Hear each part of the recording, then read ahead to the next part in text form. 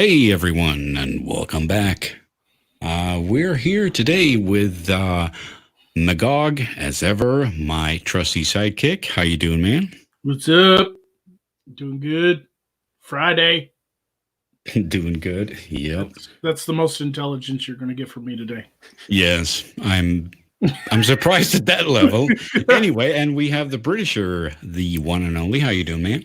Good evening. I have to open with one question, and that is, Mr. of Morskar, did you just notice how Undoomed's voice changed from that high-pitched voice with which he was speaking to us before we came online to this gravelly, low thing? I know, yeah. It's a little weird that people don't realize that out of public, he sounds like he's inhaling helium.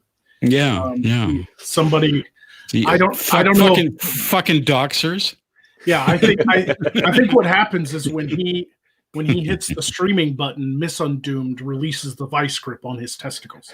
Ah, that must be it. Yes. You're such doxers, man.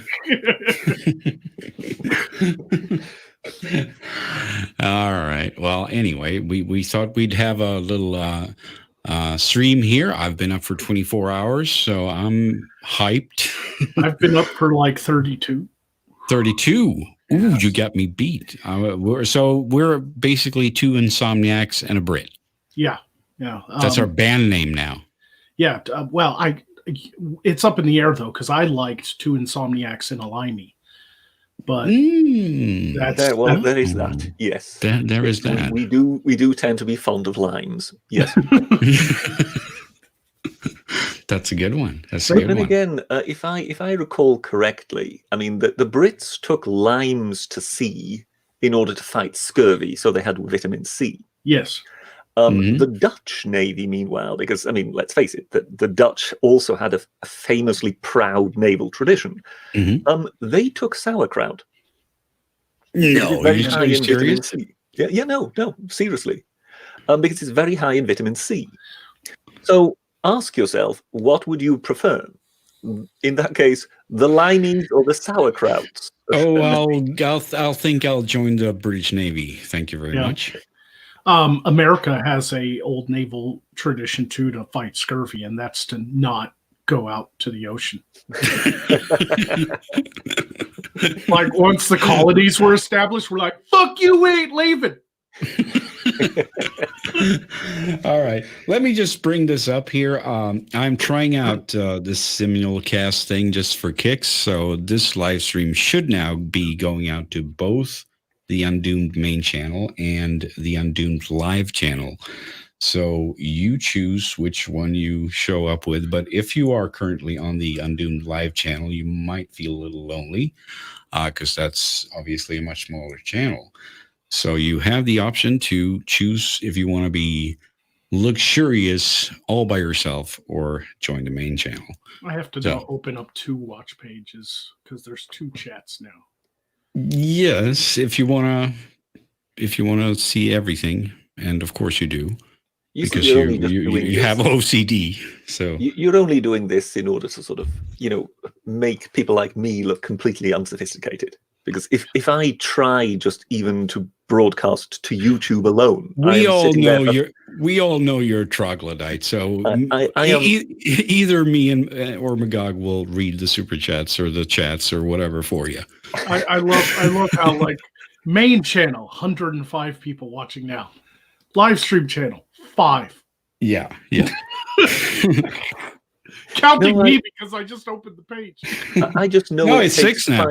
I just know it takes 5 minutes of me sitting in front of a screen with my tongue bitten between my teeth. You know, that sort of wonderfully fetching look in order to sort of try and set up a live stream. And here you are, multicasting to God only knows where.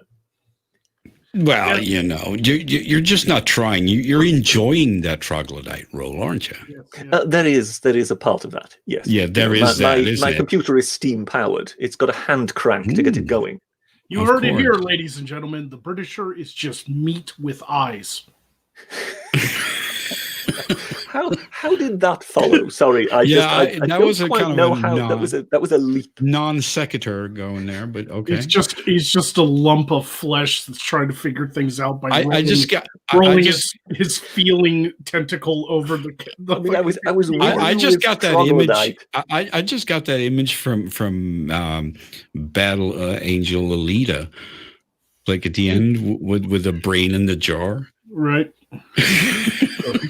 Well, of course, that is the famous meme that Not So Obvious is trying to establish, that I'm in fact so ancient that by now my body has long withered away, and I'm in fact a brain in a jar being kept alive. A brain in a jar with a pith helmet. And pickled slightly. He's in there with the boiled eggs. Well, then again, pickled. You can pickle, things in various different liquids. No, only alcohol. Only so alcohol. there is what is it? Nelson's blood, which I believe is brandy, because Nelson obviously famously died at the Battle of Trafalgar, but that's somewhere off the coast of Spain, and they needed to get him back home. So most, the other sailors went over the side. But the admiral, they needed to get back home because it was obvious he was going to get a massive kind of state funeral. But how do you get a body back home in the early 1800s? Oh, Jesus, is this going to be on the test? They literally put him in a barrel of brandy. Well, so you do what you wait, hold on. They put him in a barrel of brandy, and they put him on a ship with sailors. Precisely. Because once they got him back home, and I think it's fair to say that Nelson was respected enough that they weren't tapping the barrel while he was in it. But once they had the body out of the brandy, what do you think that the sailors did with the brandy? And hence there is this nickname to brandy, which is Nelson's blood. Yeah. Oh, for fuck's sake. I mean, it's still good. These are the sort of little anecdotes you have as a nation. I'm sure the brandy's good now. Unlike certain places across the Atlantic. Oh, fuck off.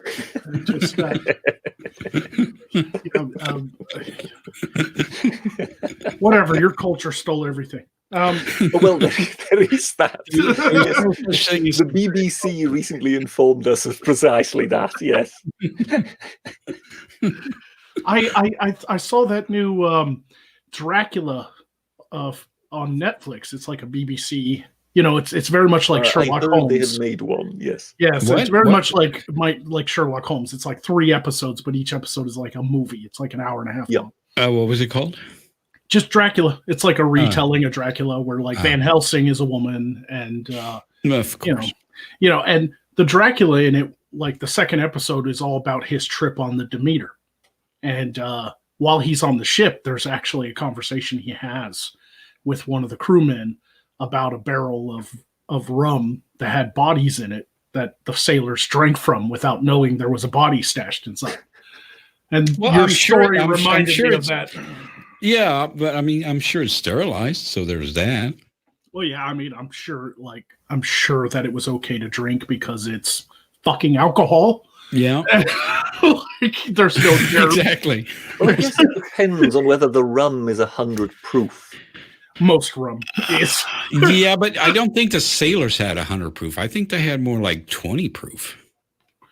I doubt that very seriously. That shit would ferment forever in those barrels. Like, oh my god. That shit make you go blind, man. Or it's talking of I'm not sure they had it. I don't think they had that strong alcohol. Talking of BBC output, did any of you catch the BBC clip that was just doing the rounds just in the last few days on Twitter regarding the trauma of the non-binary person as to what hairdressers to attend? Oh yeah. I tweeted about that actually. I mean, this is really what we are now under 24/7. Well, if you don't have a problem, Dracula. If you don't have a problem, you have to invent one. All right. That was pretty much in, yes, let's invent a new problem territory. Listen, Yes.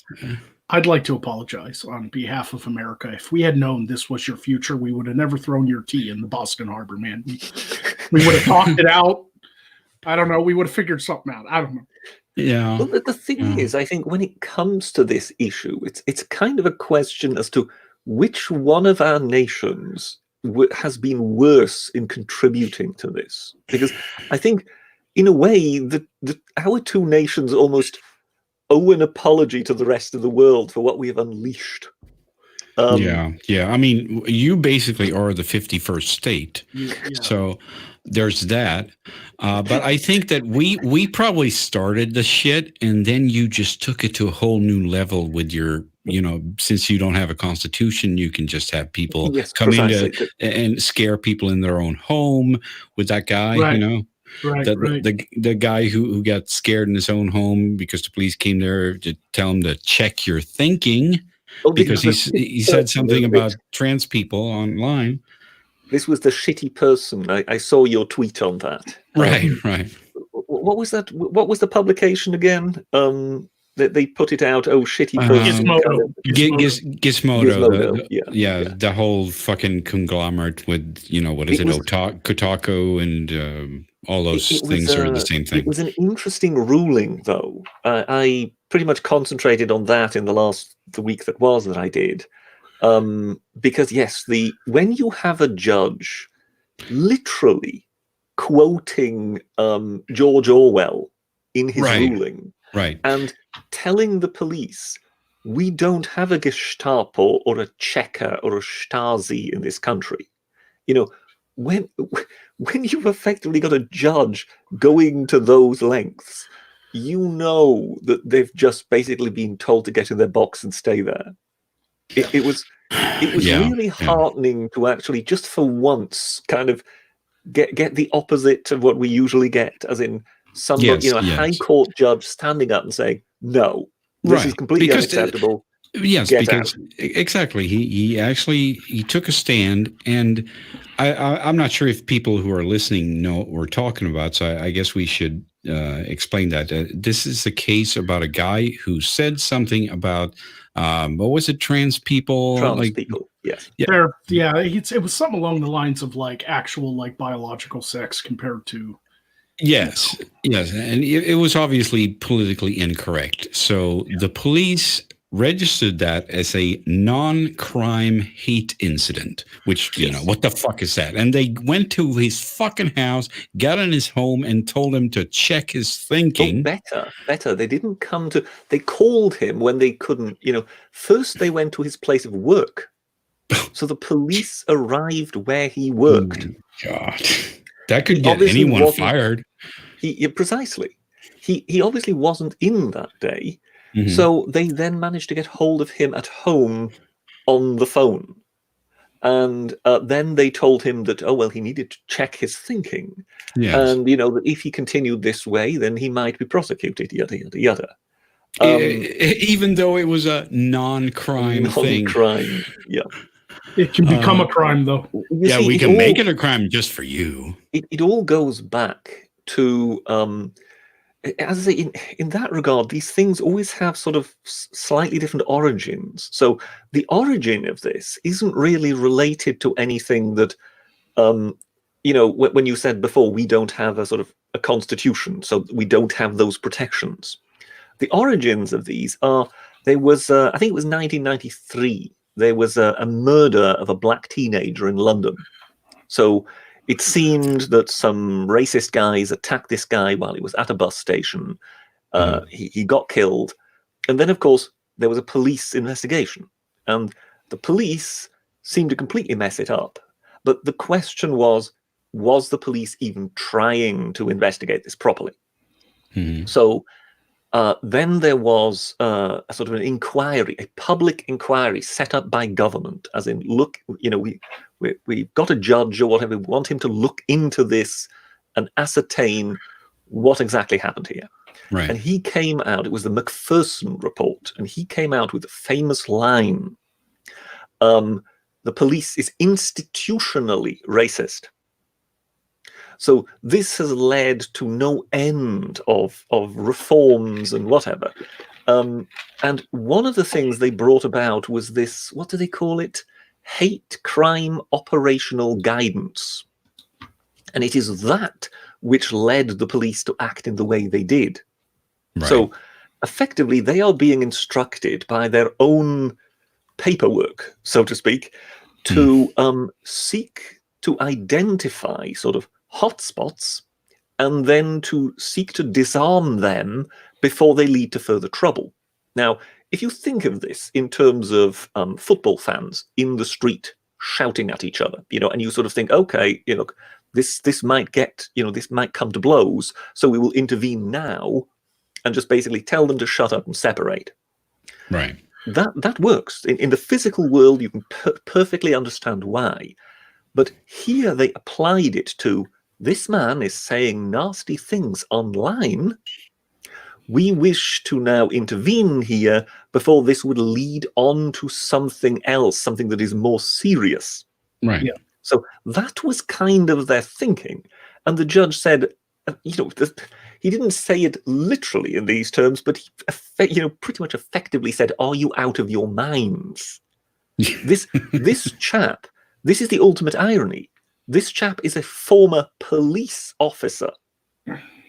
So they were effectively Really? trying to make out that I this didn't know former that. police officer was getting into a spat on Twitter, which may lead on to something more serious.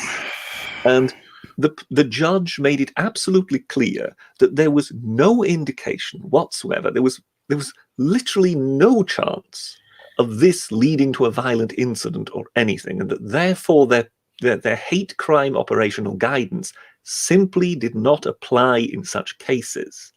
And Right. the hope would be that we then stop seeing tweets. I mean, I guess both of you are familiar with these tweets by Wiltshire Police Force. Oh yeah. Oh yeah. Oh yeah. If you are saying anything nasty online, we will find you. That kind of thing. Yeah, the spoons and the what was it? Bread knives or whatever. No, not even bread knives. Butter knives. Butter knives. There we go. So that the shit. hope is that the police being kind of threatening online, and at the same time trying to police what everybody says in that regard. The hope is that with the High Court having basically said, look, no. That this, Oh my God. well, let's face it, we know where we are. This isn't just going to disappear. But the hope is it will at least be minimized. Hold on a second, though. Before we do that, we got to take care of a super chat here. Vomit A&A Sausage wants can we have a moist off? He wants us all to say. I think I know where this is going. That's supposed to be on the Wednesday show on Pornhub, though. Yeah. This is the Friday show? Yeah. We're all supposed to say moist. Yeah. Give it your best shot. I'm going to do it in the Magog voice, so it's ultra ridiculous. Moist! Moist. This is about as civilized as you're going to get it.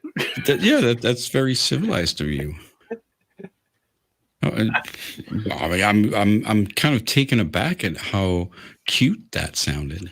Oh dear God! I don't know. I was going here. Do you want me to leave you two alone?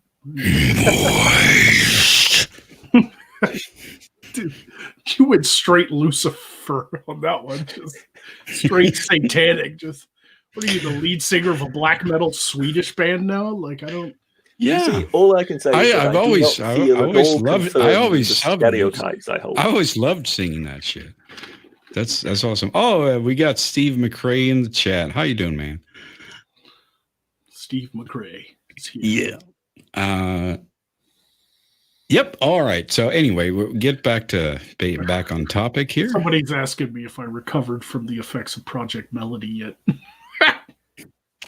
I did a collab with Count Dankula, and just a little comedy skit, but it was on his Project Melody video, and it was really funny, and I loved working with him. But ever since then, I've gotten a slew of about 1,600 new subscribers and fans that are just fucking spamming my comment sections on all my videos, going, Project Melody Dankula sent me, Oh, that's awesome. That's awesome, That man. doesn't sound at all like people who might be associated with Count Dankula. Yeah.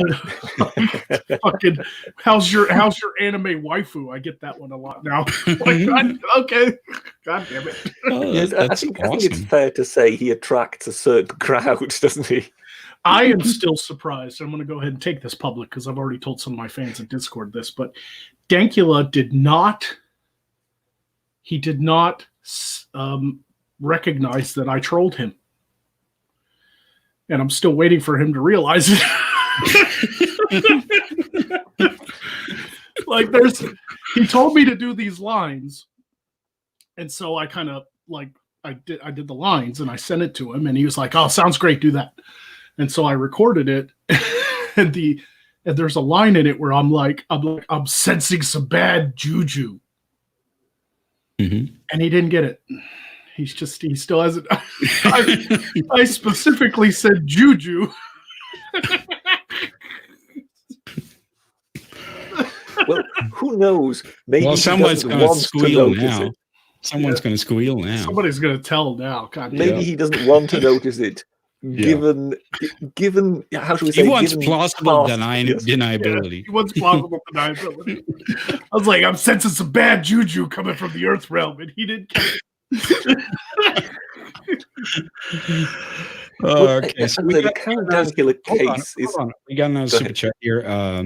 Tanushi says, new category of law, preventative convictions. That sounds like pre-crime to me. Yeah, it sounds just like pre-crime. You were about to do something, so we're going to stop you and send you to prison or whatever. And then categorize it as a non-crime hate incident. And okay, pretty sure. I know you're not Scottish, but I read something today that confused me. I think I know where you're going. Apparently, up in Scotland, they're voting to allow prisoners and refugees to vote. Yes, of course they are. Because, prisoners. What else? Oh yeah. Holy shit! I think people aren't so much concerned about the idea of prisoners voting, because no. That's a question of whether you think they ought to be allowed to vote or not. You can debate that. I'm on board with that debate, but it was like they wanted foreigners and precisely everything. Yes. Everyone can vote. You can just fly into the country for that day and vote. But here's the really interesting bit, because what does the governing party call itself up there? National. The Party. Scottish National Party. Yeah. Right. So they're the nationalists. So the nationalists now want the foreigners to vote. Well, I mean, I guess we're going to get that in 100 years. They're going to talk about this just like, no, Nazis are not socialists. I think what we're seeing with what's going on is kind of sort of consequences playing themselves out. So you've got the nationalists, obviously at the moment pressing this entire issue of Brexit very hard. So they want to try and argue for another referendum for Scottish independence. Now, they only had one a few years ago. They lost. What was that, 2015 or what was that? I don't know, something like that. Right. But they had one, they lost. Now they're trying to argue, well, yes, but now we've left the EU. The circumstances have changed completely. And Scotland desperately wants to stay in the EU. And therefore, we must have another referendum to allow the Scottish people to express whether they still want to stay in the UK now that we're no longer part of the EU, or whether they want to leave the UK in order to join the EU, which is an interesting argument regarding independence, as in, we want to leave the UK and be independent so that we can be part of the EU. So you can see one is kind of talking oneself into knots, but one can sort of see the logic of the argument. So they're now sort of trying to sort of say, oh, well, we love all foreigners that much that we want to be in the EU. We don't want to be part of the UK that is leaving the EU. And in order to demonstrate just how open-minded and loving of foreigners and how internationalist in outlook we are, we now also want foreigners to have the vote in Scotland. But let me get this straight. Isn't it like, correct me if I'm wrong here, but doesn't it take like 10 to 20 years to join the European Union? It usually is a long process, but usually the process is prolonged by the fact that a country isn't really running according to the standards that the EU requires. Where So Scotland if you're already obviously is. Okay, Yeah. okay. Scotland already has that, so it doesn't have to, in a way. Well, sort of, hold on. Does it though? Because you've been sort of subsidized them. yes, when it subsidizing comes them. to finance, that's where they're completely out of whack. Mhm. Yes, so Scotland is quite heavily financed by the rest of the UK. Yes, Right. Because as far as I understand it, like I Because said, nothing's in Scotland. correct me if I'm wrong, but they have quite a deficit, right? yes, yes. They They always run had. They're a country that's always needed propped up economically because Well, unless what you do they go back got there? unless you go Rocks. back to Scrooge McDuck days. Yeah, you go all the way back to like William Longshanks. It's like, why won't you let us be an independent nation? We'll Well, do of our course. own exports. That is- What are you going to I- export? Rocks? I don't know I if you're don't- familiar with the Darien project. Not offhand. You see, at the time, so when Scotland and England were still independent, the Scots decided to invest pretty much, sort of the majority of their national wealth into trying to create a colony of their own, Right.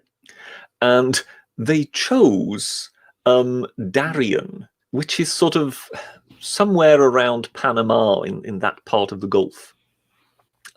Which was unfortunate because it's a swamp-infested hellhole. Right. So they ploughed all their money in there. So basically, this is both government and private money. So a huge amount of investment went into it, and it went up in a puff of smoke because the native Indians were hostile. The Spaniards, this was obviously on the Spanish Main, they were hostile. And at the same time, this wasn't New England or Jamaica or Barbados or a place it's livable. This was sort of a mosquito-infested rat Swamp. hole. Yeah, You know what I mean? It reminds me of the skit on Monty Python Holy Grail where he's like, they told me not to build a castle in a swamp, so I did. That one fell over, so I built another one, and that one fell down. But So I built the third.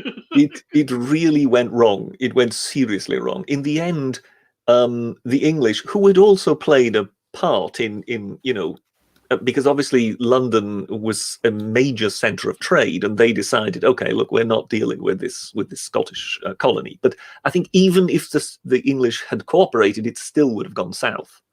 The English eventually had to send ships to save what was left of the population. This ruined Scotland. It was absolutely wrecked.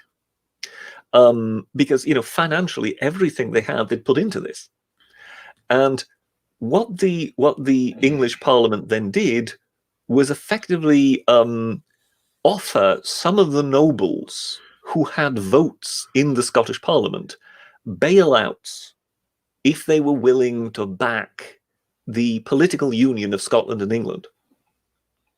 And that's how the Act of Union came about, ladies and gentlemen.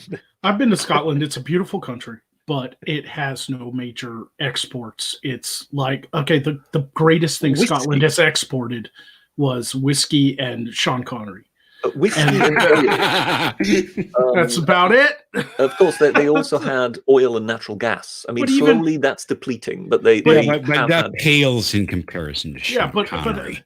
But even Scotch whiskey is aged in old American Tennessee whiskey barrels because Well, Yeah. not only they have Okay, various. hold on. We got to take care of some super chats here. And before I said that, I got to say thanks to Grant there for reminding me to ping the Discord. And then we have a super chat from Tanushi.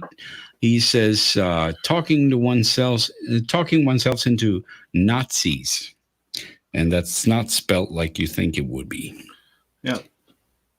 I don't really know what the context of that was, but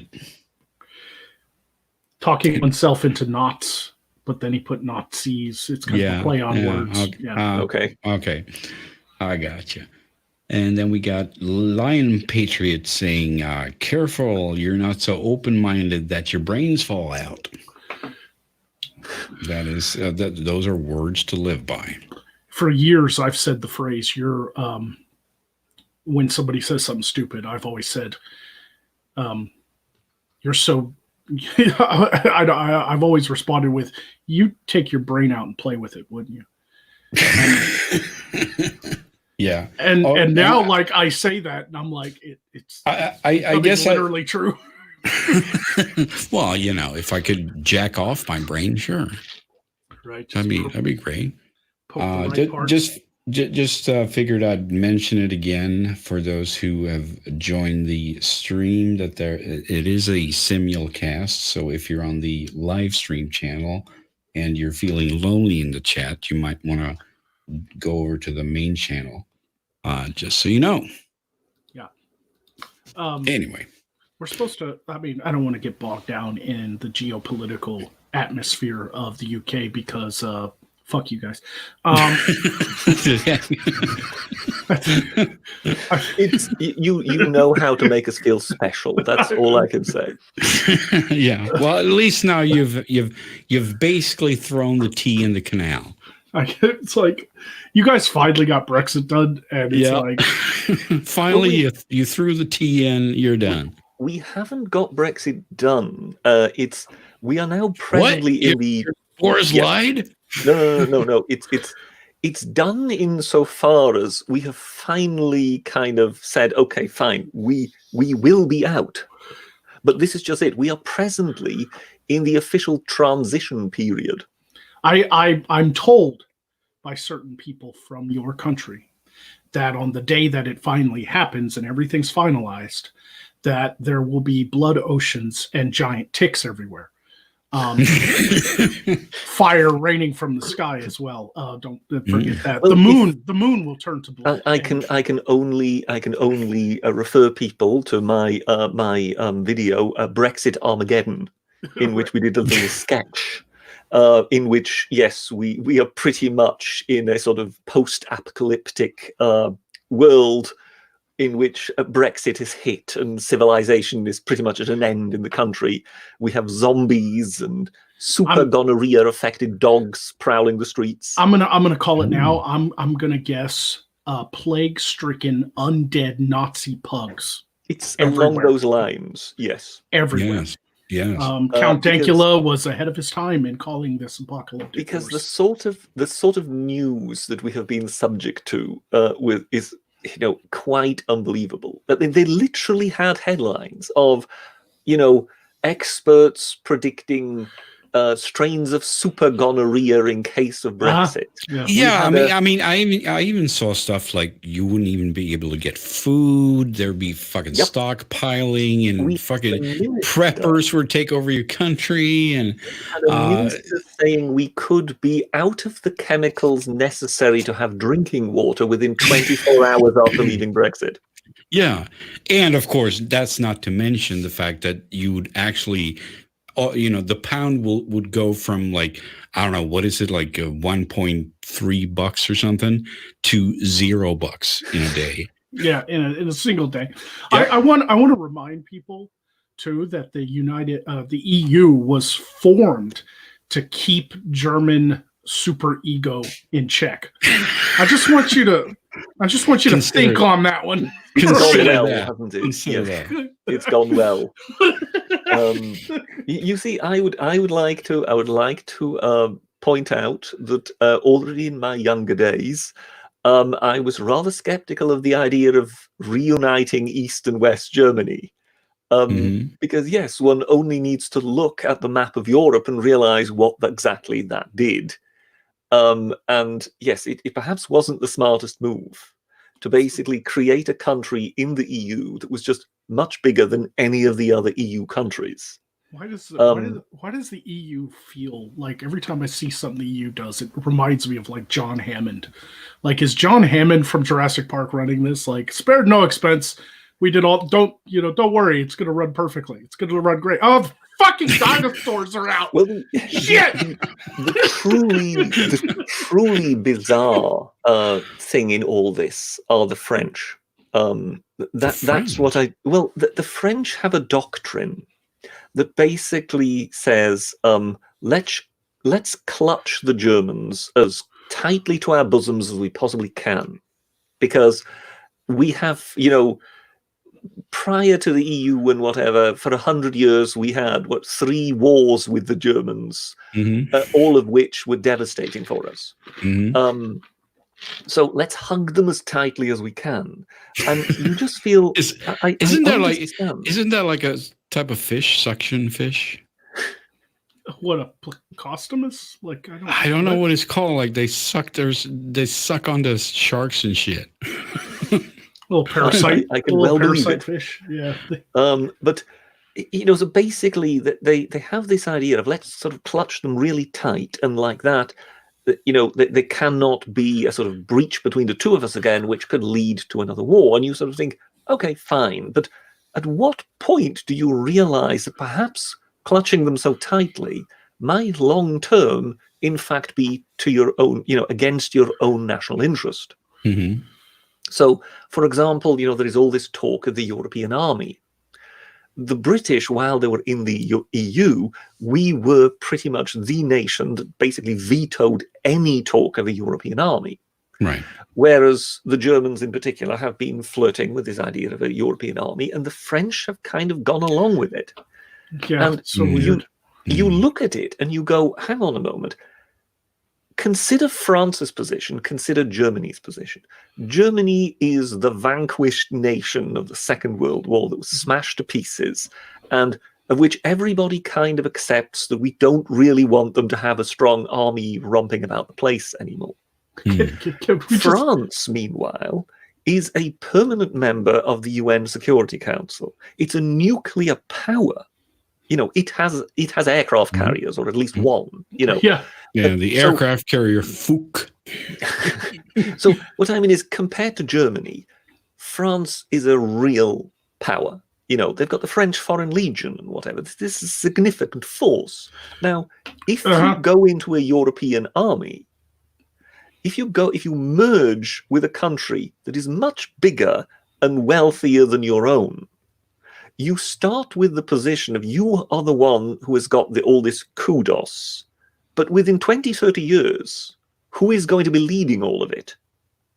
The ones with money and power. Like that's and you just look at it and you just go, I'm sorry, but can they not see this? The French fall for it every time. The French they love surrendering though.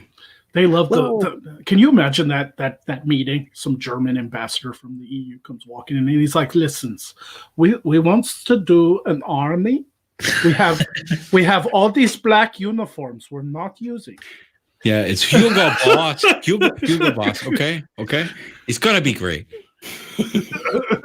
But in all fairness, I think I have to speak up for the French when it comes to this thing about their surrender monkeys, cheese-eating surrender monkeys, one likes to call them. Actually, sort of, if you look at their history, they're pretty tough.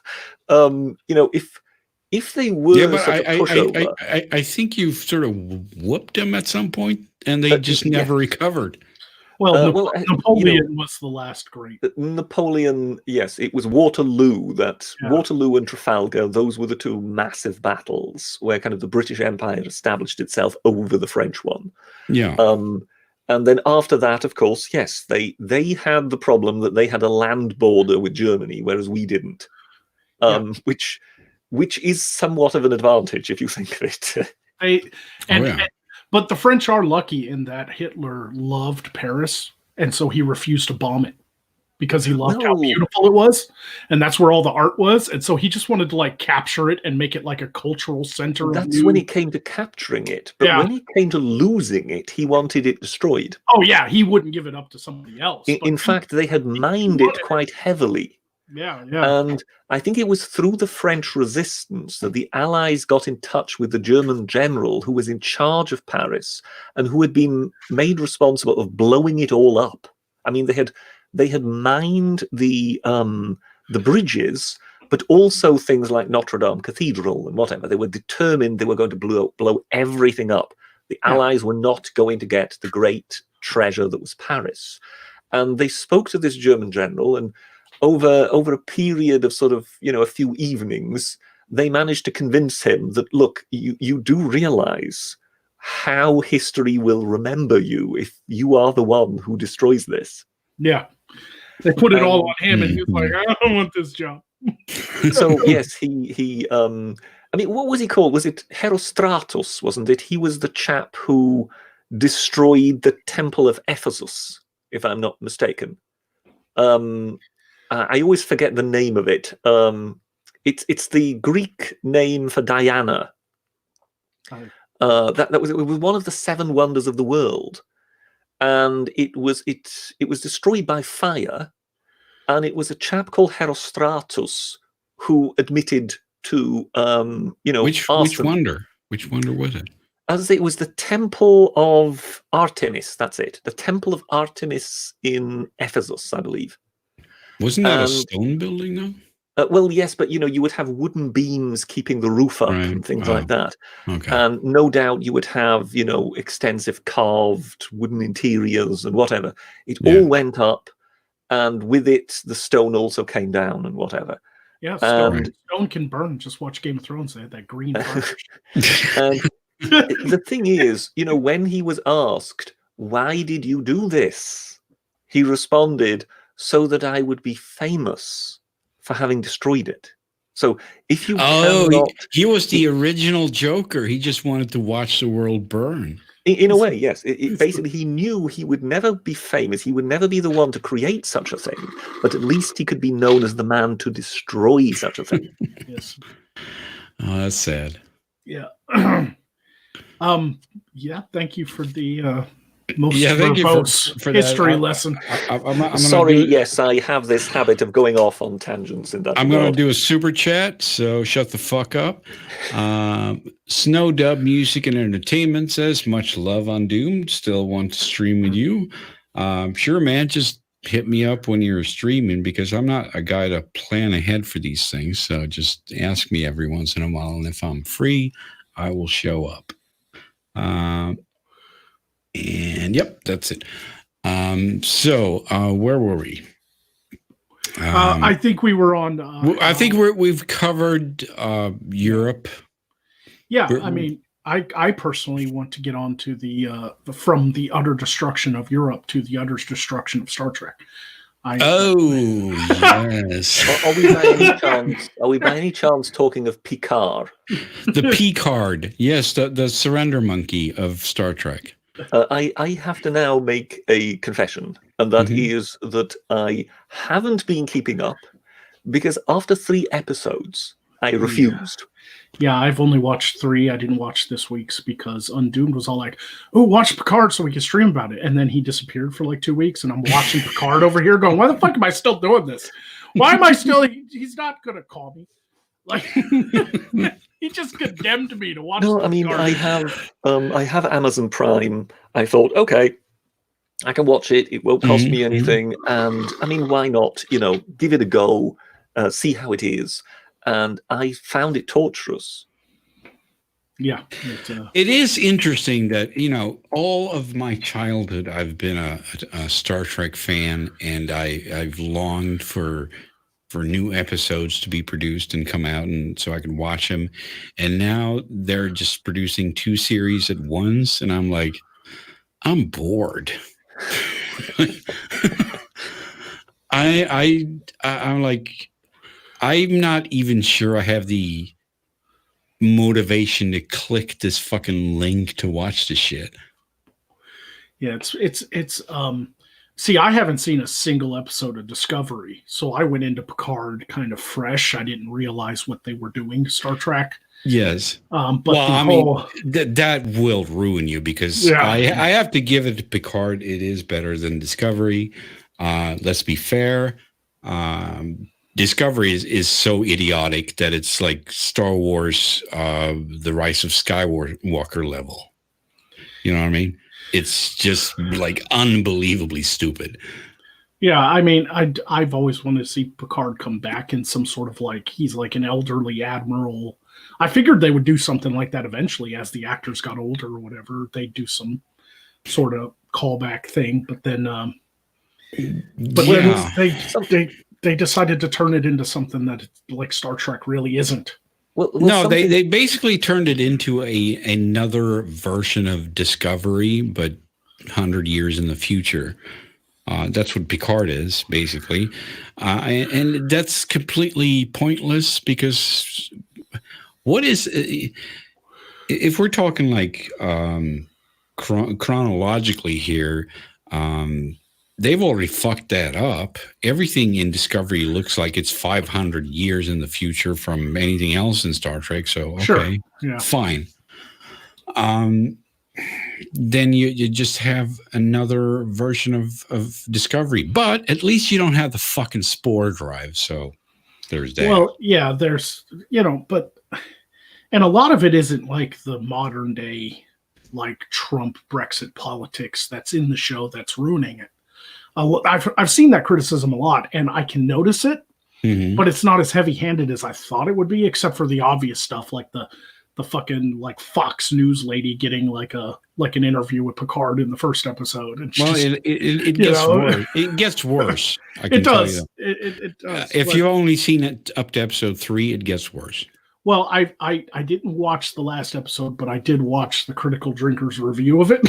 Okay. So I've got the gist of what happened in the last episode. And, right. So I mean, and obviously Patrick Stewart, he's certainly pushed that idea that this is a show about Brexit and and all that stuff. The Federation has changed, and it's not what we know the Federation as anymore. It's like become, totalitarian and nationalist and isolationist. And can I ask one question? Given that you two are sort of devoted fans, was Data Chinese? What? No, you mean soon?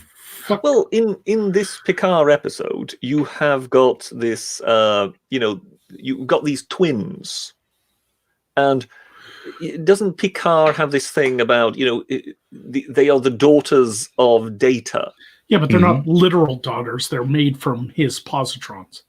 Yeah, okay. I see what you mean. I thought in that case. Well, a positron is just a bullshit term that they use. It's actually a real thing in physics. It's the opposite of an electron in terms of the charge. Right. So say it's basically the anti-electron. But you see where I'm going here, because it's you think, well, why are they suddenly? Why is the supposed, in inverted commas, daughter of Data Asian?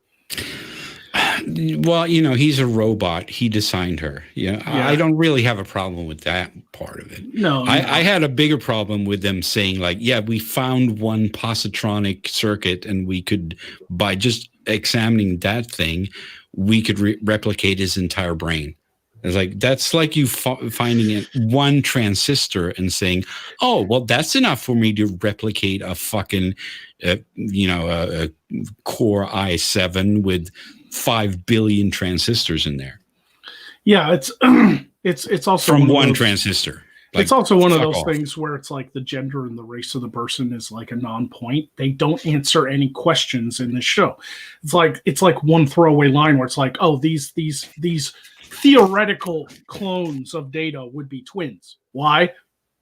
Why are they made as twins? Like, why do you have to have two of them? I don't. Yeah, so that was kind of stupid. They can go and look for the other one. Well, that was kind of stupid. Obviously, that's the first thing I ever thought of when I saw the show.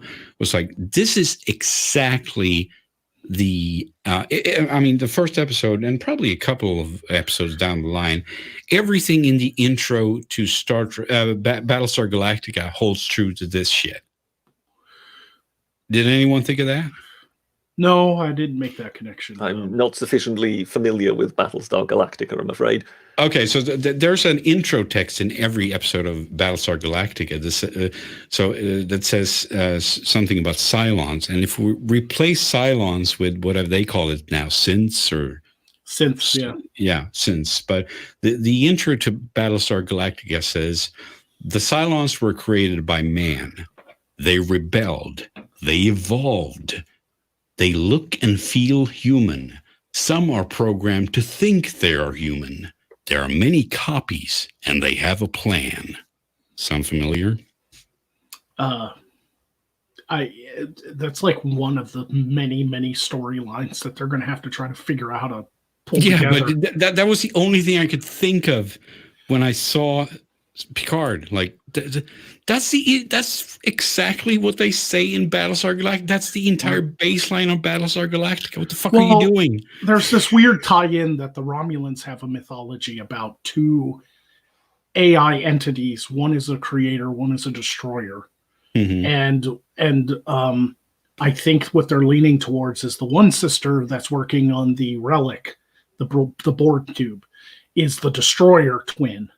And the one that got killed in the first episode is the creator twin, and so she's gone out of the picture. Because of we're going to deal with the destroyer now. Because of course, a foreign culture from another part of the galaxy would accept, your human robots as prophecies. Yeah, that'll happen. Yeah. So that's what that scene was all about with the sort of tarot cards in episode 3.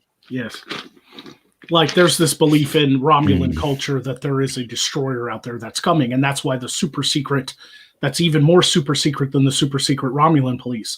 Mm-hmm. There's a super secret cult that wants to destroy all synthetic life forms because they're afraid of this destroyer being born. And are Romulans in any way sort of particularly psychic or something? No, not really. No, I mean, they are related to Vulcans.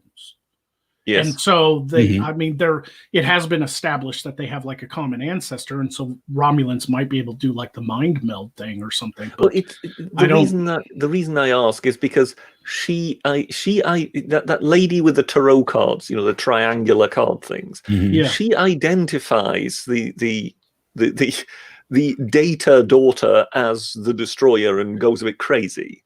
But that is just by sitting there at the table looking at her. She was actually just playing solitaire, man. That's solitaire can do that to you, man. Not only would that mean she would have to be somehow psychic, but she would also have to be advanced. She would have to have a sort of an advanced state of psychic, whereby she could be psychic with what is effectively a robot.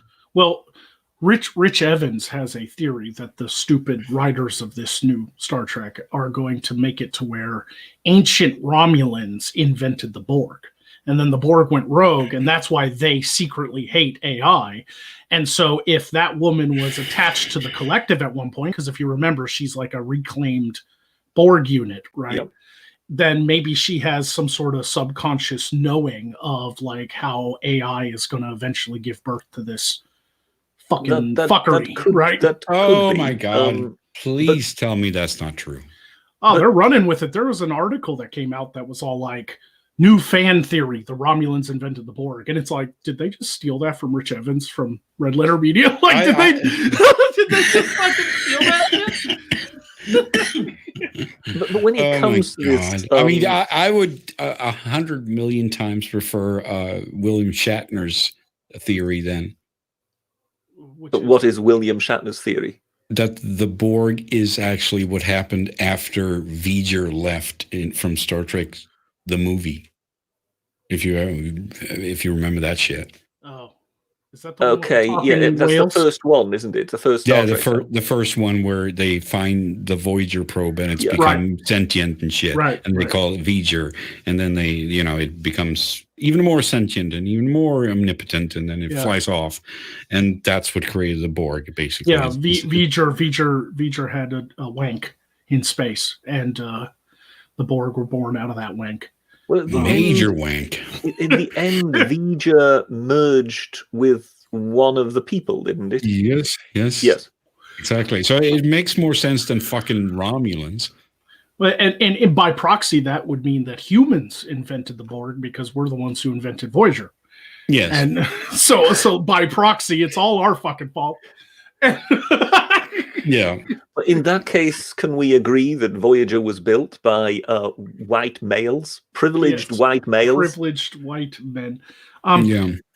I think my biggest problem with this, and it's something I noticed, but I didn't do a review of it, but Critical Drinker brought it up, and I agree with him. And I came up with this independently of him, but watching his review of the last episode just hit all the points that I was thinking of when I was watching this. Am I the only one to notice that all the strong female characters in the show, which I got no problem with strong female characters as long as it's balanced, but it just seems like they just tell the men fucking to do everything, and the men don't do any kind of quips back. It just doesn't seem very it seems very lopsided. Like when a female is like talking to what's his name, fucking Wolverine that flies the shuttle, he's just clearly annoyed with her, but he won't say anything back to her. Well, Picard also gets told. He just cucks. Yeah, Picard gets constantly told what to do and when to shut up and you just think, this is a man who spent his entire time giving commands. I mean, shouldn't these guys be like sort of cowering to this guy? He's saved the galaxy. What? How many times? 50 times. Yeah, how many times? but he's been the captain of the flagship for a gazillion years, and then the admiral. I mean, he had 4 pips on his show, on his thing, so he's obviously the fleet admiral. That's kind of like, that's the highest you can get unless you're like the Joint Chiefs or something, right? Yeah, and I don't give a fuck. And I like how they shoehorn in like new friends that he had after he left the Enterprise and became an admiral. Yeah, and we don't get to know them really. We get like a flashback where the Raffi or whatever her name is like she gets fired too and blames it all on him, and it's like, how's it his fault?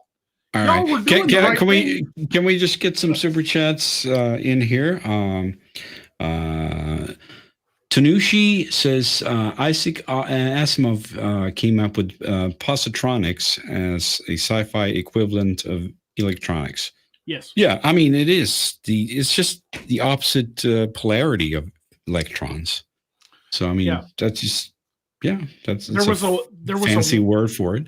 There was a wink and a nod to that in the show too. When the girl from she's like the expert on androids. She comes to his house. She has an Isaac Asimov book in her hand, and he's all like, I see you like the classics." Like, right. Yeah. I bet those guys didn't even know about that point though. They were just like, "Oh, robot, Asimov, iRobot."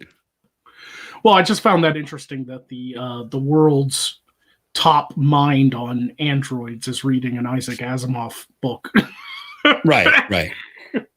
But they didn't know about that. Also, we got a super chat from Flying Falcon. Says, remember, the V'ger theory requires time travel. The Borg started expanding in about 1450 AD. Yes, but you're making sense. You have to put yourself in the mind of the writers of this show. Hold on now. I mean, isn't that kind of what the Borg does? That's the whole point of First Contact. They time travel all over the place. Time travel, yeah, that's true. But at the same time, even if he was sticking to a solid time frame and everything about Star Trek, which I'm more of a casual watcher. I don't have a Star Trek library in my brain, but you do also have to understand that when you're talking about these modern Star Trek shows, you have to try to think of it from the point of view of the writers of these shows, and they're all retarded. Yes, that is true. And they don't give a fuck. I mean, you see that the first episode of Picard, the opening seconds, you could see clearly like a big fuck you sign. Yeah. That's just aimed right at you. And that is Data sitting on the Enterprise D with an Enterprise E uniform. Now, Yeah. if you're not a fan, you're not going to care about that. And if you're like the producer of a show and you don't give a fuck, you're like, oh, whatever. What the fuck, man? But if you are a fan like me, that's going to bug you, you know? But was that a mistake that was deliberately built in because it was then revealed to be a dream? That's probably what they're going to say, but I think that is a stupid thing to do, to open that up with It's still retarded. Pissing the fans off the first second. I think it was a mistake, and they just figured, well, it's a dream, so it doesn't matter. Come on, okay. The next scene, you get them the yellow uniform, all right? You know, when it comes to the scripts and everything, the one thing that struck me, and frankly, that was really the reason why I gave up on it more than anything else, is there's too much in it. As in, you know, you can start so and so many strands, which then eventually you tie together. But it just seemed as if for 3 episodes in a row, they were just using every second they possibly had to open up yet another story strand. Yes. To the point where you just ended up completely confused, going, hang on, where are we going? It's the Rise of Skywalker school of editing. It's the modern J.J. Abrams lens flares, don't ask questions, multiple plot holes, you know, just fast movements. Like the show has a slower pace because it's a show, but there's still like ridiculous, like Matrix style action where she's like jumping up an entire flight of stairs and beating the fuck out of Romulans, and it's just a little just all over the place in my opinion. Yeah. Okay, we got another super chat. Eric Pug says, spoiler, Picard winds up marrying Project Melody. God, I'm never gonna live that down. It's always gonna be there. It's just always gonna be. It's gonna be there. That's your future now. I don't know. This new group of Star Trek writers want to concentrate more on like drama and destiny and faith, and it's like there's no logic to it. It's like it's your destiny to become the destroyer, and there's all this like little weird shit where it's like Data painted his daughter way before she was even created, and the one guy who created her, the twins, made her look like what he painted, and there's all these like interconnected little destiny things. And was that real? Like that works with some sci-fi, but is that really Star Trek? No, you know? Obviously not. Is that perhaps a way of sort of in terms of writing, almost try to take it in a more Star Wars direction? You know, with they are Jedis and whatever. Yeah, because that worked out so great. Yeah, of course. Yes. Everyone loved that. Yeah. What's with this? Like, we gotta get a ship, we gotta get a crew, we gotta get across the galaxy and find this thing. We are running out of time. This woman is in danger. Let's just go off course to this other planet and get a ninja. He is something I need to ask. He is something I need to ask, because you just touched upon let's get ourselves a ship. The guy who commands that ship, you know, the chap they find with a piece of metal in his shoulder. Logan. Right. That's what I call him. Logan. It's Wolverine. He is speaking to, I think, 1 or 2 sort of holograms. Yeah. Yeah. Are they just actors that look very much like him? No. They're him. It is the same actor, and I didn't understand the point of that at all. Like, they just do that, and they don't explain it at all. Like, okay, so the hologram, the EMH looks like him, okay. Or there's 2 of them, like a hospitality and a EMH, right? Right. But yeah. it looks like him, but not quite. So they but kind it of is him. change his hairstyle or something. Yeah, they changed the hairstyle, but it is the same actor. And then they bring up the Gunner EMH as well. So they have like a Gunner EMH, not EMH, but Gunner hologram, EMH, and hospitality hologram. So they have 3 of them, and they all look like the captain, and for no reason that they don't explain. Like, what's going on? What the fuck's going on? Are you just trying to confuse us on purpose? And they're all like different like aspects of his personality. One of them's real smooth talking, like the medical one is very intelligent and smart and very well dressed, and the gunner has like wild hair and he's like crazy rock star. And it's like Multiplicity. You guys remember that movie with fucking Michael Keaton where he cloned himself to do more work? Yes. And then he ended up cloning a clone of himself, and that one ended up retarded. Yes. Like that's kind of the vibe I'm getting here. It's like whatever happened to the sort of basic rule of storytelling, as in be clear, as in do not confuse your audience. You know, so the moment you put something like that I can tell you what happened. J.J. Abrams happened, and he introduced something called a mystery box. Yeah, that's what happened. I still feel like J.J. Abrams is a good director. He's a good action. He's a good director. He should not be let anywhere near Word. You know, don't let him open Microsoft Word. Don't print everything out and give it to him in paper form. Don't let him fucking change anything. If he has a good script, I'm sure he could direct a great movie. But if he is in charge of anything with a story, he'll fuck it up. He'll get his fucking story, the mystery box out, and he'll fuck it up. And there's no coming back from that.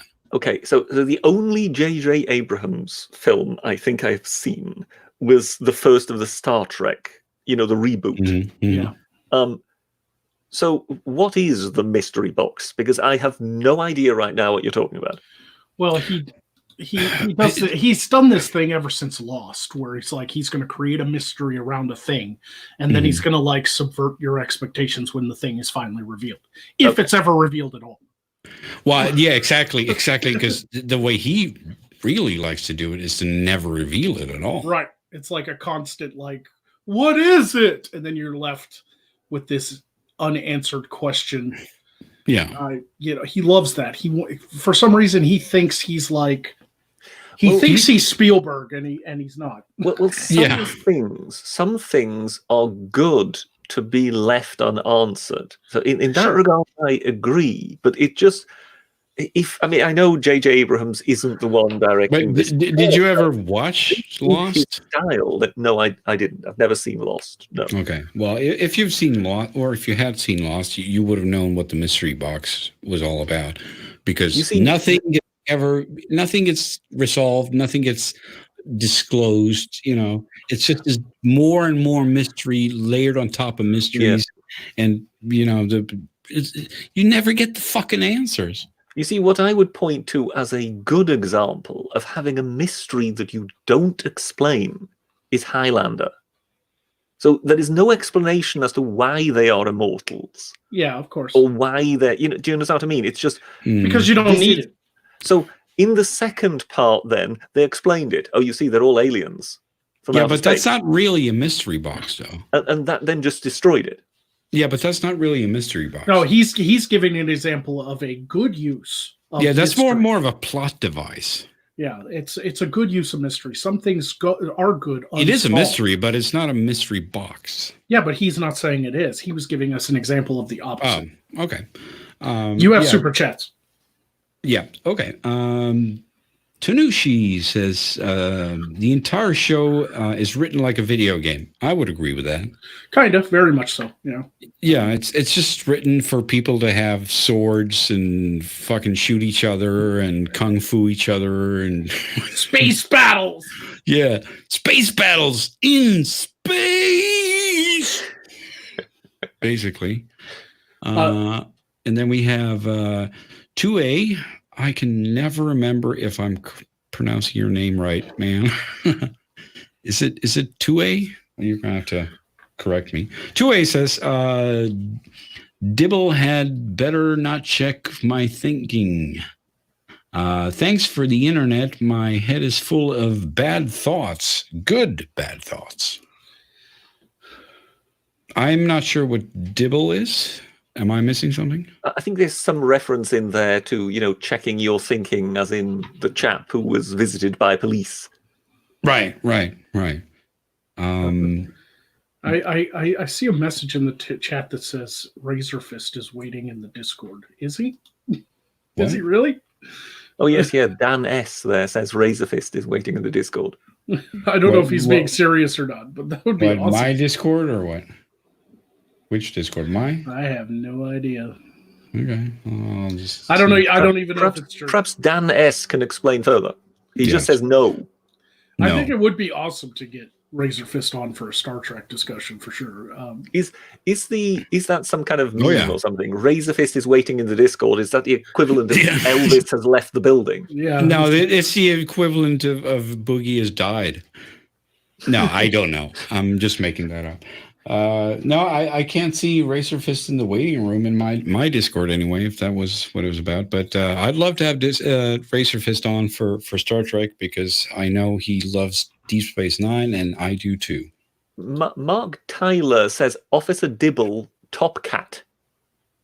So is that some kind of policeman in Top Cat? Do your fans speak English at all? Jesus Christ! Like I don't. You Brits, you can't even speak English. Well, yes, it is known to be a problem. In Britain, we do at times have difficulties communicating with each other, particularly if we come across someone like Count Dankula that is from the Glasgow area. It becomes difficult very quickly.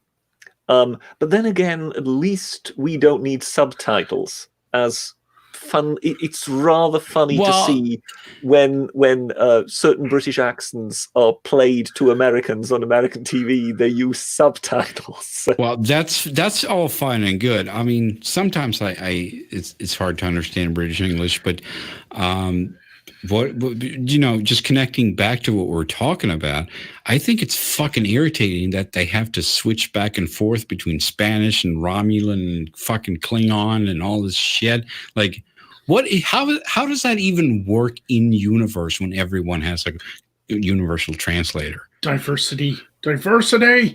We have to. Yeah, but come on, how does that work in universe? They're all on the universal translator. Who gives a shit what language? I mean, they're probably all speaking different languages, but the universal translator is fixing it up. So who cares? Why can't you just fucking speak English? Are either of you familiar with the sitcom Hello Hello? Yeah, I know. Because that was a kind of experiment where the writers didn't actually know whether what they were trying to do was going to work. So I don't remember it, but I remember the title. Well, everybody. So basically, it's a Second World War sort of sitcom. You're in a French cafe right. in That much I remember. France. Yes. It's about the French resistance, right? Yes. So you've got the French resistance. You've got the German officers. You've got two crashed English pilots who René, the owner of the French cafe, is hiding from the Nazis. And what they did was basically just give everybody accents. And then the others would pretend not to understand them as they're talking to each other. Right.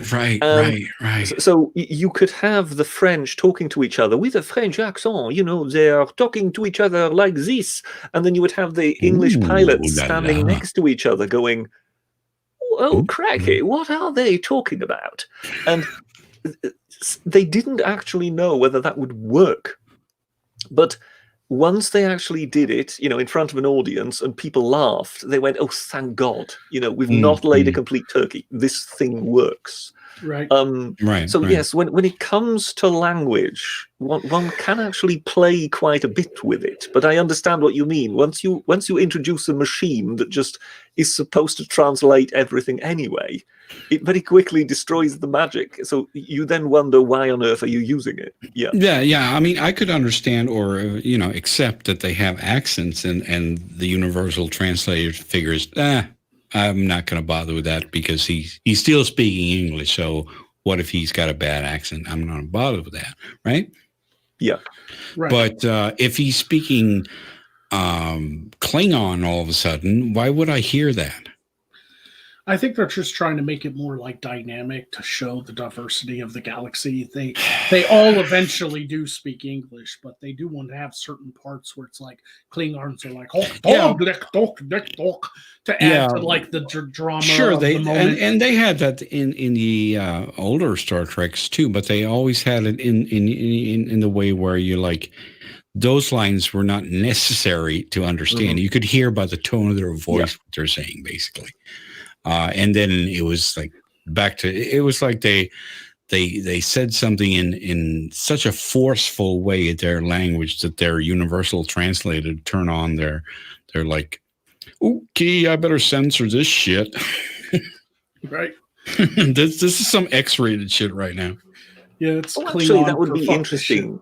That would be interesting, wouldn't it, to have a bleep in the universal translator? But that's probably what it was. That's whenever the character swore, it would just bleep it out. Mm-hmm. Censorship in the universal translator. It would make sense for that galaxy. It's like fucking goddamn, like some Klingon starts to curse, and it's just like the universal translator is like, it's like, oh, pussy feathers, this is bothersome, and it's like, that's not what he said. I know that's not what he said. Yes, the melon farmers live on. I don't know if I've told you this once, that there was, I think it was sort of around about the 70s, that the Brits had this thing of overdubbing bad language with other words, yeah. And it was just fantastically sort of embarrassing as to, so they would try and find words, what the flipping hell is going on, that kind of thing, but obviously they would have to find an actor who had roughly the same voice that they could use. Oh, they just cut it in? Yes, they just cut it into the existing film. That's just that word. Oh, there was one problem. There was one problem that they really struggled with, and they didn't know how to solve it. And you have to imagine sort of blaxploitation films, Shaft and things like that. Right. And then finally they came up with their ultimate invention with which they could overdub that particular word. And it was melon farmer.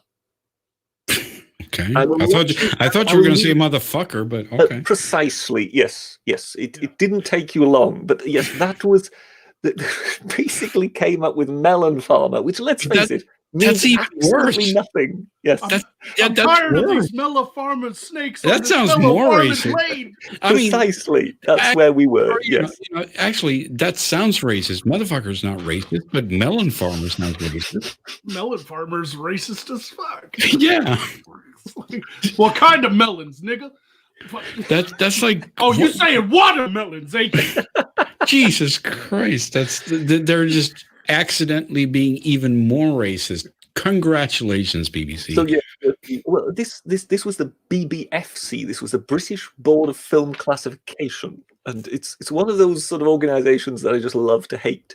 But yes, melon farmer, that as an expression, just basically became a sort of legend, because yes, that you would try and make up a word, you would make up terminology with which to overdub something, which made absolutely no sense to the audience whatsoever. Jesus Christ! Now people are complimenting my ghetto voice. That's great.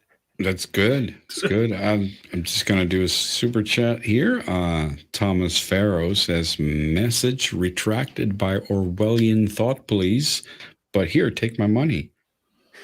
Well, you got to appreciate those Orwellian thought polices. Definitely. No, thank you very much, man. Eric Bug just dropped us a sign too. So. Yep, and we have, and before that we have from 2A. Dibble is a slang term for police, and you said 2A correctly. Okay, thank you. I think I pronounced it right the previous time as well. It's just that name always stumps me, and I apparently pronounce it correctly. So that's awesome, man. Thank you very much. And then we had Eric Pug, who says, "You lying dog-fast melon farming pony soldiers." That is a good insult. Melon farming. Nigga, what? Yeah, thank you for demonetizing me, you asshole.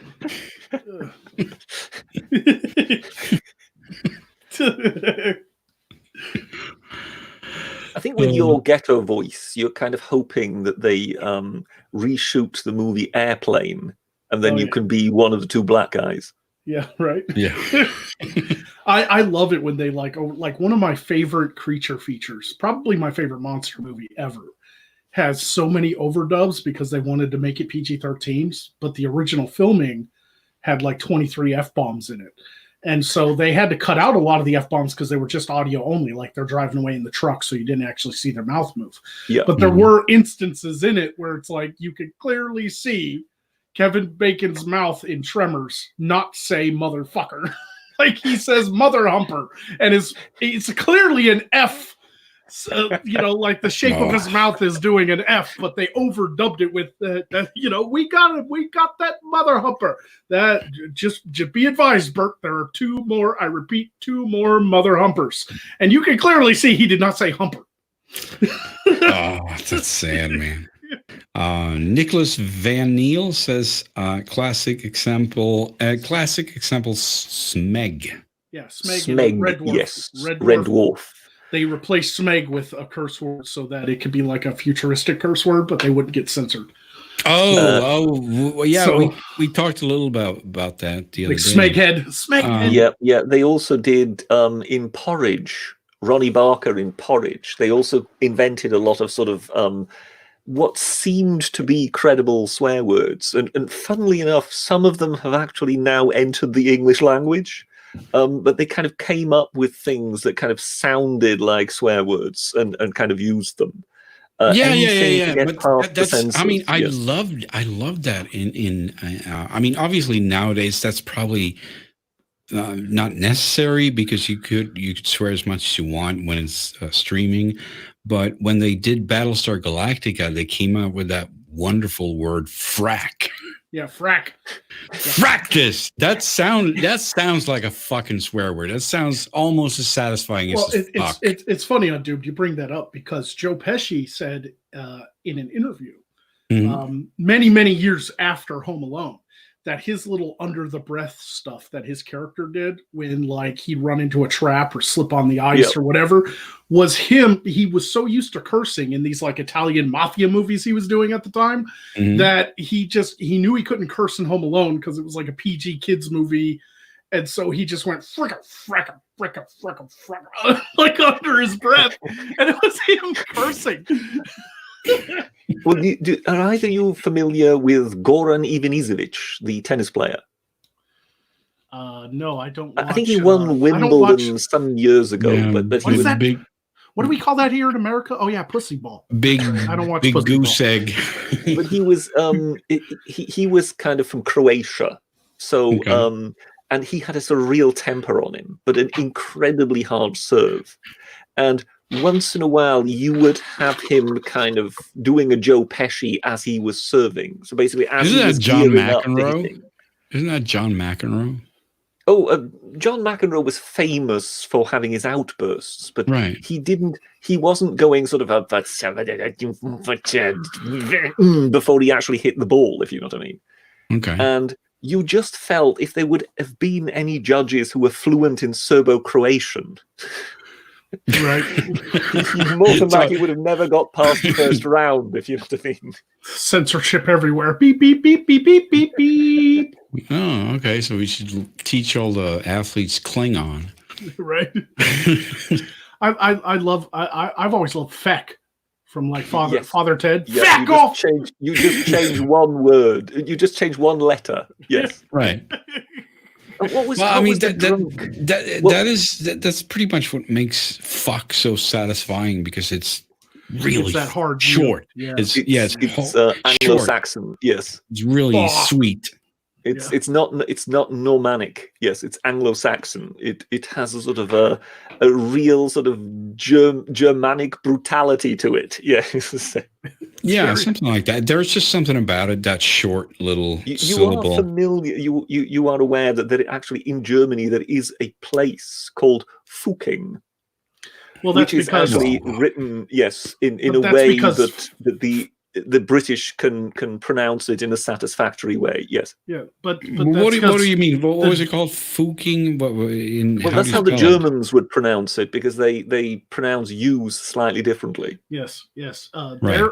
Well, I wasn't kidding before, though, that there is a French aircraft carrier called Fouk.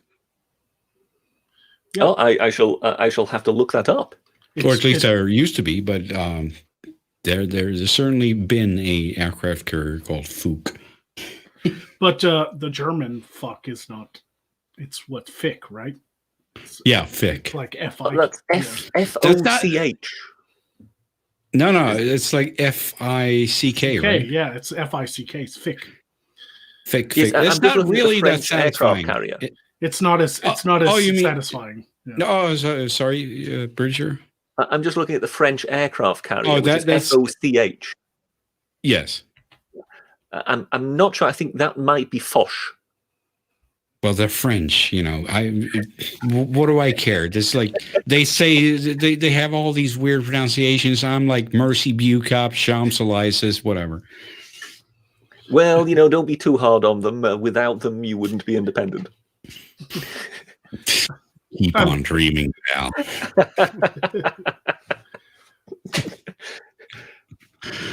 Oh my God, we got a super chat going here from 2A again. Thanks, bud. What would the universal translator be like if it was created by Twitter? What happens when you get banned? Well, I mean, these are the questions that they really should be asking in Star Trek, because that would be relevant. And they always talk about how they want to be relevant. What happens when you swear too much to your universal translator? I think that's actually an interesting question. According to one Sylvester Stallone movie, you get a lot of toilet paper. Yeah, that's that one. But obviously he's using it to wipe his ass. Yeah. I'm presuming they have that beamed into the toilet in Star Trek. You're fined 1 credit for breaking the verbal morality code. Yeah. You'll find 1. It's that British voice too, right? You should be able to do that British voice better than mine. You'll find 1 credit for breaking the fucking. Oh fuck! No, he wasn't from fucking Manchester. He was like from the Buckingham. What was it, Buckingham Palace or shit? He sounds really posh. You'll find 1 credit for some shit. It sounded like Jeremy Clarkson.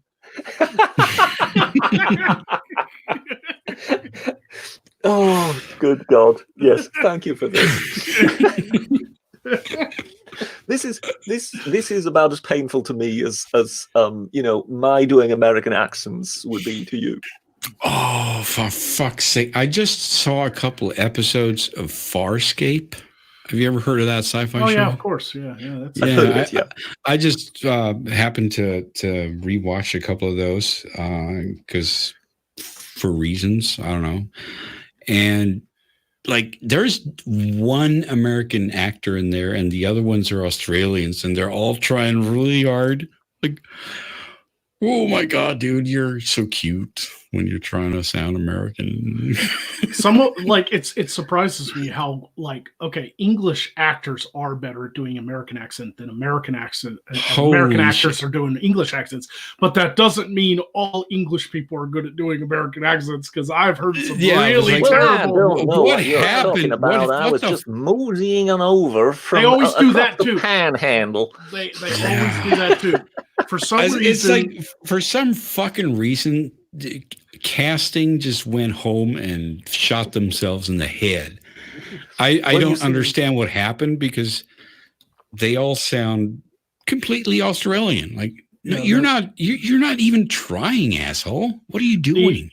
The English, like, for some reason too, the English, in order to get used to doing an American accent, they always start with my people, the Southern Americans, because for some reason the Southern American accent is, I don't know. It's like a parallel with like stupidity. I don't know why. Like every time there's a bad guy in a movie, that's an American bad guy. It's a goddamn like Southern redneck.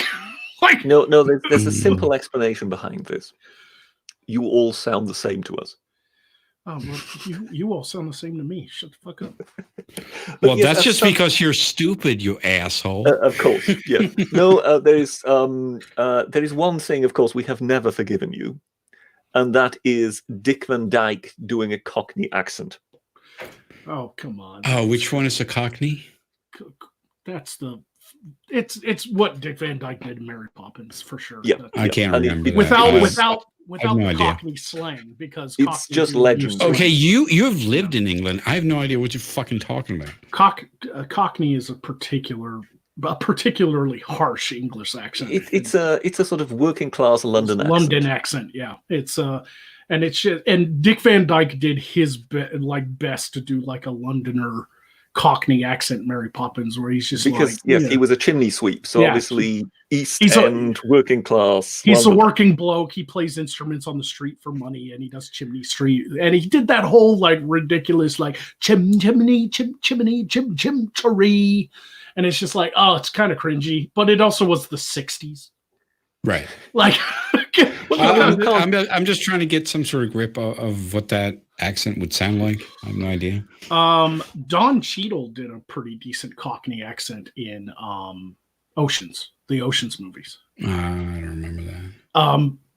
I say decent because there's other comparisons, but it wasn't perfect because Don Cheadle is an American. I'm not sure I've seen those. We're in Barney Rubble trouble. Like he did that whole bit, like he did, Cockney fucking slang.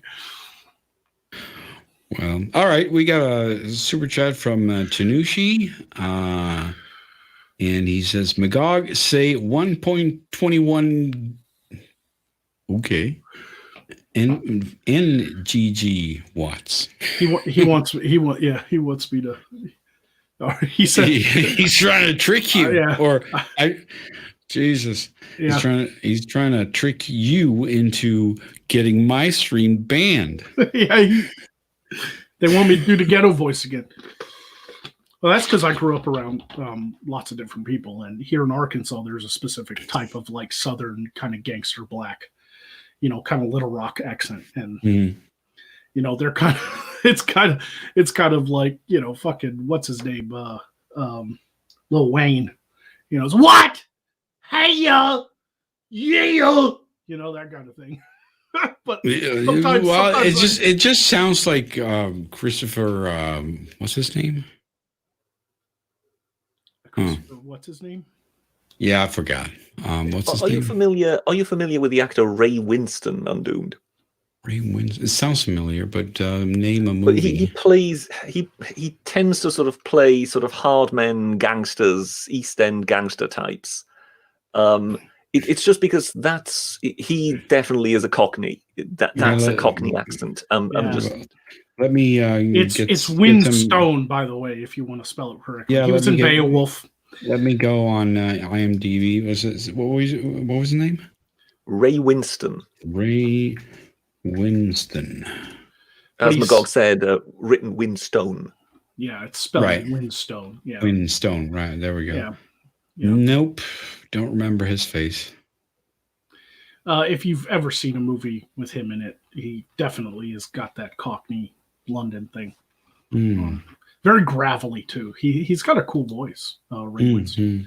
And he's kind of specialized in sort of playing sort of hard men gangster types, because of course the East End in sort of in the British imagination is very much connected with a sort of gangsters, because obviously that's the working class district, so that's where the organized crime is going to arise from, if you know what I mean. And the most famous of those were the Cray twins, which were about as notorious as you could possibly get. So yes, therefore there's always been what was Madonna's husband for a while? Guy Ritchie, yes. Yeah, Guy Ritchie.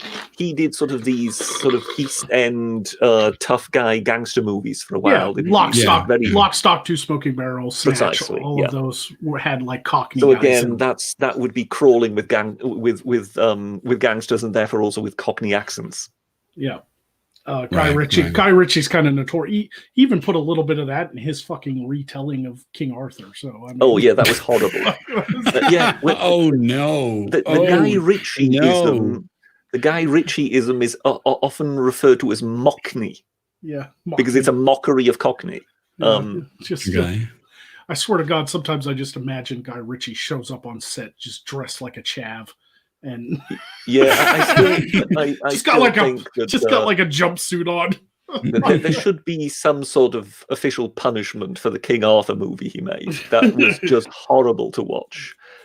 Just the very beginning, first 5 minutes when the giant elephants turn up and you just go, hang on, this is Britain. Wait, hold on. Is that the one where King Arthur was actually called Arcturus or something? No, it's newer than that. That one you're talking about is the one with Keira Knightley in it as Guinevere, and it's a bit more they try to be a bit more of a realistic telling, like they believe Arthur was like a Roman. Yeah, exactly. No, this one is the new King Arthur with the guy from Sons of Anarchy. How new is that? A couple years, like literally just came out like 2017 or something. Okay. And it was I haven't seen that. It had what's his name in it from Sons of Anarchy, and if you like Pacific Rim, Charlie Hunnam, that's his name. Okay. And he plays King Arthur, and it's a bit more of the high fantasy King Arthur. There's like Britisher said, there's giant elephants and magic and demons, Okay. Yeah, it's a bit outlandish. I don't know. It reminded me of like Van Helsing or the Underworld movies.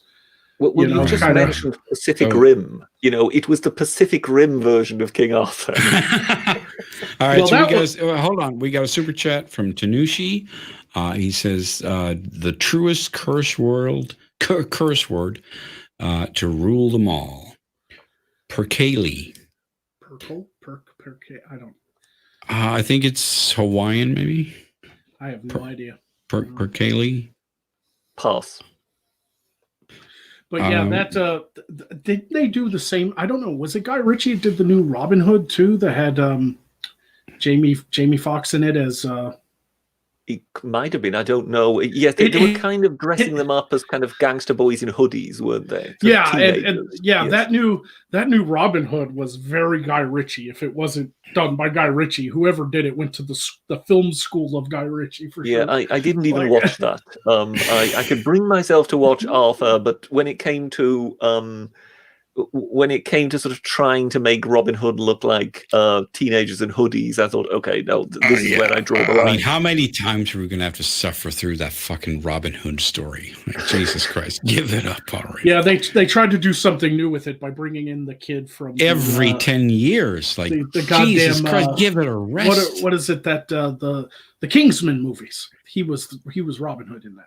But just give it a rest. Like every 10 years, you have to make a reboot of Robin Hood. Really? Mm-hmm. Just like, well, perhaps someone owns the franchise.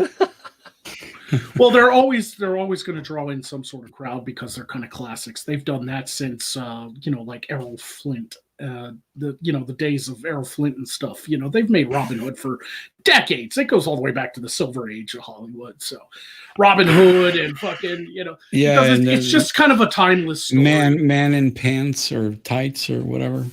No, that was Men in Tights. Yeah. Men in Tights. That was Mel Brooks, wasn't it? Yeah, that was yeah. But no, I a lot of these modern movies are to get younger audiences into a classic kind of timeless story, and they don't always work. No, you think? But they are kind of just schlocky modern exploitation films, in my opinion. And so, in that way, because I love schlock, in that way, if you go into, you can't really call it schlock when it's like a major fucking company putting $80 million into it. Oh no, sure you can. There's movies that had high budgets that were schlocky as fuck. Look at the Big Trouble in Little China. Like that was a John Carpenter film. Had plenty of money behind it. It's schlock. It's pure schlock. Yeah, they're not going to remake. That's why I said modern schlock Undoomed. That's why I said you can't. They're not going to remake Big Trouble in Little China because you wouldn't be able to sell it in China. Well, they're trying to. Dwayne the Rock Johnson is slated to play they've got in the a- new. Oh they've got my a god, it's going to be categorical so law. fucking boring. Yeah, it is. They've got a It's gonna be bad. categorical law that you can't use magic or demons or anything like that. So That's not true. apparently, sort of, what is it? Ghosts and Yeah, whatever. you can't show spirits because they have superstitions about actual ghosts. But you can have magic. You can have fantasy dragons and stuff. There are Chinese movies that have that. They just don't like the whole ghost thing, which is why Ghostbusters couldn't go to China. Well, that's not the only reason. It's probably also because it sucked. That You too. mean perhaps a Chinese distributor watched it? Yeah, Yeah. they're like, no, thanks, but no thanks.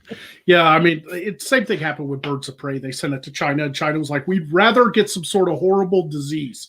And then, and then God was like, okay. the Chinese censors were like, "We would rather get some horrible disease than show this movie." So what you're One saying, day later. so what you're saying is we A call it few the moments coronavirus. later.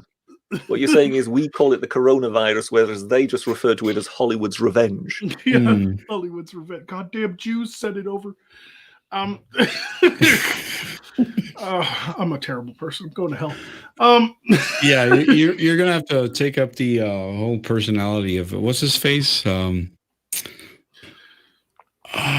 cable guy.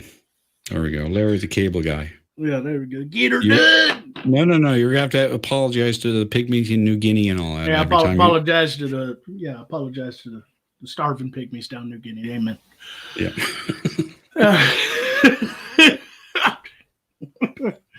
Suits you, man. I could do Larry Cable Guy. It's easy. That motherfucker ain't even from the South. He's from like Minnesota. That makes sense. Fucking fake. Jesus, that's yeah. Most of the blue collar guys are from the South, except for Larry the Cable Guy. He's not from the South. Yeah, but can you pick that up? Because I can't. Yeah, no, he created a persona. He's Yeah, but I can't pick it up on his accent. Like, can you pick that up? Yeah. Okay, because to me he sounds convincing. Yeah, no, I mean he's from Nebraska actually, and it's not South, but it's Midwest, and he probably was around plenty of people who sound. Okay, well, he sure as hell doesn't sound Minnesotan. No, I was just making something up because I couldn't remember where he was actually born, but yeah, he's not Southern. Nebraska wasn't fighting in the Civil War; it wasn't even a state. No. During the Civil War, what technically is the South, even if you have some sort of Southern redneck accent from the Midwest, technically the South are all the states below the Mason-Dixon line that fought in the Civil War. And so technically, even though Arkansas has kind of a blending of Midwest accents meets Southern accents, but Arkansas is a Southern state because we fought in the Civil War below the Mason-Dixon line. Take the professor in the back and plug him into the Hobbit ride. There we go. But yeah, it's I pick up the accent either when I'm drunk. My Southern accent gets heavier when I'm either drunk or when I'm hanging out with my redneck friends. It lightens up quite a bit when I'm online and when I'm talking to other people, or it's been colored by my many travels in my life. But man, get a few beers in me and I'm just like, hey, I'm doomed. Hey, I'm doomed. Britisher. Let me tell you something. I'm gonna try to get in a word edgewise here. Okay, let me tell you something. That dude, goddamn Star Trek sucked fucking balls. Okay, sucked fucking ball sacks. So it's a bit like the change in the pitch of Undoomed's voice when we came on air. A bit like that, yeah. I could turn it on very easily. It ain't fucking hard, man. It ain't fucking hard to talk like this. Now you just got to do some Cable Guy jokes, and you're all set. Get her done. I tell you what. Let me tell you, mate. I actually have a friend who talks like Boomhauer from King of the Hill. I mean, he's like a mumble Southern, like he mumbles in Southern. Mm-hmm. You know, so like he'll call me, be like, "What's up, man? I tell you, man, I went fishing over there at the pond there, and I caught a goddamn catfish, man. I tell you what." And I'm like, "Cool, man. You want to repeat that?" my emailing that to me. How about a text message?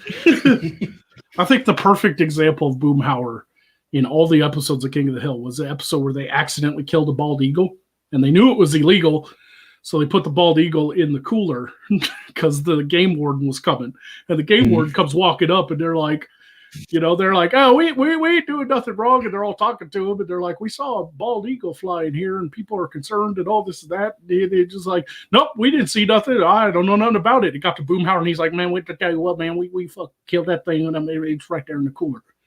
And the guy's just like, okay, well, if you see anything, just like, because he didn't understand Boomhauer. He's like,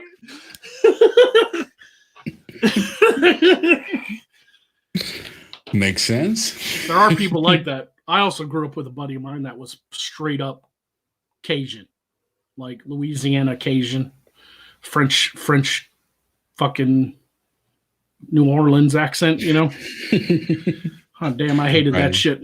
I could never understand what he just had them Creole people, man. We got a super chat here from Juggernaut. Thank you very much, sir. He says, evening, gentlemen, Magog.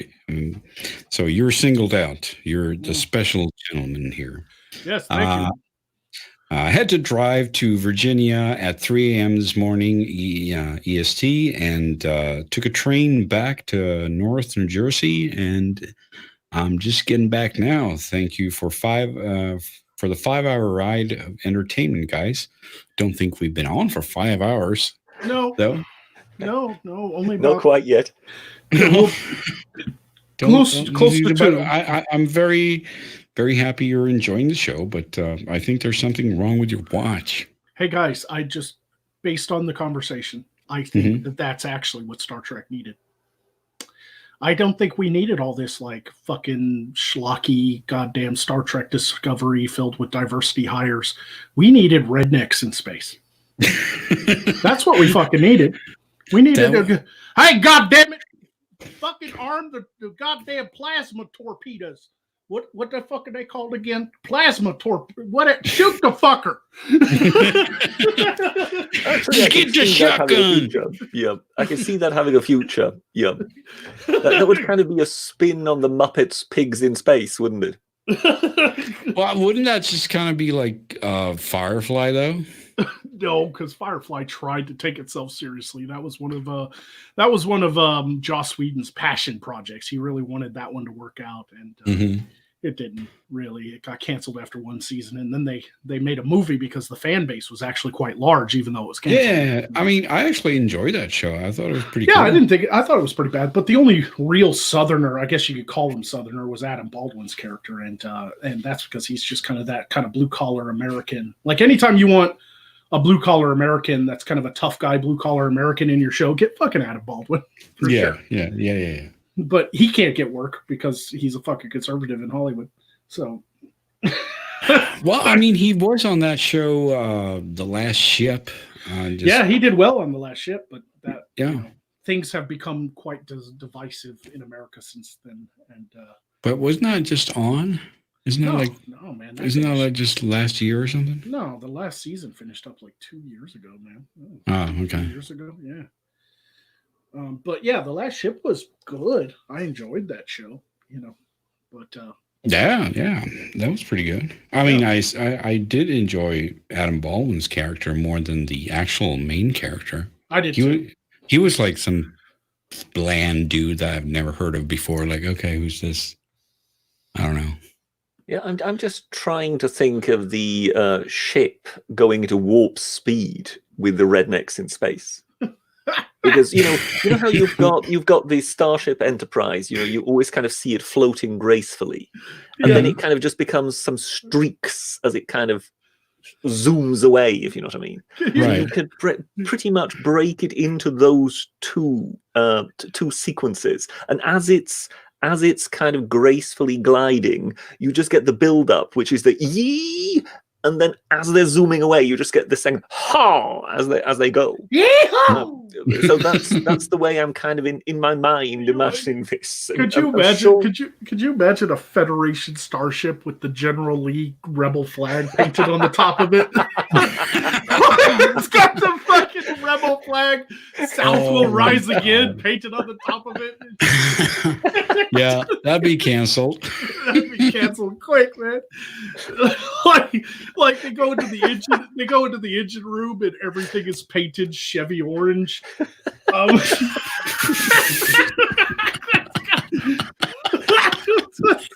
And the female communications officer is sitting there in hot pants. Yeah, it's got a big bumper sticker on the back that says, "If you can't dodge it, ram it."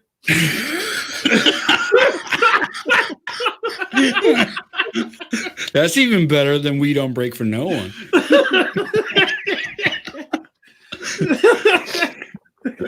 Okay, this must be made. I'm sorry, this has to be made. Let's I don't raise it. care if Let's it's do cancelled. it. It needs to be made. Let's do a GoFundMe and start writing a script. God damn it! If Seth MacFarlane can make his fan fiction come true, then we should be able to. Because the Orville is straight up like Seth MacFarlane. What would the title be of this thing? I mean, would it just be Rednecks in Space, or would there be some? No, we'd have to come up with something clever. Yeah, that would. That's not good enough. Yeah. I don't know. I don't know either, but I would call it Galactic Whoop Ass. Yeah, it's just got to be a pun in there somewhere. I know, right? Look, Captain's cracking open a fucking PBR, goddamn Pabst Blue Ribbon. Just, all right, break time, fuckers. Love to see the captain's chairs with a cup holder. Like we're on a 5-year journey out into space. It's going to be real lonely, so we better stock this ship up with cousins. Let me tell you what. I'll tell you what. I need you to call my 2 cousins, Tammy and Barbie, and get them here toot fucking sweet.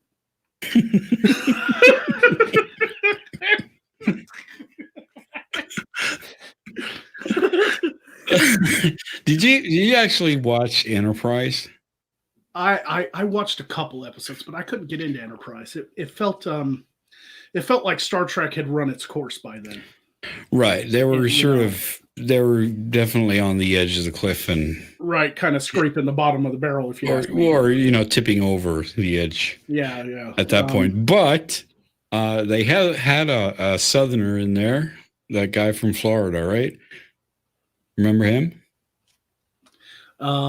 Trip Tucker. Vaguely, yeah. Trip Tucker. Yeah. And there was an episode where everyone goes crazy and they just get OCD like fuck, right? Everyone has OCD about whatever the last thing they were going to do was, right? And that in that episode, the Southern guy, Trip Tucker, he was going to fix the captain's chair. So he's like fucking installing fucking cup holders and everything. He's actually doing the shit. I love the idea of doing an episode of this rednecks in space idea we have where they, like in old Trek, there was always these like really crappy, like one-off episodes where they'd land on a planet or they'd go back in time by accident because they had like another studio just finished like a period drama and they borrowed the costumes. Right. Yeah, like, of course. So it's like Star Trek, but they go back in time to Victorian times or something. It's just like the ship ends up going down on a planet, getting transformed back to the Civil War, and these guys get off the ship and they go, "We're home." Fuck yeah, I think we're gonna win this time, fellas. I thought we were going somewhere. I thought we were going somewhere. No, we're back. No, it's another planet.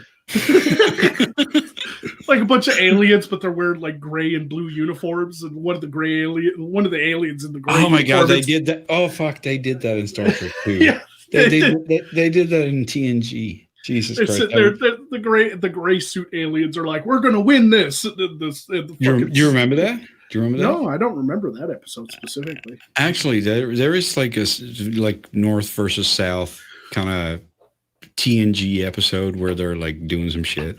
Right. Well, they've always tackled like politics in Trek. Yeah, but I don't think that was so much politics. It's just we have these costumes and can we do something with them? Well, yeah, of course. It wasn't a particularly good episode. But the argument that the new Trek stuff is too political is one of those arguments that the other side that like new Trek are saying, oh, but it's always been political. Yes, it has, but it's always been done in a kind of a lighthearted way. This is Right. like dark, gritty, like space drama, and it has Star Trek slapped on it. It's Yeah. you know. Yeah. It's fine to do. I mean, I could even say that I love a lot of science fiction that are really dark and Yeah. all that. That's not what Star Trek is about, because Star Trek was the only show that was having something positive to say about the future. Yeah, I mean, even if they ran into troubles and there were wars, I mean, by DS9 it started getting a little darker and grittier with the war and Sure, kind of towing the line with the Federation's guidelines. You know, it's like Oh yeah. you get fucking, you know, Cisco is all like, no, just blow them up, but that's against the prime. I don't give a shit. Blow, Yeah. blow them up. You know. But, yeah, but you don't argue with the Cisco. Come yeah, on. you don't argue with the Cisco. But this new Trek feels a bit more like are they trying to satirize in a serious way, like modern politics, kind of like what Starship Troopers would do? But Starship Troopers was even kind of lighthearted if you really think about it, with all the little infomercials and the propaganda and shit like that. You know, shitload of comedy in there. Yeah, but you know, it is that kind of darker universe with a lot of violence. And I would say that it's trying to, you know, I've never thought of that stuff, but I always think about Battlestar Galactica when I see the new Star Treks. Yeah, that's a fair comparison too, because Galactica was trying to be a bit more of a kind of a grittier sci-fi. Yeah, and that was obviously a super awesome move back then because that was new. Yeah, it was different than Star Trek. And back then everyone was trying to be Star Trek. You had Star Trek, you had, and then you had, what was the other one? Andromeda. You had Babylon 5. You had Farscape. You had Earth Final Conflict. You know, everyone was trying to do that thing, and then Battlestar Galactica came out, and they were fucking dark and gritty, and people fucking punched each other and shot each other in the head. Like, holy shit! And that worked for back then because it was the counterculture. Right? Yeah.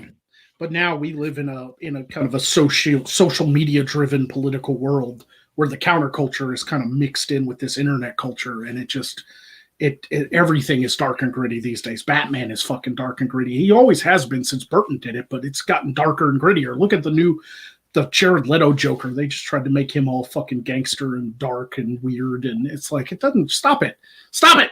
Yeah. Anyway, I got some super chat here. Juggernaut says, yo, who remembers Spaceballs? Oh, everybody. Well, I think everyone remembers that. And, you know, the previous jokes that I did about We Don't Break for No One is obviously from Spaceballs. Yep. We Break for No One, yep. I share a birthday with Mel Brooks, June 28th. Can I touch you? Yeah. Well, with Spaceballs, the one thing I always remember is ludicrous speed. Ludicrous speed. They've gone to plaid. Yeah. I wonder how the fuck they came up with that. I've always, to make a Star Trek reference here. Tuvok is played by the black guy that went, "We ain't found shit." I know, that's awesome. So if you watch Voyager, the Vulcan, the black Vulcan character in Voyager is the fucking guy who said, "We ain't found shit." Yep. That is true. Also, another little side reference: Tom Paris is played by the kid who found the magic key in the He-Man movie from the 80s with Dolph Lundgren, Masters of the Universe. He and his girlfriend was Courtney Cox, and if I remember right, yeah, Courtney Cox. And Tom Paris played the kid who found the key and thought it was an instrument and opened up a gateway, and He-Man came through. Right. He also played in TNG. Was he in TNG? Oh yeah, he was in an episode where you know they had this special squad and shit and everything. Right. Everyone fucked up. And how long did Next Generation act? How long was it actually on? How long did it make it? Seven seasons. 7 seasons. Yeah. Because, they seem to make that many episodes that, as far as I'm concerned, when you say someone was in The Next Generation, it's almost more precise to say who wasn't in it, because they will have needed that many actors to fill that many positions over time. You are right. Yeah. I mean, even Kelsey Grammer was in an episode, and like there's been a lot of big name actors that gone on to do great things that started Wasn't off he as in like a movie? Wasn't he in a movie though? a movie. What? I think Kelsey Grammer was in one of the movies. Was he in one of the movies? It's all jumbled together because you got to understand 7 seasons of TNG, and each season was what, 24 episodes? 26 episodes. Yeah. It's like it's a lot of content. If you want to binge watch TNG, Voyager, and DS9, you're going to be those guys back then. They had some fucking they pumped work them out, ethics. man. Yeah, they work. fucking. There was no fucking 10 episode seasons. Fuck you. We're gonna make 26. That's always been the big difference in US and British sitcoms. That US sitcoms, I think, for years were producing 12 episodes per season, and then went on to make 24 episodes per season. Mm-hmm. Whereas the British kind of always stuck with 6 episodes per season. Right. And of course, that meant much less material. But it also meant that you kind of compacted it much more. It was much more concentrated. It was much cheaper. And therefore, it was, the reason why British comedy was always regarded as more groundbreaking was because, well, yes, you could afford to be if you're only making 6 parts. Yeah, but you guys also didn't have the primetime wars that we had in America because we kind of invented it. And so you had to keep your show on longer if you wanted to keep your fucking prime time slot. Like you had to keep those ratings coming in. Yeah. And the best way to do that would be to run a really long show so that if you did have episodes that failed a little bit, it wouldn't hurt the ratings that bad as long as you had consistent views for longer periods of time. Yes, as long as you had audience loyalty, you still continued to bring them in. Yeah, and if you had something that people liked, you kept going with it. Mm-hmm. Forever and ever and ever. Well, that's how you ended up with. Was it the 11th season? I'm not sure of Frasier, where even afterwards, even the makers of it said that was too much. We went one step too far. The money was just too good. We kept on going, and in the end, even the last season, we ourselves think that wasn't necessary. Hold on. Got a super chat thingy here we got to take care of. It's actually from the live stream channel, and it's from Rumpley Deepu. I'm not sure how to pronounce your name. Here, buy a beer for yourself. Explore Henry Stanley and the Wizard in the Bathrobe. Thank you very much, man. Is that? Does anyone know what that is? I don't know. I'm confused. I think, given the avatar, I think we've got a wizard in his bathrobe as it is. Yeah, he's calling Britisher Henry Stanley, and then he's saying, "I'm a wizard in a bathrobe," but I don't know who Explorer Henry Stanley is. So I don't get the reference, but I know that he's talking to the British. It may be Stanley, although Stanley was an American, but it may be Stanley finding Livingstone in America. In Africa. No, Henry Morton Stanley was a Welsh journalist and explorer of the famous Central Africa missionaries. And he had the pith helmet. So that's probably why he called you that. In many of his pictures, he's wearing the pith helmet. Yeah. So. I just want to remind people who are watching from the live stream channel that most of the chat action is taking place on the main channel. So I'm trying to keep track of both. So I'm sorry if I take a little while to look over on both of them. It's a bit of a simulcast going on, guys. So yeah.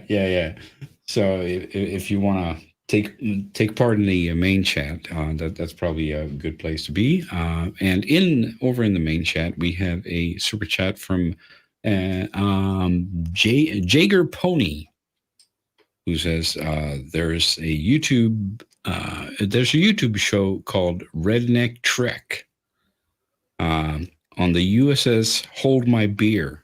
Check it out. I had no idea. I figured somebody probably came up with that fucking idea.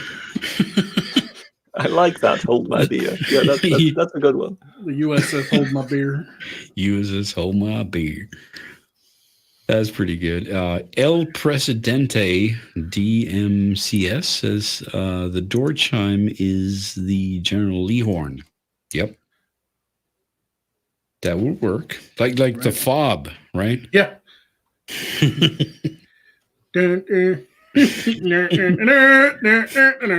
I'm sure instead of those things they have like in East LA with the cucaracha or something. Yeah. Get the Dukes of Hazzard horn. Yeah. Exactly. I'm sure you could also build in some Smokey and the Bandit references. Oh yeah, Space Truckers, man. That was a movie in the 90s, I believe, with Dennis Hopper. Yep. And that was kind of rednecks in space. It was a schlocky. I'm sure they could use some kind of law enforcement vessel, which is known as the Buford T. Justice. Hold on.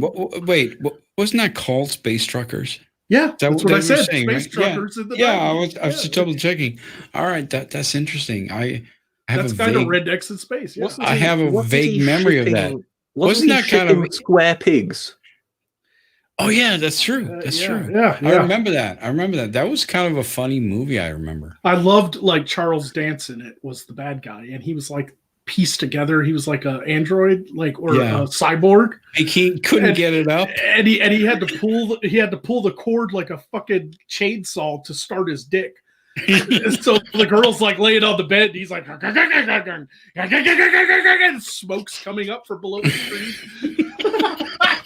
It's still petrol driven, is it? It's like I love that schlocky old film, man. That's great. Space Truckers, man. That was good shit. That's probably as close as we've ever gotten to those rednecks. I think it's the closest we've ever gotten to a satirical heavy metal magazine comic strip come to live action.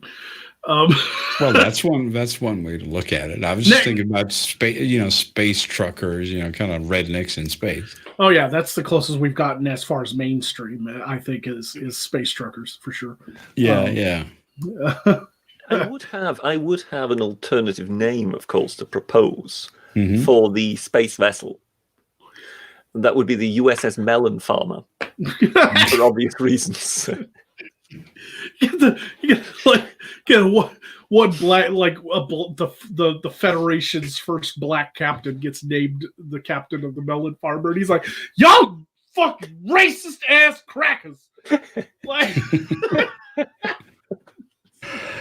oh my god, yeah, that'll never fly. No, it would never. It would be like. It would be the equivalent of, you remember The Producers, Blazing Saddles, where they're trying desperately to make a musical that fails. Yeah. So today, if you would be trying to desperately make a TV program that would fail, and you would basically just load as much politically incorrect material into it as absolutely possible. And it would become super famous. Everybody would love it. Yeah, exactly. It would probably blow up.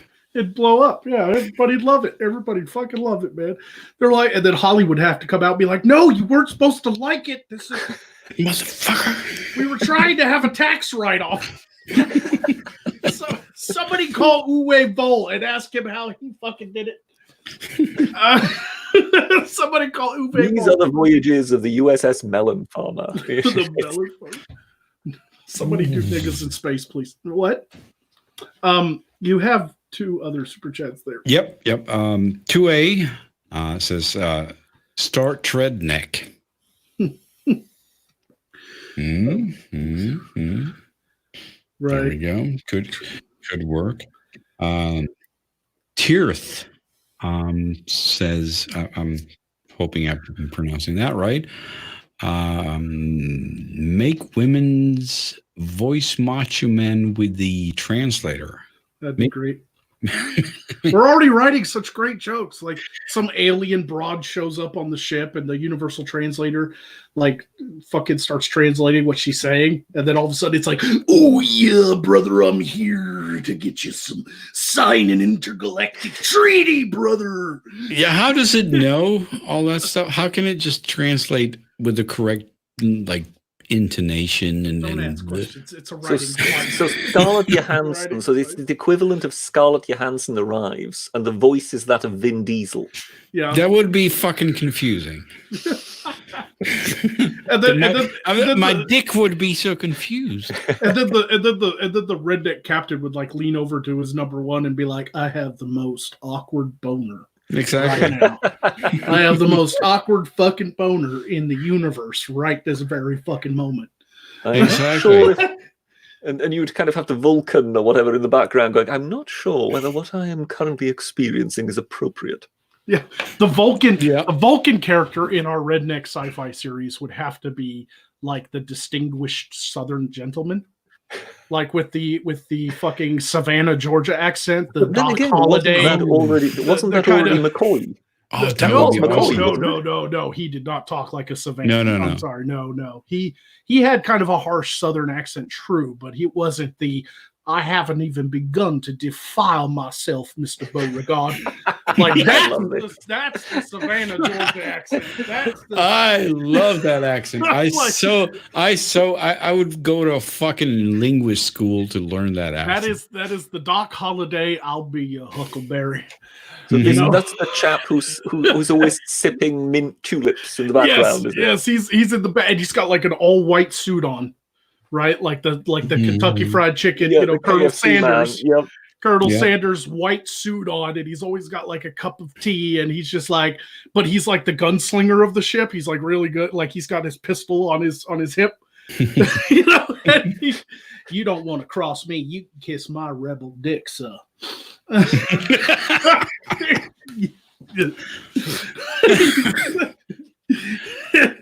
It's just a sweet accent. Yeah, so "Why I do declare," you know, like that. "I take umbrage with what you're saying to me right now, sir."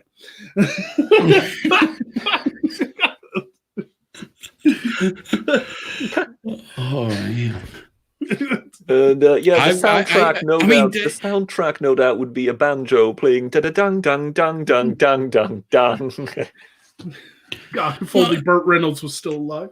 Well, I mean, you know, it's weird to me though, because that's such a really interesting accent, and I haven't seen that in a character for years and years. That's because it's only primarily a Savannah kind of accent, a very kind of deep South Georgia accent. And Sure, but the only one in recent memory that comes to mind was the villain in a Nicolas Cage movie called Drive Angry. when's It's that where he- from? When's that from? A couple years back, he did this kind of schlocky modern film where he comes. I think I've seen it. He but- escapes hell to take revenge on the people who killed his daughter, and of course he's from hell, so he can't die, right? And David Fincher shows up with William Fincher shows up with as like the demonic accountant who is chasing him down to take him back to hell. But the bad guy in it had a cane, and he had that very kind of suave Southern accent, and he did this great line in the movie where he's like, "Well, I'll shoot you in the," he's like, "I'll shoot you and watch you gurgle on your blood while I eat my morning grapefruit." And it's just so smooth and so cool, you know, but he's a cult leader. He's like a satanic cult leader. And it was a good performance by that actor, the actor who played him. I can't remember his name, but he had kind of that deep South Savannah accent, you know. Right. What was that guy's name? Drive Angry. You guys talk among yourself. I'm going to look that up. Yeah. 2011. Drive Angry was 2011. The girl in it was hot as fuck, too. Jesus. Amber Heard. Was that Amber Heard? Really? Fuck her. Oh, then Fuck we her. can't. Fuck that chick. She was hot. I will admit she was hot, but goddamn, fuck her. Well, I'm sure Yeah. that's what Johnny Depp thought too. Oh yeah, I mean, there's a reason he hooked up with her, but turns out she is a goddamn crazy ass bitch. Yeah, Yeah. fuck her. Billy Burke, that's the actor's name who played the bad guy in Drive Angry. I had no idea that was Amber Heard. I guess I haven't watched Drive Angry in a long time. I'm looking at it right now, and it's like, okay, so there was a Drive and a Drive Angry, both in 2011. Right. So those were same year. Yeah. So yeah, that was Amber Heard. God, I haven't seen it in a while, but yeah, there was Billy Burke is the one that played Jonah King, and he's been in tons of movies. He was in Twilight and fucking all kinds of shit. Right. Yeah, but he played the dad in Twilight because he's a bit of an older actor, so he wasn't some young guy. But yeah, he had that Savannah kind of accent, that kind of deep South. Oh, I love that. I wish I could do it. Boy, I tell you what, it's hard to it was back in the days when the South tried, like wealthy Southerners, plantation owners, and things like that were trying to be sophisticated so that they could talk with Europeans and work out like trade deals and shit. Right. And so there was this upper class culture. Yes. I was just thinking the same thing as upper class accent. Yes. Yeah, this very upper class culture. It was their version of posh. Yeah, and they tried their very best to be just absolutely, like use big words. I think the bad guy in the Wild Wild West movie was that Kenneth Branagh? Yeah. Kenneth Branagh was doing a Savannah accent in that as well. Okay.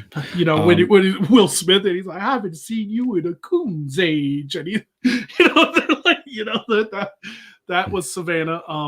Probably one of the best performances with the Savannah accent, outside of course, Val Kilmer as Doc Holliday, has got to be Kevin Spacey in Midnight in the Garden of Good and Evil,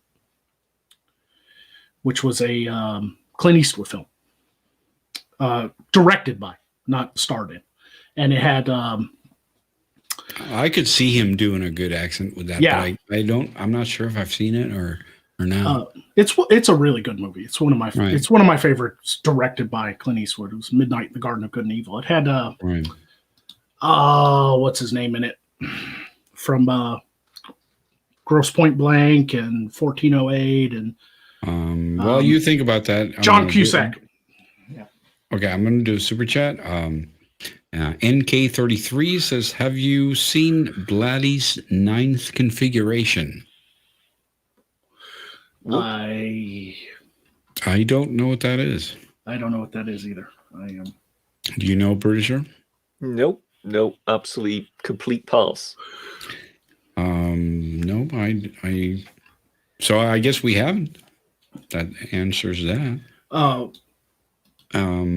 Is when he says Blady, does he mean William Peter Blady? I don't know if it's Blady or Blatty. It's two T's. It might be Blatty, but it's the guy who directed Exorcist. William Peter Blatty. Yeah. Okay. It was his directorial debut. It's based off of Blatty's novel, The Ninth Configuration, which was itself a reworking of an earlier version of the novel, Twinkie Twinkie Killer Kane, or Twinkle Twinkle Killer Kane. Okay. And I guess it was when did it come out? 1978.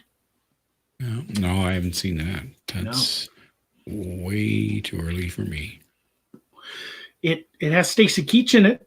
I don't think I've seen it. Stacy Keach, right? Yeah, William Peter Blady. Is it Blady or Blatty? He directed The Exorcist, right? Two T's. Yeah, he directed The Exorcist. Right. Or did he write The Exorcist? He wrote The Exorcist. He wrote it? Okay. Yeah. It's a horror novel by William Peter Blatty. I have no idea if I'm saying that right, honestly. But I know it's The Exorcist. So when I saw that name, I was like, you're talking about The Exorcist guy? Well, that's a lot better than me because I was clueless. Yeah. Go ahead with your super chat. Sorry about that. Yep. All Out of Bubblegum says, if you need something with malfunctioning translators, then try YouTube try the YouTube video. If the Emperor had a text-to-device Warhammer 4K, 40K. I have no idea. So there's so let's see. Let's parse this. There's a YouTube video called "If the Emperor Had a Text-to-Device Warhammer 40K." Okay, is that like some sort of comedy thing? I guess.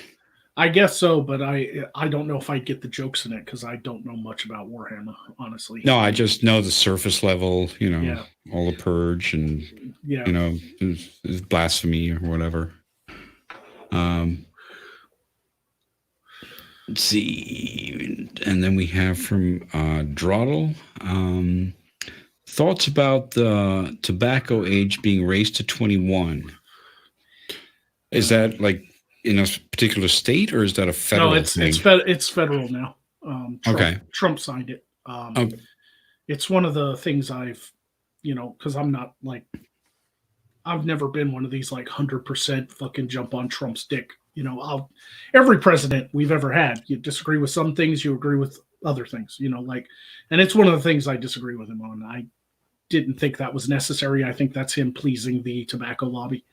Especially with signing the bill along with it that was attached to get rid of flavored vape. Mm-hmm. You're not allowed to have flavored vapes anymore. That's hit me pretty hard because I use vape to quit smoking, and I'm still vaping in order to stay quit. And now I can't get my fucking, goddamn blueberry ice. So you're still allowed to have vape, but just there's not allowed to be a flavor to it. Yeah, it has to be tobacco flavored or menthol flavored. That's it. And it has to be sold as a quit smoking aid, not a, fucking fad. Okay, and that is federal, so that's not in one state or whatever. That's across the board. States started adopting it first because of the health crisis. Some people were dying from vape, and it triggered people.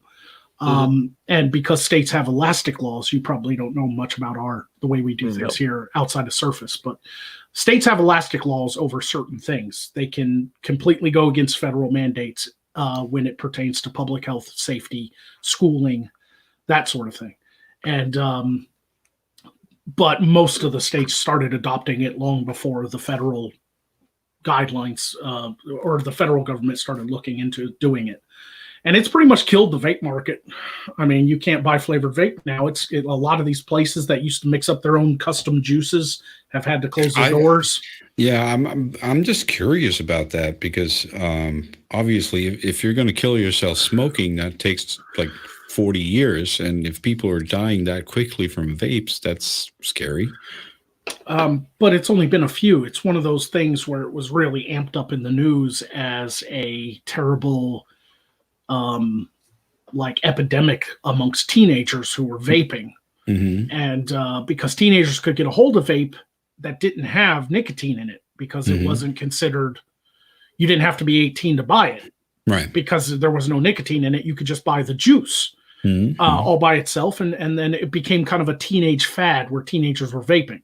Right. Even though they weren't becoming addicted to nicotine, they were vaping because it was cool or because they liked to do smoke tricks or whatever. And a few people bought some black market juices that caused illnesses. A few people have had like lung collapses.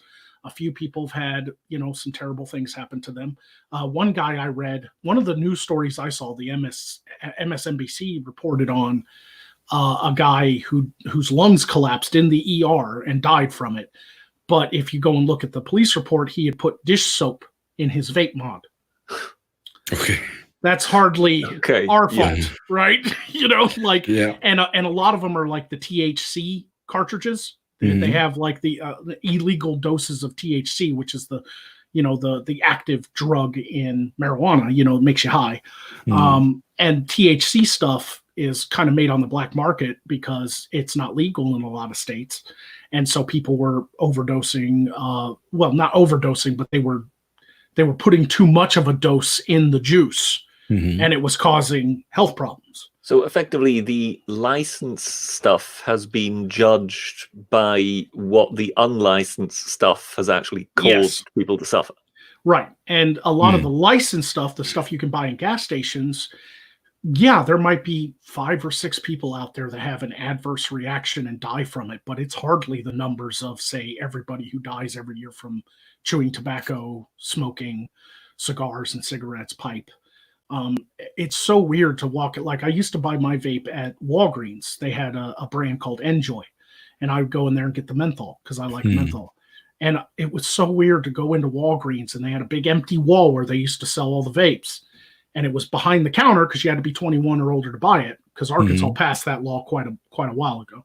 And and they had a sign up that said, "Due to public health and safety concerns, we are no longer selling vape products at Walgreens." And that sign was up there right next to all the tobacco. It was up there. I have to ask a question here, because you've mentioned chewing tobacco. Yeah, and therefore I need to know where on the USS Melon Farmer the spittoon would be installed.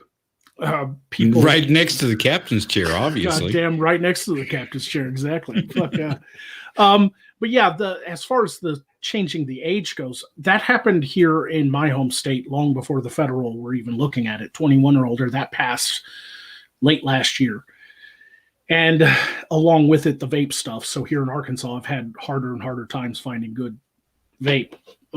I'm probably just going to quit altogether, be honest with you. I'm tired of spending money on it. But anyway, I don't know, because I mean, I don't know how I feel about specifically the age change, because on one hand, I think it's pretty fucked up that you can vote and you can go off and die for your country at 18, but you can't have a drink until you're 21. Right. And now they've done the same thing to tobacco. You can't have a cigarette until you're 21. And so I understand that argument. But on the other hand, it is just 21. I mean, can you, I mean, can't people wait until they're 21, just like with drinking? I mean, kids are going to get a hold of it anyway. Teenagers are going to figure out how to get it anyway. So yeah, that's the thing. I mean, yeah, they say you have to be 21 to drink, but yeah, that'll happen. Everyone's going to wait for that. Sure. I hope I'm saying this right. Shaitan's advocate. So I think he's saying Satan, like Connor. Shaitan. That's the Islamic Satan. It's Shaitan's advocate says Magog, the vape ban only bans cartridges, doesn't cover flavored juice for tank-based rigs. I'll have to look into that here in Arkansas, because we passed some weird laws here in Arkansas, and you might be right about that. I'll have to look into that. But all I know is that, you know, a lot of the stores I would buy my cartridges from are fucking sold out. Like, they don't sell them anymore. Right. So I might have to go to a vape shop and ask them, "Hey guys, what are you guys allowed to do now?" Like, I'll have to look into that. Thank you for bringing that up, because I didn't think about that, because I don't have a mod. I just use the cartridges. I've now just got this mental image of a brightly colored Abrams tank rolling down the street selling vape juice. No, that's not what a tank means. Anyway, All Out of Bubblegum is back and clarifying here for us that it was if the Emperor had a text-to-speech device. Okay, so if he enters text and then it speaks. No, but I guess that was the title, so I guess we should just put that into the YouTube search field, and we'll find the video he was recommending. That's as far as I understand it, right? Right. So let's put that in there, and we'll see if there. Yes. Yep, there's actually a video that comes up there. So yep, I got that in a tab, so we'll look at that later. Thanks, bud. Yeah, go ahead. Oh, I was just gonna say I've only got about 30 minutes. Yep. And then I'll have to bounce out and get prepped for side quest. Yeah, that sounds about right. I think we should all wrap it up at that time. So, yeah, I just wanted to make sure that was fine with you guys. Yeah. That's fine. I don't know what time it is in England right now. Oh, it's 11:30. Yeah. It's not that closing on the midnight hour. Yeah, England is 6 hours ahead. I had to remember that for when I lived there, because I had to remember when to call my parents and friends and shit. So. Yeah, but it can't be 6 hours ahead of you. It's 6 hours ahead of me in Central Time. It's 8 hours ahead of you, because you're out at West Coast, right? Right. Of but- course, when it No, comes to yeah, but actual it's 9 hours for me, right? No, you're just 2 hours behind me, right? So Yes. 6, 7, 8. So that'd be 8 hours, right? 8 Well, hours ahead? okay. Well, it's what 3:30 here, It's 5:30 here, so it's right? half 11 there. So Okay. Of course, when it comes to Yeah, actual 2 hours. time with Greenwich Mean Time, we are the ones who decide time. So effectively, it's the Brits who decide when the Americans Okay. get up and go to bed. Yes. Right. It's 8 hours. Okay, I get it now. Yep, you're right. yeah, you add 2 hours to 6. It's not that hard. Yeah, and then everyone started fucking around with daylight savings. Oh, and yes, Jesus yes. Christ! And it's different dates for different countries. I'm like, holy shit! Yeah, Can that's you the make only this thing. more- can you make this more confusing, please?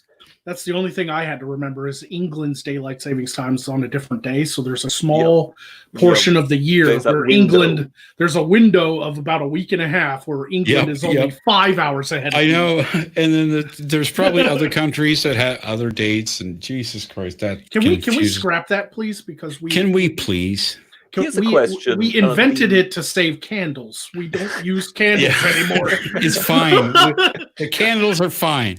All right. You know, with the Americans, I mean, you obviously have time zones. Do the Chinese have time zones, Yes. or are they just on They one time? They must, right? They're so damn big. I'm guessing they at least have 2. Yeah. Let me look it big up. country. Let's Yeah, it's see. probably pretty easy to find out, but it's a huge country. Yeah, I'm sort of thinking, given that there's such a sort of centralized control system, I'm 5 time zones. 5 time zones. Jesus. Oh, well, there you go. China has 5 geographic time zones, but they use standard times because fuck it. So they're yes, like- they only have one time zone. Yes, Really? it says China They've- only has one time zone. They Are you have serious? they have 5 geographic time zones, but they've chosen to just use one standard time. Yep. Because they don't want to do fucking time changes when you're Yeah, so traveling. my and hunch shit. was right there. Right. But yeah, but because it's such a centralized sort of, completely dominated place where one big man somewhere in a Politburo decides what goes, yeah, they have one time zone. Right. Yeah. Well, that makes sense. Now, the geographic time zones, you can't change that because that's based Yeah. on the shape of the Earth and its rotation and Sure. when the sun comes up and everything like that. Yeah, But of course. Yeah. But we're talking about what shows up on your iPhone when you pick it up. it's just 8 GMT. That's the time zone they use. That's actually, I'm not opposed to that. Actually, I kind of wish we had that too. A lot of people in this country, in America, wish for that too, because one, we don't need to save candles anymore. That was the whole idea behind time changes. For the tilt of the Earth, and the second reason is we wouldn't have to do this fucking because like everybody loves the time change when it's like fall back, and we gain an hour, and it's like I get an extra hour. No. Now you're talking daylights, right? Yeah, well, Yeah. yeah. Yes, but I'm talking time zones. I mean, couldn't we just have one American time zone? I get it for Hawaii, sure, they're way off, but like for America, we could have just one time zone. I think. I guess the question would be who would win, who would get their way, who would be able to keep their time zone, and who else would have to adapt. Obviously, it would be in the center. Obviously. Yeah, it's You one of say those. obviously. It's one of those things that if we wanted to get rid of it, we would have to adopt a massive change in America where we go by GMT. We would have to. It'd have to be some sort of global time, scientific time that we'd all have to kind of accept, because it will still differ slightly because not every rotation of the Earth is exactly like 24 hours. It's like a little more or a little less. But you're missing the point. That's already adjusted now. No, you're missing the point. You're missing the point.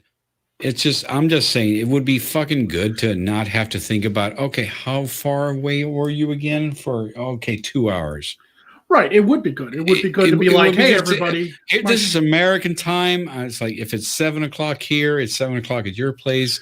And sure, you have to go to bed at that time. I have to go to bed at that time. But at least we know when, if we say we're going to show up at a live stream at 7:00, it's the same thing. But you don't always have to calculate that in your head. But the reason I know that's never going to happen. Yeah, but the reason we also don't do that is because the sun comes up at different times. I know. And people's work days would be dramatically changed. Like, if you think about it. It's precisely because of that. No, it's not that the workday would change. It's that their start hour would change. No, the sun would be up at different times. So, like, let's say on the West Coast, the sun comes up at 7 o'clock, so people get up. So you go to work at different hours. Yeah, but that would suck for some people because in the Midwest, we're going to work when the sun's been up for hours, and then we're not coming home until fucking dark. If you start at different times, then you're just replicating the problem, because then you still need to know when certain states start. So it only really works if everybody starts normally. Hold on. You go to work when the sun goes up. It doesn't matter what time it is. Yeah, but that would be pointless to switch. Yeah, then you would still have the problem of still needing to inquire when Magog, on which sort of time zone technically Magog is working. Even though you're in the same time zone as he is still working on a different schedule. Yeah. Well, everyone's working on this. Isn't like the early, 20th century where everyone went to work at, No, most people still work 9 to 5s in America. That's just the way it is. It's the way we've done business forever. And that would have to change. Think about it. 9 o'clock here, the sun would be up for many hours compared to 9 o'clock in where you're at. And so I would have to start my day let's say I had a day job. I'd have to start my day. The sun had been up already for hours. You're missing my point completely. Everyone would go to work at the exact same hour they do now. Yes. The only thing that would change is that the sun would be up for longer. No. You're missing my point. The point is they go to work if you go up at 7:00 now, you would still go up at 7:00, in that time zone. And if in New York they go up at 7:00, they will go up, but it might be 6:00 in the new time zone. Everyone would go up at the same time because that's when the sun comes up, but it would be called something new with a new time zone. It'd still be. I'm just not getting it. I'm seeing it in my head, and it's like. Everyone goes up when the sun comes up. I think we're both skeptical, but the reason we're pressing the point so hard is because it's fun to frustrate you. This will never happen. I'm just saying this is something that would be so much easier, and I would like it to happen, but it's never going to happen. We recognize that part. I'm just trying to work out what you're saying because just saying, do you understand that the sun goes up? Yes. Okay. And when the sun goes up, you go to work. Okay? Right. And that will still continue no matter what time zone or whatever you call your time zone or what time zone it is and whatever, right? Can we agree on that? No, because the sun would come up at different times. No. The time comes up when the sun comes up when the fucking sun comes up. That doesn't change no matter what we humans call it. Did we just have time zones again? Magog, I think we're both. Oh, for fuck's sake! Come on, you got to understand it. Magog, I think we're both hoping that Undoomed never becomes God Emperor. Yeah. When the sun comes up, you go to work. Can we agree? Different time. Can we agree on that? In this hypothetical situation, yes, the sun comes up, you go to work. Yes. Now, if we had the same time zone, that would mean that when the sun comes up, it would be a different hour in California and a different hour in New York when the sun comes up. Yes. Yes. But that's what I'm saying. We all go to work when the sun comes up. Then we'd all be going to work at different hours. Yeah. Exactly. And that sucks because for you, let's say we base this American time zone on West Coast time. So all of America is your time zone right now, which is what, 3:30 in the afternoon? Okay, right? 3:30 in the afternoon. Well, the sun is going down where I'm at. Mhm. So even though it's 3:30 in the afternoon, the sun is going down. Like I have to be at work another 4 fucking hours and the sun's going down.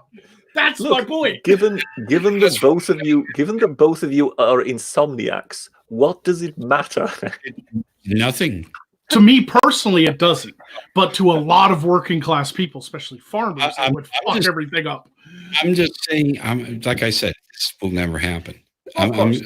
It's just an interesting hypothetical thing that I know will never happen. But for me personally, it would be awesome. For you personally, yes. I just think we all should hope that Undoomed never becomes God Emperor, because if he does so, self-interest. Yes, of course. Because if he does so, he will A, sort of bring this in by edict, and secondly, just before the heads start to roll, it's always going to be when Undoomed asks the question, you do realize that the sun comes up, don't you? When the sun comes up from the vantage point of us standing on the Earth's surface, but the sun technically doesn't go anywhere. You heretic. I'm going to have you decapitated. Fucking heretics. God damn it. We have a super chat from Miss Modern Lobotomy. It says, Dear Mr. Britisher, please introduce your friend to the AQ. The AQ? Dear God, what is the AQ? I thought that would make sense to you. No, you'll have to clarify what the AQ is. Hey, I forgot to tell you before this show started that everybody who watches Undoomed is high. there is that. They're all vaping through their stock while they still can. They're all vaping THQ cartridges or THC cartridges. THQ. Where did I get THQ from? Well, I don't know. Dear Miss Britisher, please introduce your friends to the AQ. I mean, is that like something British, maybe? AQ? Shaitan's advocate suggests it's the Asian question. I don't know. I'm still drawing a blank. I have no idea. I just came up with a new storyline. The very first episode of our Rednecks in Space should be just like the very first episode of Star Trek Next Generation, where they meet a all-powerful, all-seeing entity in the universe. But it's called K, and there are 3 of them.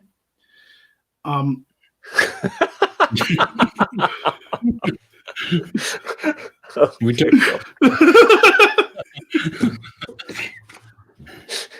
You know what you suggested earlier? That you are going to hell?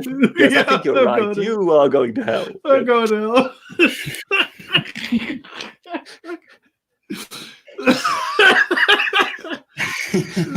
Instead of the Q continue. Is the location where the transporter needs to beam the captain down to meet these all-knowing entities? Is that location by any chance signified by a burning cross? Yes, Mississippi. Star date 562, whatever the fuck. This is whatever the fuck. This is Captain Leroy. We just made contact with a strange entity, the Triple K Continuum. I would love to hear, the equivalent of Scotty. Triple A community right now, but what the fuck? You know the equivalent of Scotty in Star Trek. So the engineer. I would like to hear the technical speak coming from the engineers department in redneck speak. Like the chief engineer of the redneck ship. We had that. That's what we had in Star Trek Enterprise. He was a redneck. Yeah, but the chief engineer was the chief engineer, and he was a redneck. And he was a redneck, yes. But in my show, the chief engineer would be a redneck. Wouldn't be a redneck. It has to be opposite, right? Like they had Scotty, and he was opposite of everybody else. Like he was Scottish. So our redneck is like a proper English talking British man named Poindexter.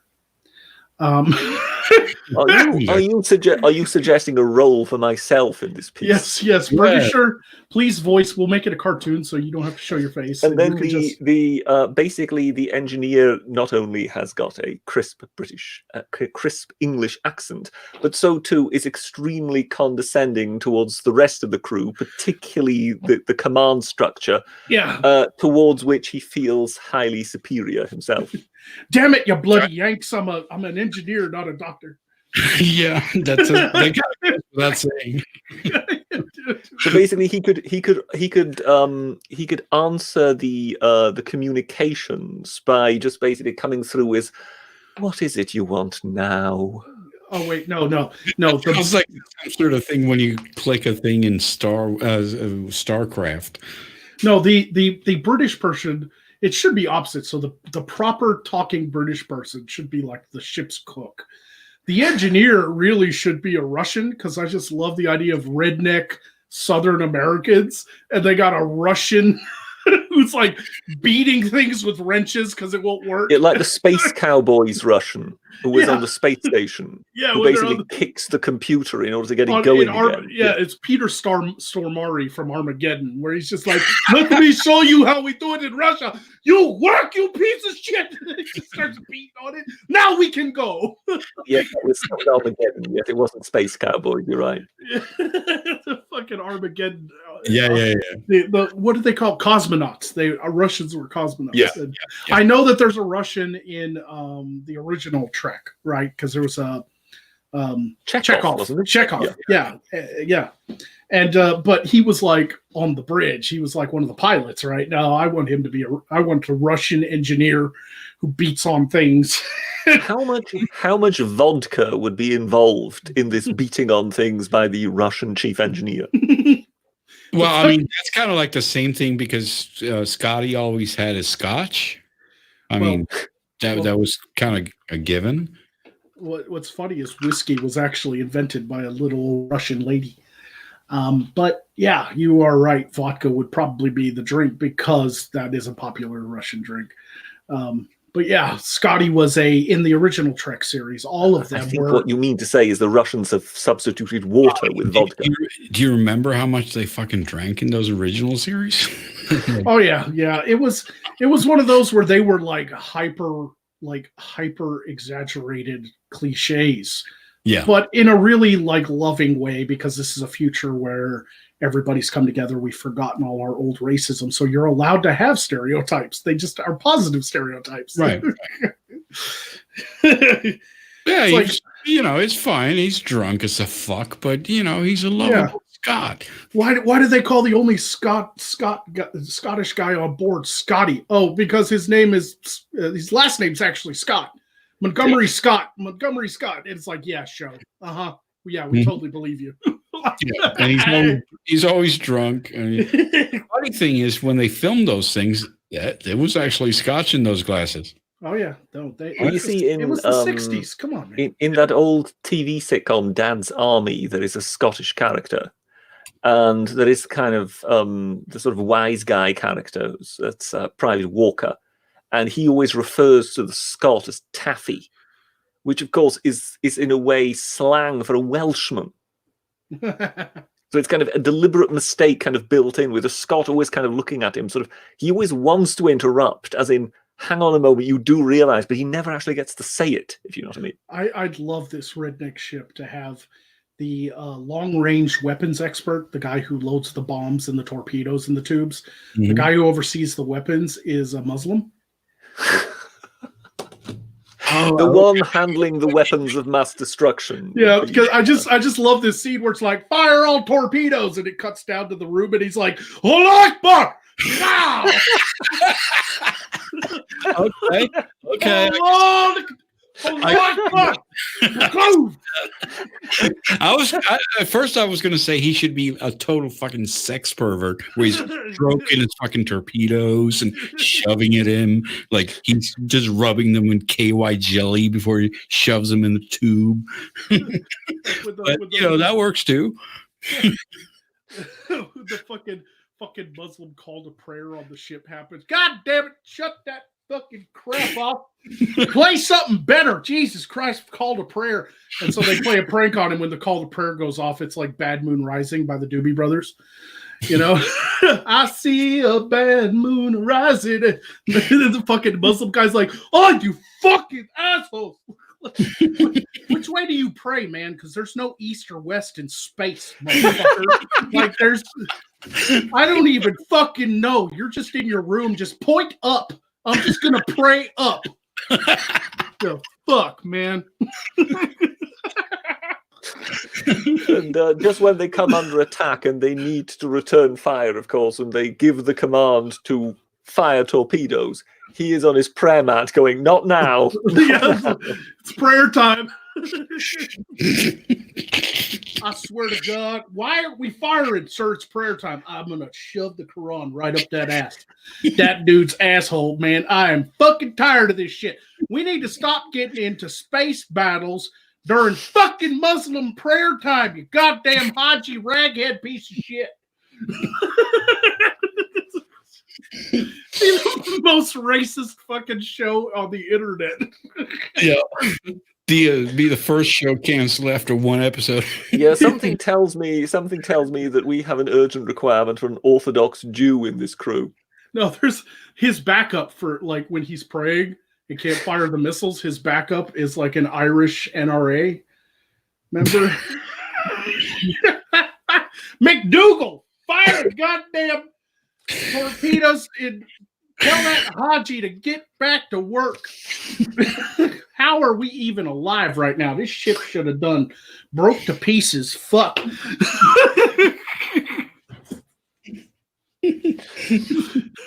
Oh, I don't know what they put in that vape juice where you are, but they obviously need to put. They need to keep putting it in. I haven't slept in 36 hours. This is the kind of ideas I come up with when I'm sleep deprived. You should These never are kind of sleep. your humorous hallucinations, are they? Yeah, exactly. Oh, you walk into sick bay and be like, of course the doctor's a goddamn Jew. Jesus Christ, this ship. I swear to God.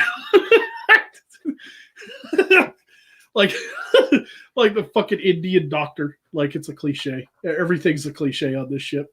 Fucking Indian doctor. Well, I mean, the Indian doctor is obviously he's Dr. Patel. Right? He's got to be Dr. Patel. You gotta have like one of the away teams is nothing but a bunch of Italian mafia motherfuckers. Like you know how Star Trek Next Generation had an annoying sort of counselor. Yeah. Shouldn't therefore this ship have an accountant? Accountant. You have to justify everything to the budget, if you know what I mean. No. I mean, you have to have, because back then psychotherapy was like all the rage. Everyone did it because that's why they had it on the show, because it was just normal back then, and now it's like, what the fuck is that shit?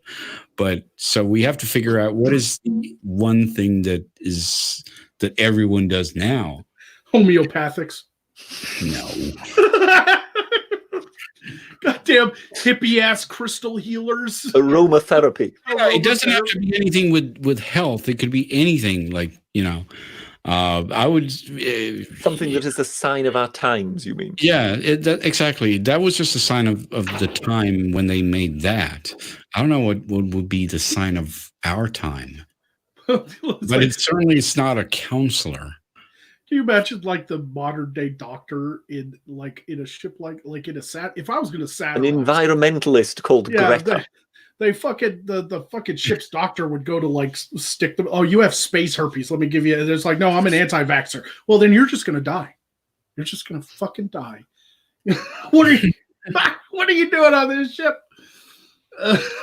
Got to get an anti-vaxxer in there. Got to get a climate change expert. Mm-hmm. Yeah. I don't know. I mean, what would be like? Yeah, I don't know. Like some sort of thing that everyone has. Maybe like a feng shui or whatever the fuck that thing. Feng shui. Feng shui. Right. You know that in Hong Kong they actually built a sort of tower block / skyscraper with a hole in it. So basically, several floors were missing in one part of it so that one could see through it. And the reason they built that is because the feng shui expert had advised that the dragon who lives in the mountains must still be able to see the sea. And therefore, this building should not be able to obscure his view. Mm-hmm. So they effectively built a window into the building. Makes So total that's how powerful feng shui can be in that part of the world. Yep. Makes total sense. What are they from Morscar? I don't. The dragon? Well, Yeah, you're like way behind these guys. You think you believe in dragons? Holy shit. But I don't know. That show would be funny because I would take pot shots at everybody because I think that's true comedy, in my opinion, is you make fun of everybody. You get the dumb redneck white fucking dude who's got a savior complex because he still believes in Jesus. And you get like the Muslim weapons expert, and you get the fucking Indian doctor, and you get the fucking Russian engineer, and you get the fucking you get the British cook who's like, I could be doing a much better job than this, I say. Being British, his cuisine would be highly appreciated. Yeah, right. Exactly. That's the point. It's like, you would think so. Hey, I got a great idea there. How about on a 5-year-long journey into deep space, we can have something more than fish and chips? You fucking limey. Yeah. Can we get something? What the fuck is even bangers and mash? I don't know what the fuck that is. There's more than fucking brown sauce and red sauce, all right? It's like down Periscope meets Star Trek, and it just yeah. You guys remember down Periscope? Mr. Lobotomy is clarifying, dear Mr. Britisher, that he was referring to your opinions on ass licking. So there you go. What is your opinion on ass licking? Oh dear God, this was something regarding, I believe, what was it? The academic agent had some fits on, some puritanical fits about what people ought or ought not to get up to. Okay. And my position was simply, look, just let them get up to whatever they want. At which point this was kind of forwarded in extremis. To which point I still basically restated my position, as in, I just don't care. Let people do what they want. Right. But apparently, the fact that this disgusts some people should be sufficient an argument to suggest that it therefore is just basically completely sort of unacceptable and nobody should be doing it. If need be, enforce it by the morality police, and you just go, I still don't care. Here's the thing: if people could only do things that don't disgust me, people couldn't do shit. Yeah, right. I agree. It's disgusting. That idea is disgusting to me, but I agree with you, Britisher, that if they want to do that, what the fuck do I care? Each to their own. I just don't care. Yes. Yeah, like whatever. I'm a libertarian in that case, so fuck off. I don't care what you do to your own body. We got another super chat here from Stig Helmer. Says can't beat the old British sitcom with Hitler. Okay, is that something you know, Britisher? The sitcom with Hitler? No, this doesn't ring a bell. No. Okay. There was quite a few sitcoms that made fun of Hitler. Yeah, but I can't recall a sitcom with Hitler. Yeah. No. All right. So Altfit says climate change is a lie. Humans created 0.001.102% of all CO2, a figure so tiny that it would not increase global temperatures by even 1/100th of a degree. Spread the message, please. Well, that is something I have no idea about, so I've read your message. I don't know about what he's citing, and I don't know about whether it's true or not, but I do know this: climate change is not a lie. No, it's kind of like when the dinosaurs were living. It was a lot warmer than now. God, newsflash, climate changes all the time. But It's up and down. it's whether or not man-made climate change is affecting the world as much as we think it is or not, and that's the real question. And I'm not saying that against that guy who posted that, who was an outfit. I'm not saying that against you. I'm just saying I'm kind of tired of seeing the people using the wrong rhetoric. They're like, "Oh, climate change is real," and it's like, well, fucking of course it is. The climate changes. That's what it does.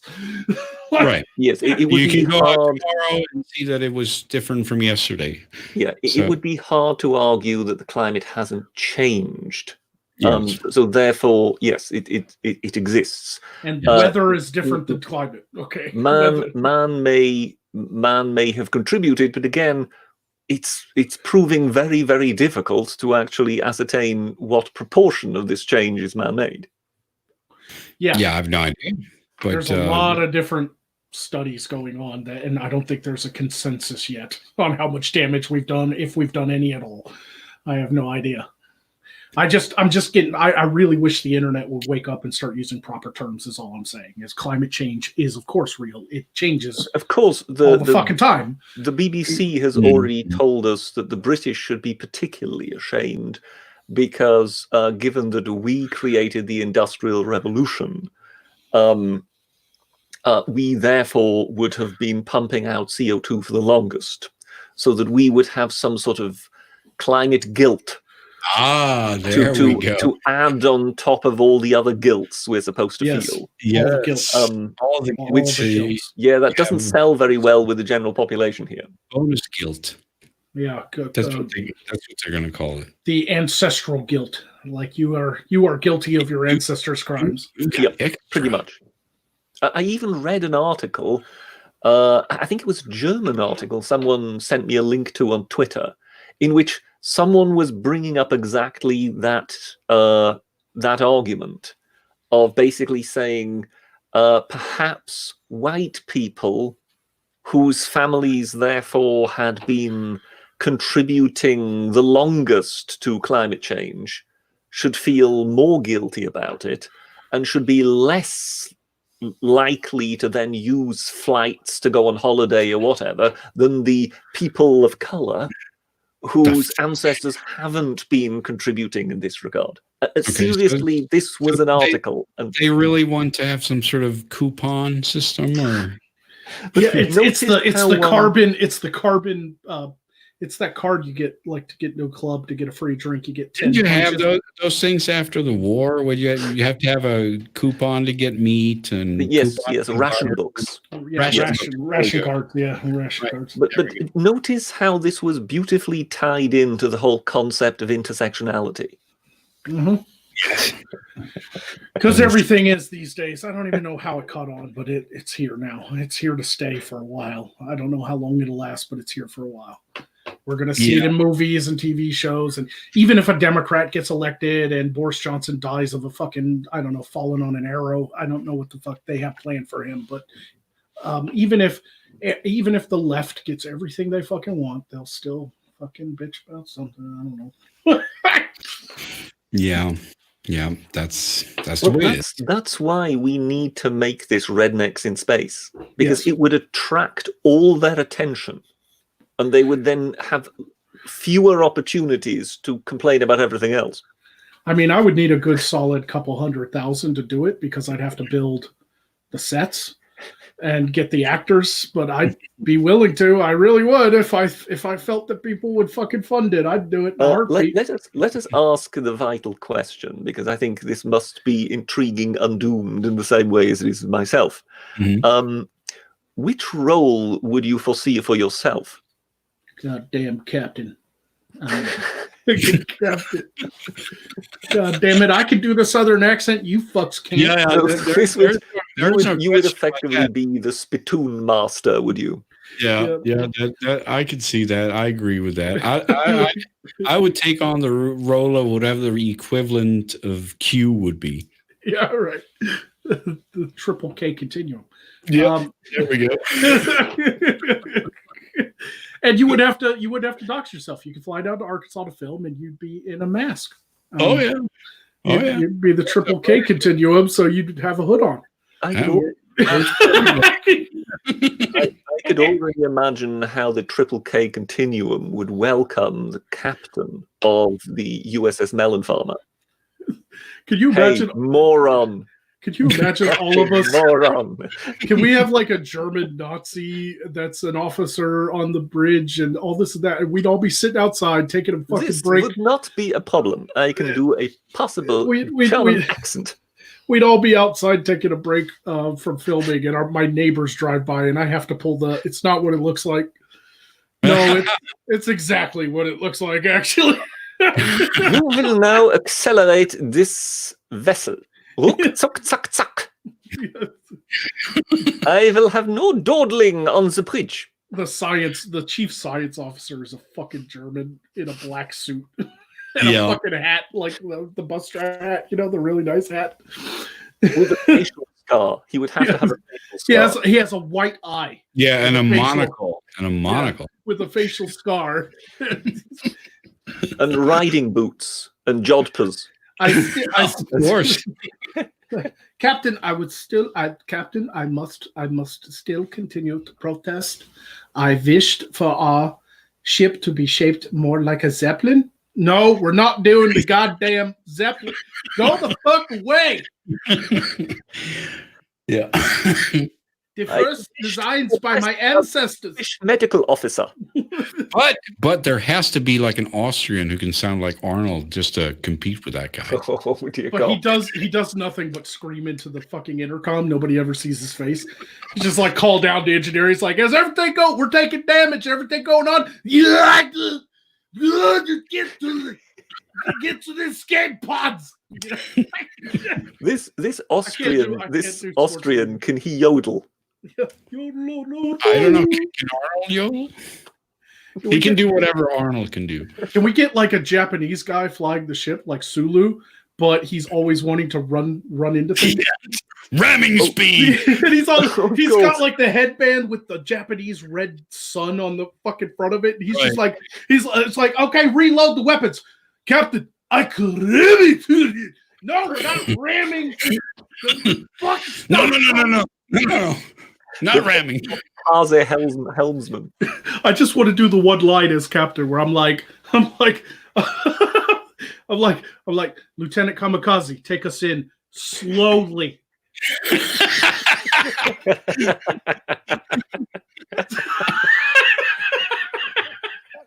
You mentioned Arnold. Arnold the Austrian. He would obviously have to be the one who drives the sort of the vehicle on the planet's surface.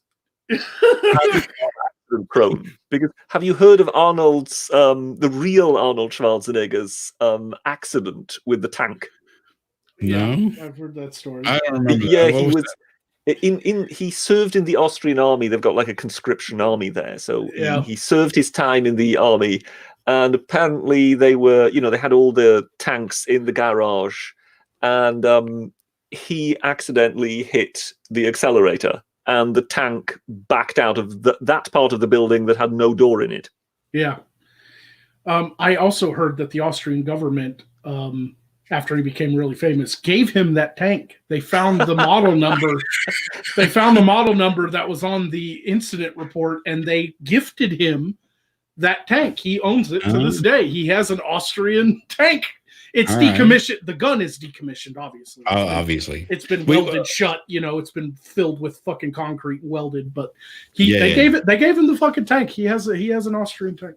we have a suggestion here, a super chat from 2A who says we should have a ship's diversity coordinator. Oh, yes. And nobody listens to them at all ever. Yeah, that is the equivalent of Deanna Troy. Yeah.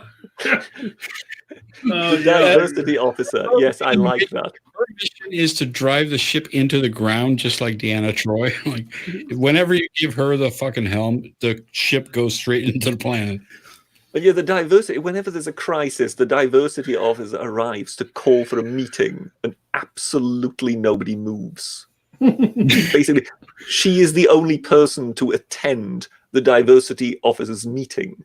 She's And the everybody just completely ignores her. Yes. She's the HR rep on the ship, and nobody fucking listens to a damn word she says. Captain, I've sent you like 15 emails. I haven't got around to reading them because I'm busy doing literally anything else.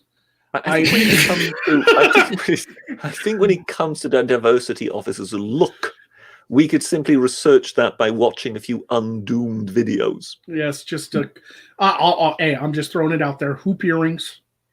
Yeah. Just throwing that one out there. Just nose ring. Yeah, pink hair possibly. Always has a latte in her hand. Very sort of skin tight, sort of latex kind of tight pants, but rather clashing with the fact that she's a larger lady. Yeah, can we? Yeah, she's got a front butt. Can we get? Can we do a scene where you know how like Captain Picard always goes up to the machine and he's like, "Tea, Earl Grey, hot." You know, I just want to be able to just walk up as the captain and be like, "Beer, Budweiser, cold." Of course. And it like materializes, and he's like, "Fuck, I love the future." Would he be as sophisticated to refer to it as a Budweiser? Wouldn't he just call it a Bud? No, Yeah, because he's a captain. Okay, there's some things, and we do say, look, contrary to popular belief, we do say Budweiser. We do. I mean, Bud is short for Bud Light, so you have to be specific if you want a regular Budweiser. Okay. Well, I am now wiser. Yes, because if you walk into a house that has all the buds, you got to be specific. Okay, and if you're like, "Hey, man, can I get a Bud?" They're going to give you a Bud Light because that's more popular. So Adam Wofford says it's called My Neighbor Hitler Monty Python. Do you know anything about that? That was Bridger? a Monty Python, My Neighbor Hitler. Yeah, that was. Yes, that's a Monty Python sort of sketch, wasn't it? Where the Hitler and Goebbels and Goering aren't they? They moved into a neighborhood. Sort of, I don't remember this. I think they're in some sort of bed and breakfast or something like that, aren't they? Yeah, but it wasn't a full show. That's where I got. No, it wasn't a show. It was a sketch within. Okay. Yeah. All right. So All Out of Bubblegum says, do you all remember the Monty Python skit, The Most Deadliest Joke? Oh, yes, of course. Where it was translated for World War II German and used as a weapon of mass destruction. Now, that's funny. Yeah, it's one of the most classic skits, honestly. I love it when the Germans then try to develop their own deadly joke, and it gets read out, and the Brits just look at each other in the trenches as in, what on earth was that supposed to be? Yeah. They had to like translate it one word at a time, and each person got a different word, because if you read it all together, if you even read part of it, you'd end up in a coma. Like, it wouldn't kill you, but you'd have some horrible thing. It was just beautiful. It was a beautiful satire. Sketch. Yeah. Yes. And it's even funnier these days because people actually believe words are violence. And head of BBC comedy today, not today, but these days, head of of BBC comedy said some time ago he wouldn't hire Monty Python today because they're too middle class, too white, and too male. Yeah. Yeah. Well, fuck that guy. Obviously, who the fuck hired him? Precisely. Yes, BBC. That's what we all would like to know. Yes. So if you're wondering why the British created such unbelievable comedy throughout the 60s, 70s, 80s, 90s, and nothing of note since, well, there you have your answer. Yep, there's the answer. And we are 13 minutes over when I had to leave. So, well, you started getting carried away with the USS Melon Farmer. Right. Well, my show doesn't start till 8 tonight, so so I don't get started. But I gotta get prepped. I've got a few animations to finish before 7 rolls around, and that's when I actually set up for the show. So I just I gave myself a little time, so it's not like I'm like, oh my god, I'm running late. But I should get going, guys. It's been fun. I'll let you guys finish it out and say goodbye and everything. I'm gonna go do side quest in a couple hours. So. All right, man. Thanks for stopping by. Yeah, it was fun. Thanks for But having you me. see, And Undoomed, obviously we won the debate because he's running away. yes, Yes. I'm warp speeding away to get the fuck away from you, goddamn assholes. Can we have an episode? Last thing before we go, can we have an episode where the ship is hired to take moonshine across space? The moonshining episode would be great, I think. And it then has to be pursued by a law enforcement vessel, which is the Buford T. Justice. Yeah, I don't know if I could do that though, because who could beat Jackie Gleason? Like he did, it was just so perfect of a role. But yeah, I love the idea. If I could do, I know there's probably something similar out there. We had the one of our fans posted something about there is something similar to that out there. Well, there is an animated series like that. What was that called? With Captain Chode. Oh God, I remember that. Yeah, what was that called? I can't remember, but I remember he was like a little purple monster. Yeah, it was animated, and it was pretty. It was pretty raunchy too, if I remember right, because he had like a big tittied fucking android sex robot. It was totally not politically correct. Yeah, but it didn't run for long. I remember that. I remember it was like one season, and it was gone. They did two, I think. Oh, was Well, it you two? see, if the rednecks in space is already too much trodden ground, there would always be the possibility of doing the EU in space, whereby you would have. But that's the Federation in New Trek. Yeah. Anyway, I'm gonna go, guys. Thanks everybody for watching. I appreciate it. And if you guys feel like it, drop by SideQuest at 8 p.m. Central tonight on the Magog and Marskar live streams channel. If not, we'll see you next time on the Undoomed's multiple channels, and see you guys later. All right, Take man. care. Thanks a lot. And like you can see his name there. Just go search that in the YouTube search field, and you can find his channel. So go and check out that. All right, man. All right, man. Peace out. Later, guys. Take care. Yeah, I put in the side chat. I put an article I found. It's a CNN article, so it must be true. Yeah. About apparently it's not just one building. There's quite a few buildings in Hong Kong that have holes in them, and that is because they need to allow the dragons to see the sea. So the dragons that live in the hills must still have a unimpeded view of the sea. So they quite literally build tower blocks with holes in them. That's crazy. That's so crazy. You can imagine how much real estate gets lost by having those holes. Yeah, I mean that's crazy. Jesus Christ! I just got to do the super chat here. For Alt Fit. He says the Amazon is being chopped down to grow soy in order to facilitate the menstrual whining of leftist vegan men as they condescendingly proclaim they are the most wonderful people on the planet. Well, that is pretty funny. I gotta admit that.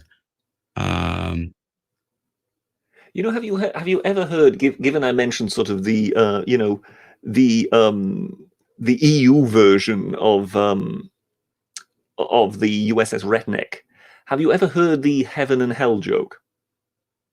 Because that's a beautiful, obviously stereotypical condensation of the various problems with Europeans, but it is pretty much on the money for anybody who's ever really encountered them. Building up the expectation. Heaven is where the police are British. Okay.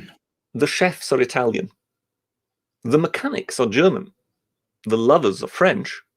And everything is organized by the Swiss. Hell is where the police are German. The chefs are British. The mechanics are French. The lovers are Swiss.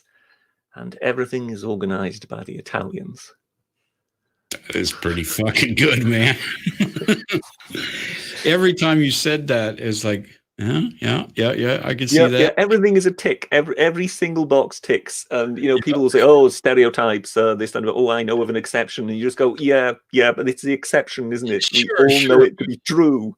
It's a fucking joke. So, but it's funny because we can all see it. Like, all right, yep, we don't really want British food, and you're British, so you know Yeah, and you know the police what being is German, what. it just sends a bit of a chill down your spine, doesn't it? Well, I did the first time you said that, like British police, Jesus Christ, they're kicking in doors and telling people to check their opinions. I'm not sure that's such a good idea. You know what I mean? Well, yes, but there's just been this attack in Germany, hasn't there, where some guy who clearly seems to have been deranged shot 8 people at 2 bars, then killed his own mother and shot himself. Well, I heard Um, something very quickly about that. I yes, yeah, no and idea. he clearly seems to have had racist ideas about the whole thing. But Right. given his rambling manifesto, which included that he had predicted the success of a certain football manager and whatever, you kind of realize this guy was he was off the reservation. Right. Um, and I've completely lost my train of thought. Well, we Oh started. yes, yes. When that was then reported on German television, Mhm. immediately people were coming out of the woodwork saying, "Oh yes, yes. What we need to do, what we clearly need to do here, we need to pass new laws. We need to clamp down on hate speech. We need to police it a lot harder in order to extinguish this." And you just go, "Yep, yep. This sounds German enough for you." Mhm. And you know full well that in Angela Merkel's Germany, that idea will immediately be embraced. Of course. So I still say I know when you think of British police in recent times, you're thinking of the people who come to arrest Count Dankula. But generally, when it comes to the Bobby, you've generally still Well, got the feeling that this is kind of a you have form to of police you quite like. you have to understand that there's a difference between people coming to arrest Count Dankula and Gestapo. Obviously, that we understand that, but it's still chilling, as the judge said in that Oh yes, yeah. verdict. There's no doubt. Yes. What the British police are doing, but we've already been through that, so we don't need to go through that again because that was one of the first things we talked about in the stream. But yes, the joke, as it were, was awesome. Well, it's quite a well-known one, particularly due to the fact that it anybody who kind of knows the various nationalities knows that it's actually it's true. Right. I mean, just it's interesting though. I mean, um, just this is just like maybe what 60, 70 years ago, something. Countries used to have specialties, or as you would call it, specialities, right? Yeah, yeah. Now it's just send it to China. Yes, That's and also this is of course also something that is kind of being undermined with mass immigration and whatever. That is kind of the national mentalities, that the national stereotypes are actually quite true because they're quite distinctive as to well. I how the mean, various here's nations the thing. behave. Here's the thing. Stereotypes don't have to be bad. I Yes, mean, the stereotype about the Swiss, for instance, is that they were experts at making precision miniature devices like yes, clocks. they're very And good at organizing things. Yes, well, that too, but I guess that comes with a job. But when we think about Swiss, we think about Swiss cheese or fucking watches. Like those guys were experts at doing that, and they had kind of cornered the market at that point, um, around like whatever 70 years ago. That was their specialty. And even when I remember I saw a YouTube video about this just 2 days ago about some sort of portable thing. It's sort of like an archaeology channel for new things, or Yeah. That sounds stupid, but archaeology from 100 years ago, whatever you would call that. Like, no, it still would be archaeology, but you're effectively unearthing sort of industrial ruins or something like that. So we're not talking about Roman shit here. We're talking about stuff that was made like 70 years ago. And he's like, this is a portable little thing from that you could fold out, and it would actually play like a record. Like they had these records that were made out of, I don't remember what it was called. Shellac. But, yeah, exactly. And it was sold in America, but they went to the Swiss to have it made because those guys made watches, and this is a pretty small thing. It was a portable shellac. Is that what it's called? I think shellac were kind of the old records. I have never even seen that word. I think were made of shellac. Yeah, I've never even seen that word in writing, so I don't know how to pronounce it. But so they went to the Swiss because they made watches. So we can do this. Oh, they made it. They had I remember the Tornado fighter. I heard this once about it, that you know how the F-14 in the American Navy has swing wings, so it can kind of be much more perpendicular towards the direction of travel when it needs to fly slowly and land on the aircraft carrier. But if it really wants to go supersonic or whatever, it takes its wings in. Well, the Tornado here in Europe, it's the same thing. And I think it was the Germans, the British, I don't think the French were involved, it might have been the Italians. It was a kind of a joint venture of several nations to build this thing. Right. So you would sort of think, okay, these are really advanced technological countries. But of course, in order to have the swing wings, you need to have cogs that can move the wings, but they also need to be able to sustain significant pressures. So it needs to be precision, and it really needs to be able to sustain stress. Right. Like, where did they go to buy the cogs? Switzerland. Oh, okay. I was going to say Germany though, because with the cars. That was really funny. That yes, apparently it was the Swiss that provided the cogs. So it was a multinational operation between these big nations. But in the end, isn't that funny though? Uninvolved was the nation that supplied them with the cogs. Yes. All right. Oh, sorry. We got a super chat from All Out of Bubblegum. He says, you need to have in this show that you are full of talking about where they go. Jesus Christ. Am I that bad at reading? I gotta move closer. You need to have in this show. Oh, okay. Now I get it. You need to have in this show that you're talking about where they all go on fucking hell. Jesus Christ, I've been up for too long now. Too long without yes. Anyway, we have to go to a planet where it's all furries, is what he's saying. You all need to go to a planet full of furries. Jesus Christ. I'm sorry. I'm starting to see double. What would the name be of said planet? Well, in Star Trek and all those shows, it always ends in like some sort of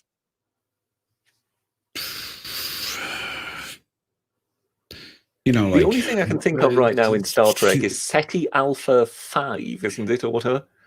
Or SETI Alpha 3. Yeah, exactly. That's from like Star Trek 2, I think. The Wrath of Khan. Yes, exactly. Yeah.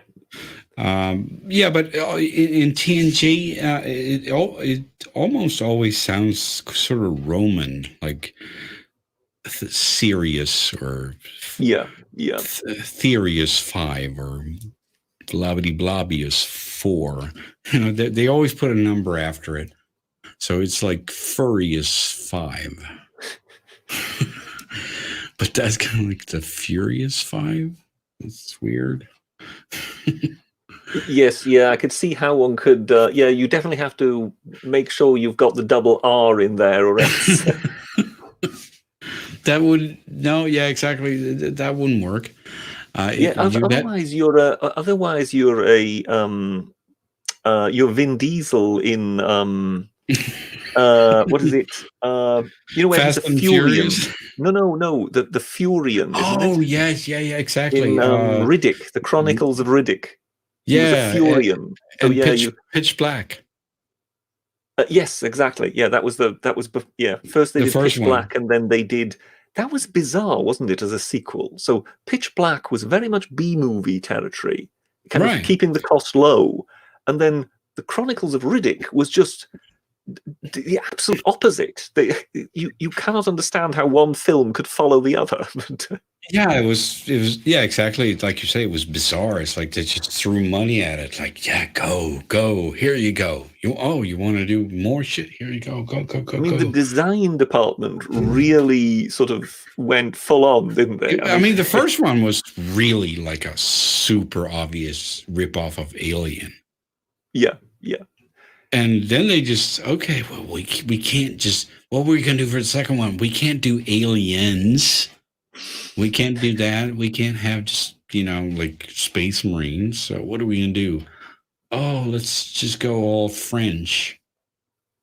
Because you remember back then they had what was that? The Children of the Lost and all those weird movies the French had some success with. Remember that? I sort of vaguely remember some stuff from back there. Then, yeah, they're sort of inspired, like the what was that called? Yeah, I can't remember now, but that there was a science fiction thingy where a guy wakes up in a room, he doesn't know where he is, and it turns out he's on a ship. No, this doesn't ring a bell with me. That one, no. Okay, but no, I just felt, so this. I think they did another Riddick after that. Dark City. That's what it was. Yeah, they did another Riddick after that, and then he's back on a planet on his own, having to survive. And that was much more in keeping in its nature with the first part. Yeah, that should have been number 2. Obviously. And you just look at the second one, and you just went, "Oh my, what happened there?" It was weird as fuck. I mean, the first one was just straight up, really simple Alien ripoff. But who doesn't love an Alien ripoff every now? Oh yeah, it was a good film. It was genuinely a good film. I have no problems with films that perhaps may be a bit lower budget or whatever. May not be entirely original, if you know what I mean, but they don't take themselves too seriously. That's the key to it. Right. You have to be able to tell the story with a bit of a twinkle in the eye. And if you can do that, then you can really pull it off. And that's why I felt that was good. That was a good one. Yeah, and he did literally have a twinkle in his eye. Yes, true enough, yes. But no, I really thought that was a good film. That was a really enjoyable one. You don't ascribe too much meaning or importance to it, but that's not the point of it. It's a popcorn flick. Yeah. But then the second one, where it was kind of Ben-Hur in space, wasn't it? I mean, there was so many weird concepts because I remember they had these huge spaceships that came down, and it had that guy. What's he called? Isn't that Carl Urban? I don't know, but I'm just trying to remember what his name, maybe it was Carl. Well, it was called the Riddick Chronicles, but I'm trying to remember if it was Carl Urban. I think it was. I wouldn't know who the actor was who played the. Do you know who Carl Urban is? No, that doesn't ring a bell. No. He's the guy who plays Scotty in Star Trek, the new one. Oh no, I wouldn't. Yeah.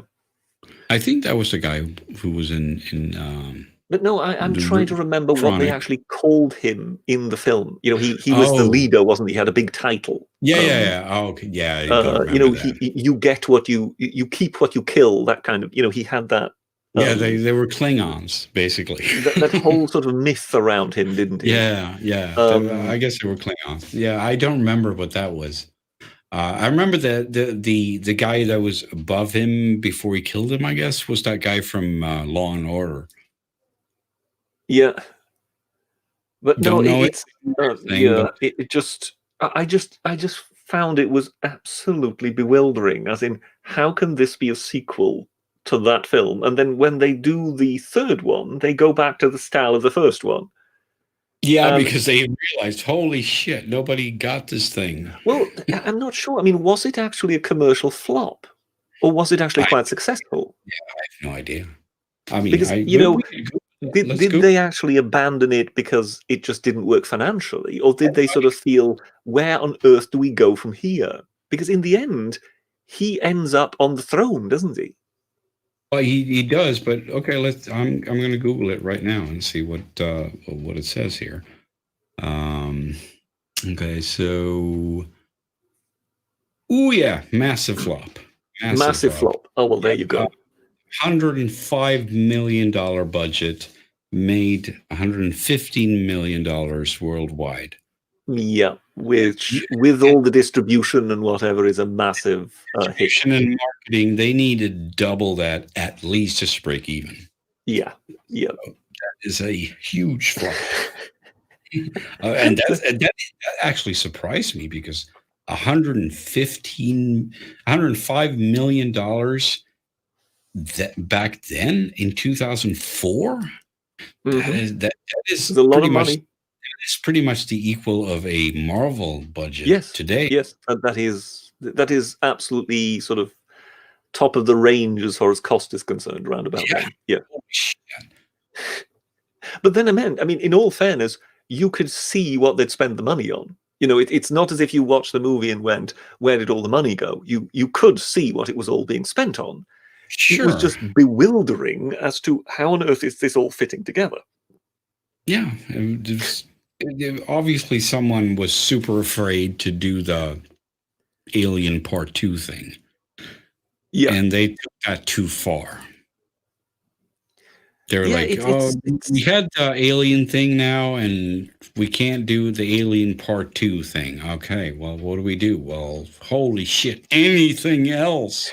It's like saying, okay, you know, earlier we mentioned Tremors, which was quite a good film. I quite enjoyed that one. Except I was never aware that there was the expression "mother humper" in it. But there you go. Well, you know, I've never heard that either. But that was PG-13 version, I guess. But yeah, it's the same as if you had Tremors, and then you decided, let's do Tremors 2. Oh, but it needs a religion that is involved, and let's do it sort of really, really high tech, not in the desert, not like before. We do it in the Amazonian jungle of a distant planet, and you just basically go as far removed from anything that was in the actual film that made it a hit. Yeah, I think they were kind of banking too hard on Vin Diesel at that point. Like, it doesn't matter what we do, just put Vin Diesel in there, it'll be fine. Yeah, I wonder whether this was kind of a bit like the Ghostbusters reboot, whether this was a very expensive attempt to create a franchise. You know, as in, if we really make something epic, rather than just, you know, maybe, a sequel to a cheap B movie. Okay, but in that case, I would applaud them for trying in that case, because the Chronicles of Riddick did have some originality, and it was it was all right. You know, I didn't hate it.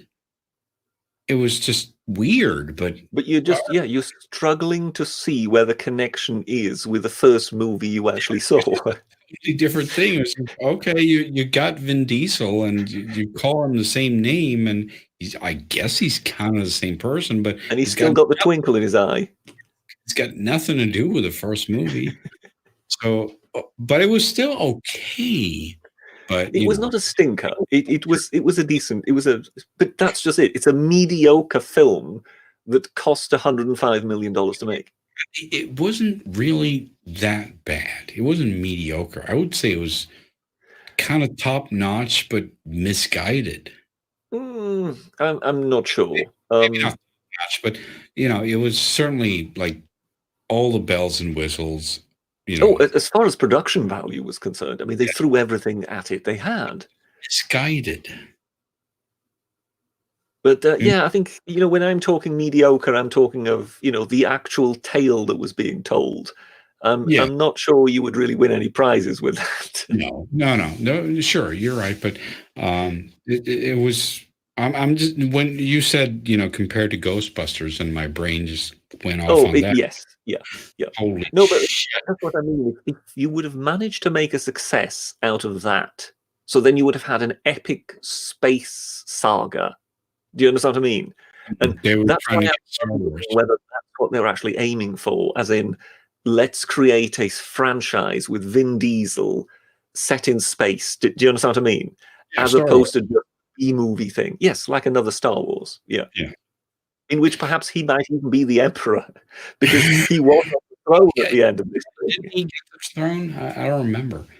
Oh yes, yeah, he kills the villain, and the saying goes, that basically who kills the villain, supplants him, and they all bow down to him, and one of them says, "You keep what you kill," and he is sitting on the throne. So they are literal Klingons. Well possible. I'll take your word for it. I keep saying this, but this happens all over and over again. Like, that's the Klingon thing. They were the first.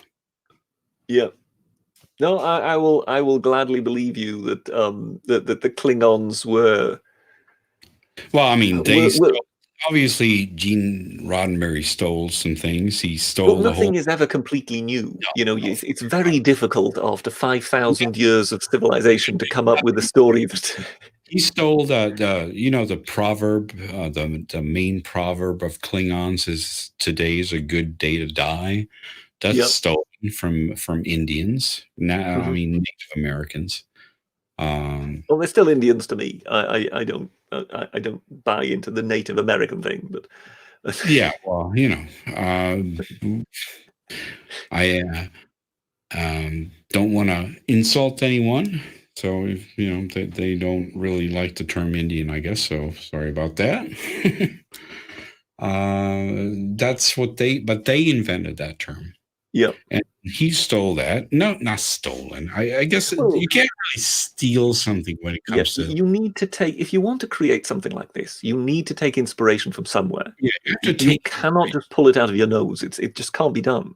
Yeah, exactly. It's like Star Wars. Like, do you think he kind of stole things? No. Well, he read The Hero with a Thousand Faces. He looked at Kurosawa, and he got Star Wars. Sure, there's a lot of similarity. I mean, with Star Trek, Roddenberry apparently was heavily influenced by the film Hornblower with Gregory Peck. Really? Yes. They were absolutely fascinated by Hornblower because it gave them an example of how to organize a ship's command, how it works. And if you remember, I used to read those books when I was a kid. You know the bosun's whistle that they blow when the captain comes aboard one of those sailing ships? You get the same thing in Star Trek. Yeah. It's full of stuff that they found in the Hornblower film, which was made not long before they then actually made the TV series. Really? So no, Hornblower was very, very influential in the creation of Star Trek, because they needed some sort of example as to how would a ship like that operate. And then they had a ship of sorts, albeit a wooden one, in the cinema at the time, and went, "Oh well, now hang on, this is the way to do it," and yeah. And I would never say that they ripped it off or anything, because no, they just basically took the example and then went with it and created something of their own. Of course. I just got to get this super chat in here from 2A, who says the first scene in the USS Cletus which he has named it, which I think is actually an awesome name.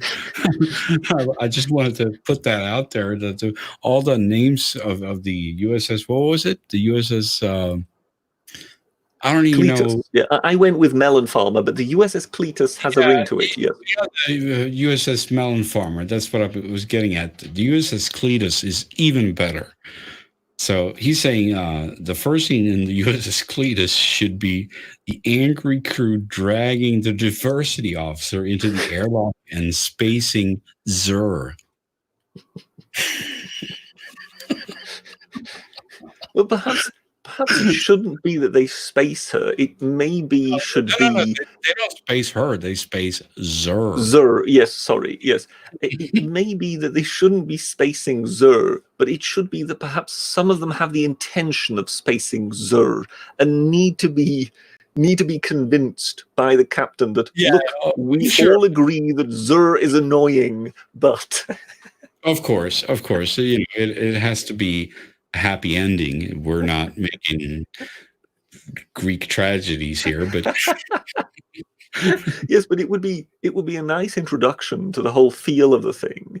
That that some of the crew have sufficiently had enough to want to space Zur at the outset of the series. Yes, that there would be a certain. It would introduce the audience to the way this thing is about to go. Yes. Exactly. People in the chat are wondering what Zur was, but obviously that's reference to all those weird pronouns. Shouldn't the diversity officer also have like a name tag?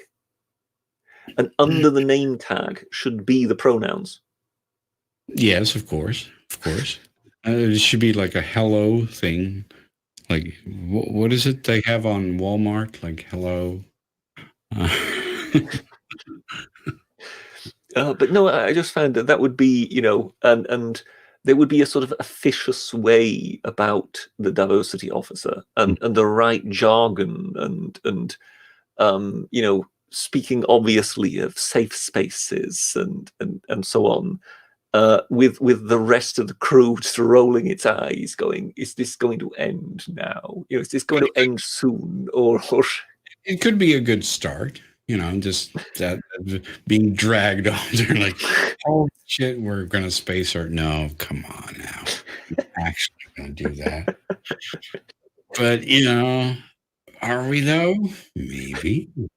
You don't know. You're gonna have to watch the episode. Who would the people be who would be seeking to space her? Zur, sorry. Who would be seeking to space Zur whilst the captain is still on the intercom going, "Come on, guys, enough's enough." Well, that's got to be a part of it, though. Like the captain's like, "That's never going to happen. It's fine. He's not going to even get involved." And meanwhile, they're shoving her in the airlock and trying to close the door. And like, Jesus Christ, let's get the fucking bitch in there and close the door. And he's like, "Oh no, they're just playing around. It's fine." Yeah, you could perhaps have a sort of concerned officer saying, "Shouldn't you intervene?" You know. No, they do. Something could seriously go wrong here. It's just Saturday night. Come on.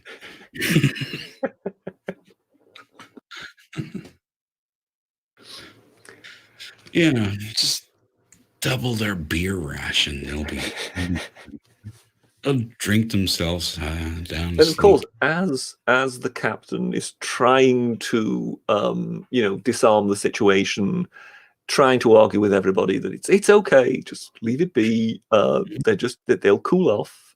Meanwhile, Gzur, whilst being shoved in the airlock, is making things worse by continuing to berate them that this is toxic masculinity and they should. Oh my God! Have you seen that series, Avenue 5? No, I can't say I've seen that. No. Oh my God! Obviously, you're British, so you know Hugh Laurie. Yes, I'm familiar with Hugh Laurie. Yes. Yes, he's the main star. It's a science fiction series. and it's comedy. How can you not watch this? Like, Jesus Christ. I'll have to look that up. That Hugh is, Laurie in comedy always sounds good. yeah, sorry, comedy in space, But and it's hard to imagine Hugh Laurie in science fiction, mind. it is. It Yeah, is. But that's bending my mind right now as I'm and he's got the weirdest part because he's the captain of the ship, and he's just hired as an actor to be the captain of the ship. okay. So everyone knows him as this sort of swashbuckling American captain. And then whenever he's in private, he speaks British English. He's like, no, I'm just a fucking actor. So then he's speaking British English. It's weird. Well, you see, for us Brits, it's quite difficult to get our heads round how you Americans see Hugh Laurie, because I know. we knew him before he went to America and had the big hit with House.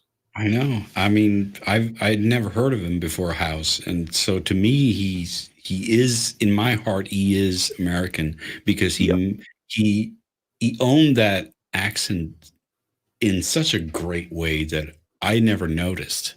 Yeah, and what was so peculiar, what was so really strange to us, was that when he played House, I think he was voted most attractive male on television several years in a row, and the Brits were all going, "Hang on, is this the same Hugh Laurie we're talking about, the one we know?" Because but I mean, I've seen old shit after. I've looked up some old shit. He was always some annoying dipshit. He was always a twit. He was always the complete twit. And here he's like a lovable asshole. Everyone loves these snarky fucking asshole. You see, that's why I think he went to America, because he felt he had more in him, and he knew he was typecast forever in Britain. Mm-hmm. And in America, where you people didn't yet know him as the kind of the twit, you were willing to embrace him in a completely different role. And to us, it came quite a shock to kind of see him in House, as in, hang on a moment, he's speaking American. Yeah, I mean, I'm sure it comes to no shock to you guys, to you and to you who are listening, that House is my absolute favorite series of all times, including Star Trek and all that shit. House is my favorite series. Well, he is quite known for his kind of snarky one-liners in House, isn't he? Yeah, I mean that just blows everything else out of the water. Talking of Hugh Laurie, have you seen his Jeeves and Wooster with Stephen Fry? I've not seen everything. I think I've seen bits and pieces, basically. Well, in that, I think it was pretty much Hugh Laurie and Stephen Fry. They were both at Cambridge together, I believe. So they're both very smart folks, and Stephen Fry in particular has a sort of lifelong love of the author P.G. Wodehouse. And P.G. Wodehouse wrote these stories, of which Jeeves and Wooster are by far and away his most famous ones. And funnily enough, I think he sold more in America than he did in Britain. And he specialized on these sort of humorous short stories about, silly Brits, really, silly upper class Brits. So Wooster obviously was cast as Hugh Laurie. And Stephen Fry is this kind of calmly superior valet. Most people would think he's the butler, but he's the title is a valet, but it's pretty much of a muchness, if you know what I mean. Is that? Oh, sorry. No, it's a little work of art. They really managed to take the essence of the P.G. Wodehouse writings and distill it into a sort of television series, and it's, as I say, Hugh Laurie plays the twit again, but you have to grant him he plays a much more sophisticated twit than in some of the sort of earlier outings, if you know what I mean. Right. And particularly the language. P.G. Wodehouse, I believe, is seen as one of the leading proponents of modern English, because his quality of language was so outstanding, even though he only used it on this sort of flippant frippery of these little humorous short stories, if you know what I mean. It's staggering, his use of language and how he manages to get this across. And of course, therefore, Jeeves always sounds like a human dictionary. He's always pitch perfect. Everything is always precise. Well, I mean, isn't that interesting though? Because that has to be obviously what that search engine was named after. Yeah, Ask Jeeves clearly comes after is named after Jeeves. Yeah, PG. yes. I don't even know if that search engine exists anymore, but that used to be a thing, like 5 years ago. Yeah, or some years ago it was around. I don't know. I also don't know whether it's still around or not. No, but there used to be a thing called Ask Jeeves. But it's just if you watch that series, that is one of my favorite ever. It's just perfection. So in that regard, both of us have a soft spot for Hugh Laurie. Right, but I think you probably hit your head on a nail there. He probably got tired of doing that twit thing, as you say. Yes, I think he thought that it was kind of limiting him to a large degree. Yes, I think probably he did. That seems extremely logical and understandable to me, because as we have seen, he's like an excellent actor. Yes, and he was in Jeeves and Wooster. He also gets to play piano, because I don't know. I mean, you being a fan, you may know that he's got his own little blues band. Oh yeah, I know. He's a very good piano player. Yes. Yes. In Jeeves and Wooster, he once in a while will play little ditties on the piano, of things that were sort of songs that were fashionable in the 1920s, and he'll sing along to them. Right, and you can see that, yeah, he's not miming. This isn't he actually can play this stuff. Right, I remember that from House, because he's got a piano in his house. House has a house, and in that house he has a piano. And when he's depressed, he always gets his whiskey and he sits down by the piano and he plays something. And you, like you say, you can see he's actually playing it.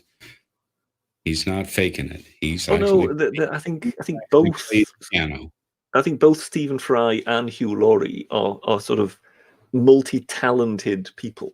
Yes. And that has shown throughout their careers that they are able to. What was it? Was it Emma Watson? She won an Oscar for her script Sense and Sensibility. And when they were actually still, sort of trying to get this thing into production, her computer broke. The computer on which she had the script. Mm-hmm. And she later said, well, I was about to lose the whole thing. I didn't have a copy. I didn't know what to do. So I called the smartest person I knew, which was Stephen Fry. Mm-hmm. And he saved my script for me. And that was the script that got her an Oscar. Yes. Kudos. So no, that both of them kind of radiate brains. Yes. And both of them seem to just, I think it's the reason they radiated is because they've actually got it. Yes. Why hasn't Fry tried to do something like that though? I think he's been in sort of various films. I think he found his niche doing that TV series called QI, which was quite interesting. In which for years he would be this kind of quizmaster extraordinaire who would talk about, he would ask the panel questions and they were supposed to answer it. And of course, it was always clear who knew the answer. It was actually Stephen Fry. So he's like doing like a Jeopardy thing. Well, it wasn't a real quiz. It was kind of, celebrities who were asked as guests to come on. and just sort of play along and try and work out, what the thing was behind the questions. Right, But the whole thing rested on the fact. It's a game show. Yeah, it's a game sort of sorts. The whole thing rested on the fact that everybody knew that Stephen Fry was the brain of Britain. Yes. Here's the thing. I've heard a lot about him being suicidal. So whatever he's doing to not kill himself is fine with me. Yes, he's bipolar, so he can have very sort of very joyous highs, and then the next moment he can be in the depths of depression. Right. So he did do a theatre play in which he absconded. Because he was just. I remember. I heard like he was reported as a missing person and shit. Yes, he one moment he was supposed to be doing a theatre play with Rick Mayall, and the next thing no one knew where he was. Right. So yes, he's had a sort of tumultuous life, right. But undoubtedly he's come out on top. I mean, both Hugh Laurie and Stephen Fry have got very high reputations. Right. But yes, Jeeves and Wooster is definitely something I can advise. I can recommend because it's joyously silly, but it's dealt with by two very, very clever people, and it's written by what you could more than likely call genius. Right. As I say, it's at the same. Like when you're saying that, I have to just recommend that thing again to you. You have to look at Avenue 5, man. Oh, I will definitely have to look that up. Him as a space captain, even though he's an actor, that does sound like something worth seeing. It's so absurd. I mean, it probably is written by a Brit because it's got Brit humor in it. Yeah. Even though it's a lot of Americans in there, and it's just the British like the surreal. Yes. Yeah, and it's like, who would come up with the thing? Here's the thing that they come up with in that series, like, the starship they're on is so huge that it sort of has its own gravity around it, right? Okay. Well, that's not funny in itself, but it becomes funny. Considering that it must have a lot of mass if it can generate, if it's got its own gravity. Yes. Yeah. It's not funny by itself, but then they start to run into problems because obviously everyone is an idiot on this ship because they're all actors, and there's like a sort of a skeleton crew in the bottom of the ship with sitting there in a shitty environment that they don't know what to do, but they're in charge of everything apparently. But on the top side, you have this huge lavish bridge and Hugh Laurie's in charge of everything. But anyway, so the ship is so large that it has a gravity field. And at one point, they have to eject a coffin with a dead person. And it doesn't go away. It just keeps circling the fucking ship. It keeps coming back. Yes. It's just circling the fucking ship. They fired it into orbit. It's fired into orbit around the ship, and nobody figured that. Nobody's like, well, obviously we have to have a lot of fucking momentum. We have to have a lot of delta V on this shit to get it away from the ship. No, nobody knows. Oh my god, it keeps coming back. It just keeps cracking me up, that series. No, with the Jeeves and Wooster, I've read some of the books, of the Jeeves and Wooster, P.G. Wodehouse books. Actually, I read some of the books because I love the TV series so much. Mm-hmm. And there is one description in it that perhaps gives you a flavor of just how the author used language. And they've managed to infuse some of that language into the TV series, which makes it something very special. And you have to understand that Wooster is of a sort of well-to-do aristocratic family. But so he's a young man, but he's not married. And of course, they're always trying to find a woman for him to marry. Right. And of course, no matter who they find, it's always some absolutely horrible person. And it's always Jeeves who then has to try and extricate him from that. And one of these horrible women that they try to marry him off to is Honoria Glossop. And the name already has a certain flair to it. But P.G. Wodehouse describes her laugh. He describes her as having a laugh that sounds much like a cavalry squadron charging over a tin bridge. And it's that sort of art that P.G. Wodehouse was beautiful at finding things which sound dreadfully silly, but they paint a picture in your mind. And in that regard, yes, I just love it. And he was an extraordinarily successful author in his day. It's strange that now he's almost been forgotten. So I think it was about 1990, they made this TV series, and they kind of created this sort of perfectly shaped little gem. And it in one way it oozes Wodehouse because it's based on his stories and many of the expressions he uses and whatever. But at the next moment, yes, it's got Hugh Laurie and Stephen Fry just creating perfection. Do you think silly? Do you think this thing would work today, or is that like completely off the table?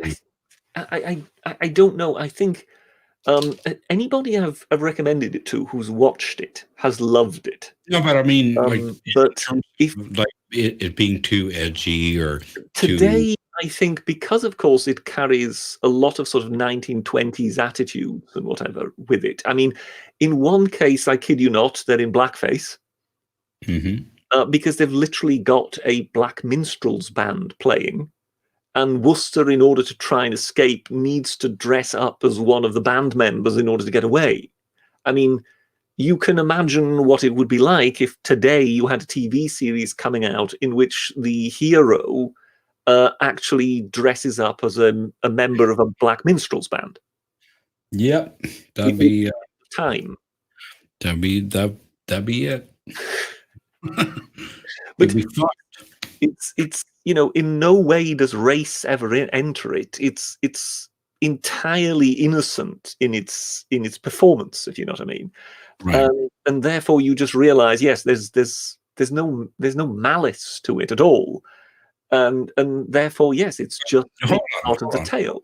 Hold on. That's an interesting point. If there's no malice, how can it be bad?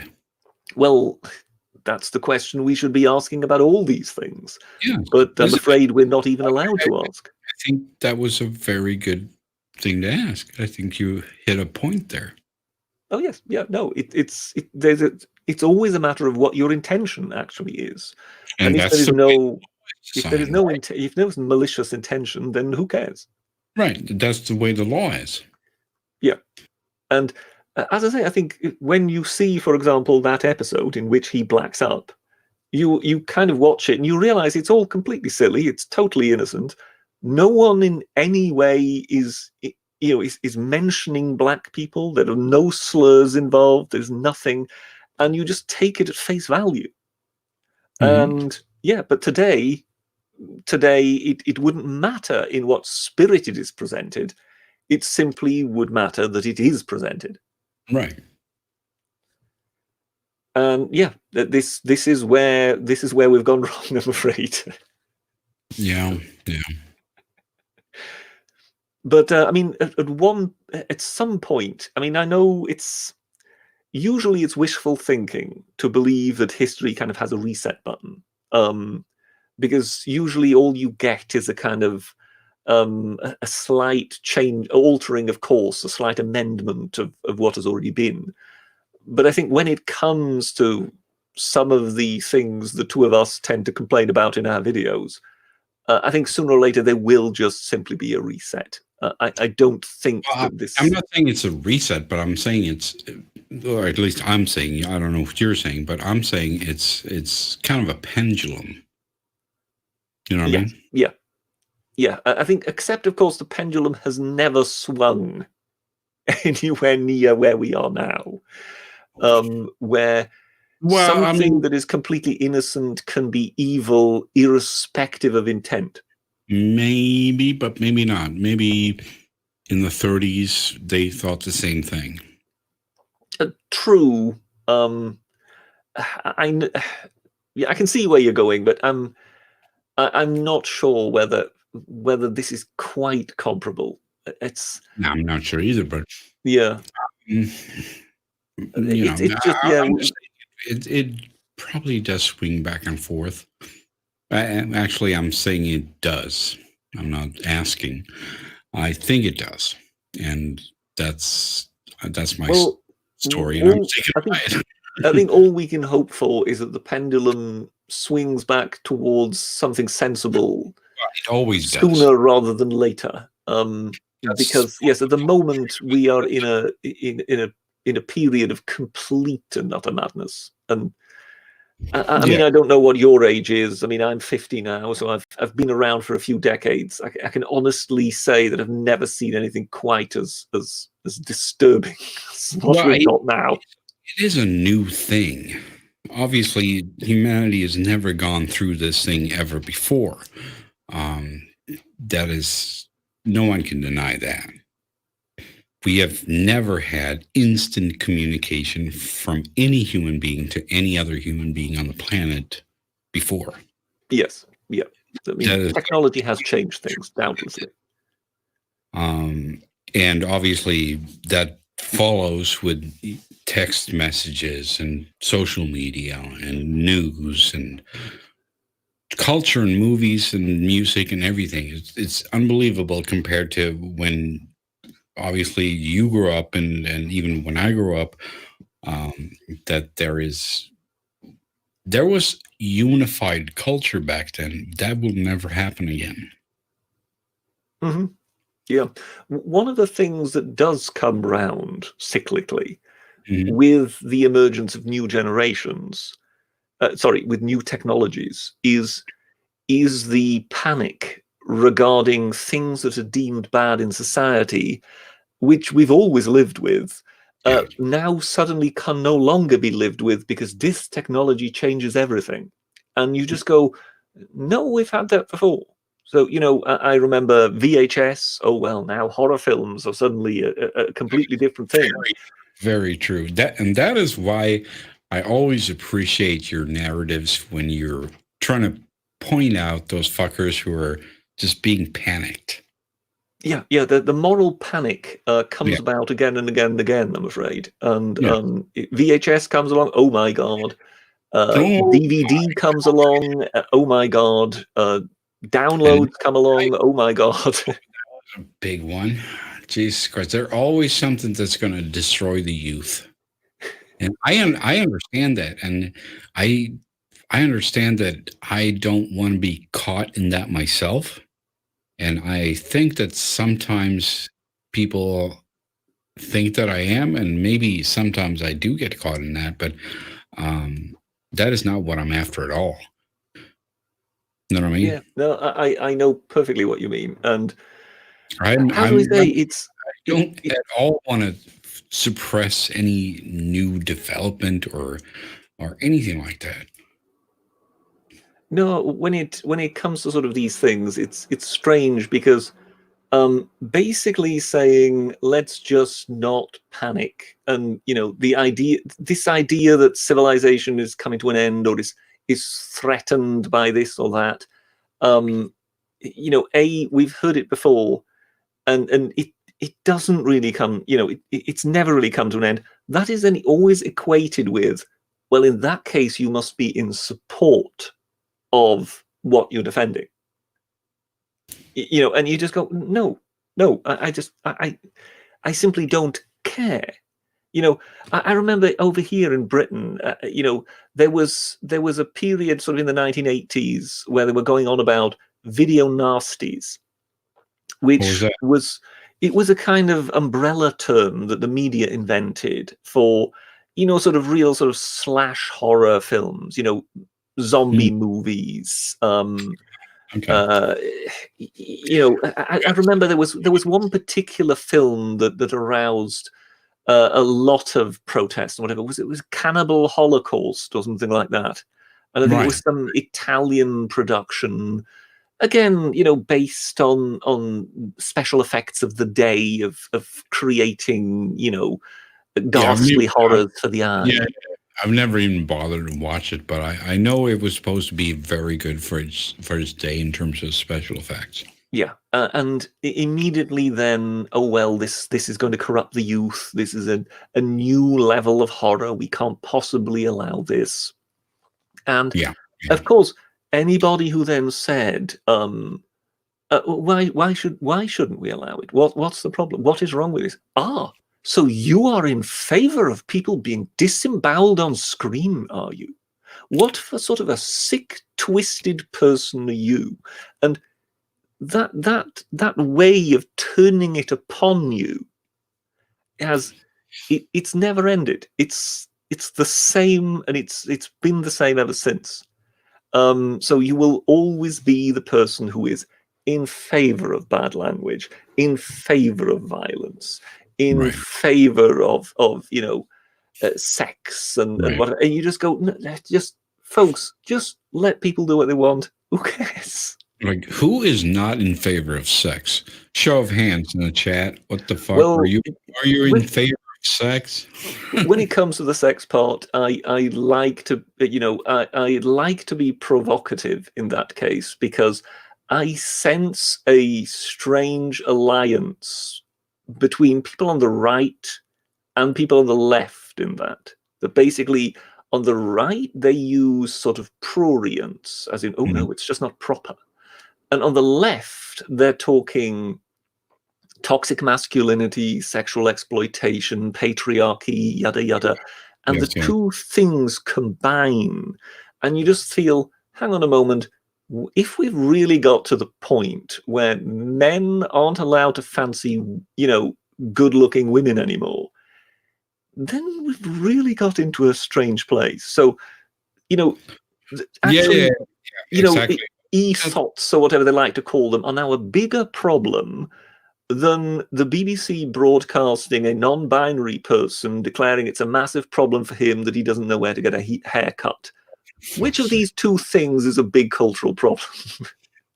What was that thing? I don't in any way like that fucker Bloomberg, but what was it he did that was like, okay, whatever, who the fuck cares? Oh, hadn't he called some women horse-faced fat lesbians or something like that?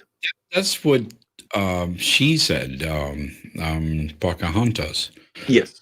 But, I've never heard that from anyone else, but maybe she's being truthful. I'm not saying she's lying, but but you wouldn't rule out the possibility. No, I don't really care, because that's not what I was interested in. That was like, okay, whatever. If you're gonna insult someone, obviously you're gonna use the term that will hit home, right?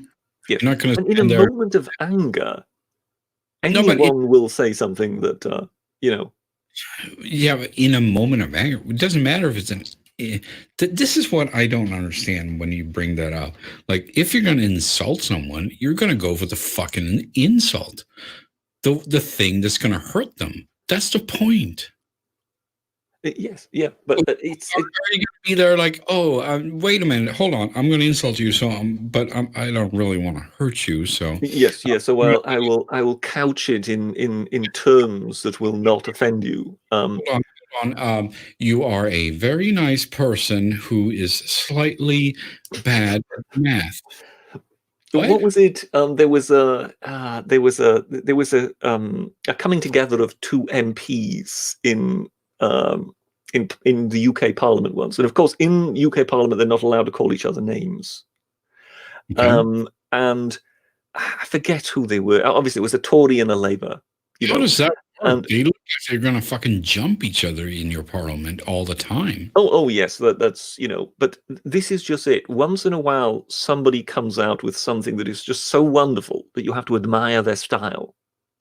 And so basically, one guy gets up and criticizes the other one, and the other one gets up and says, being criticized by the right honourable gentleman opposite feels a little like being savaged by a dead sheep.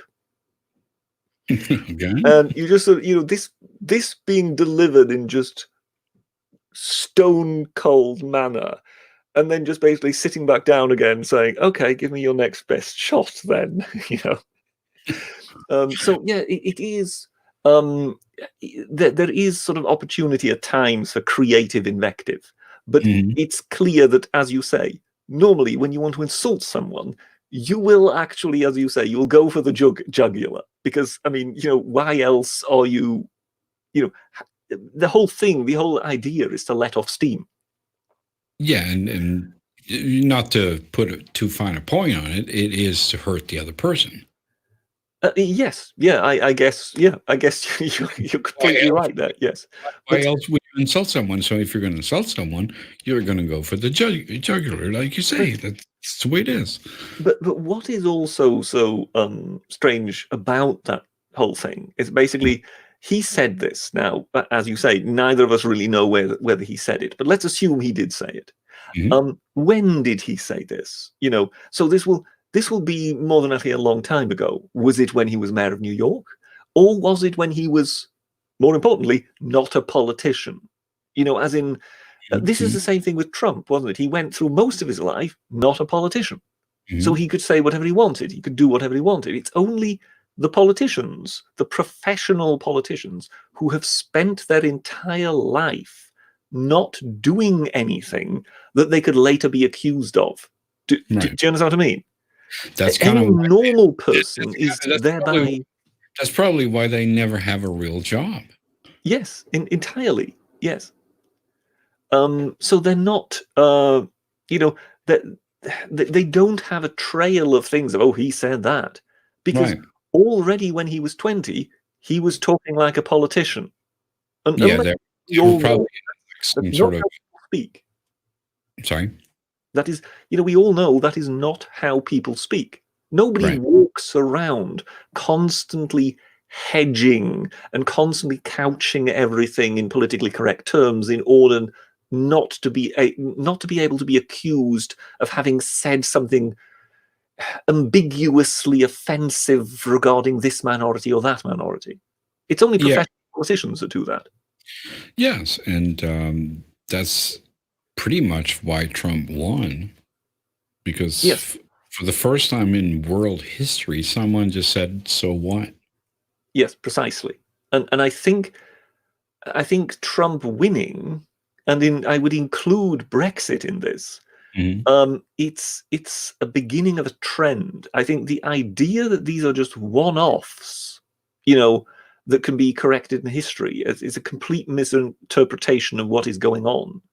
That this is effectively a cultural turn, as you would say, the backswing of the pendulum. That basically Mhm. it's reached its apex, so to speak, and is now coming down, or at least maybe it's slowing down in its ascent. Who knows? But you Right. can sense that something is turning. People are just sick and tired of it.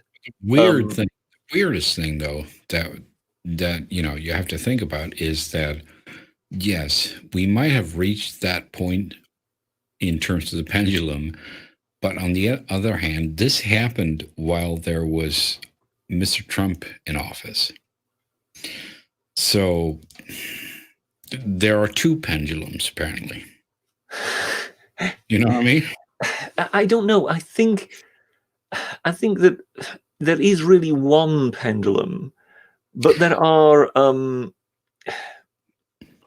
Everybody is trying to be with what they think is the spirit of the day, and I think in some cases, some of those pendulums that seem to try and follow the real pendulum are just completely out of sync. And therefore, we are still getting results that are pointing in the opposite direction because people still haven't understood which way things are going. There was a very interesting interview I saw with, I forget what his name was. He was some sort of political analyst. He was some academic. He was Mhm. being interviewed on the channel called Trigonometry, Mhm. and he spoke of how he, constantly doing surveys with people and interviewing folks, begun a long time ago to realize that something was turning. And given his job, he is constantly giving presentations to the various major parties here in Britain, trying to explain to them, as in, look, this is sort of the popular field. This is where the people are, or this is where we think things are turning. These are these trends. Right. And he was talking to the Labour Party when it still had its former leader. So not this leader, not Jeremy Corbyn, but Ed Miliband. So this is a few years back. So this is the guy who lost 3 elections ago. Right, but he still didn't lose this much. No, he still didn't lose this much. No, he managed to lose Scotland for Labour, but he didn't lose this much. Yeah. And this analyst sort of said, well, I gave a presentation to them, and there was several of them there, and I gave the presentation trying to explain to them how there was some movement within what they thought was their core constituency, their actual supporter base, and that if they weren't careful, they would lose that base, and that would mean they faced an existential problem. And he finished his presentation, which apparently he gave with some other academic, and there was complete silence in the room. Nobody asked any questions, and one of the others just stood up and said, "Oh yeah, thank you very much for coming. Goodbye." And he realized that it made no impact whatsoever. And then he gave the same presentation to the Tories, and there was only one guy who turned up to take the presentation, but he was a chief advisor to the government. And when he had finished, this guy wanted all the stats. He went through all the details. Why do you know this? How do you know this? Have you asked this group? What do you... And he realized these people are more switched on to these changes than the other side is.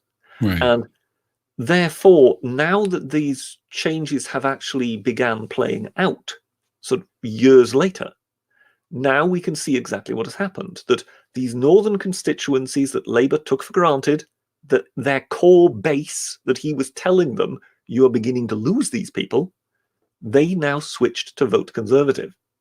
Right. And it came as a hammer blow to the Labour Party. They simply, they still can't believe it now. And I wouldn't be surprised if something similar might be brewing in America. Well, I mean, kind of already had. Well, I know to a certain extent that, with some of the Rust Belt voting for Trump and whatever, that got him in.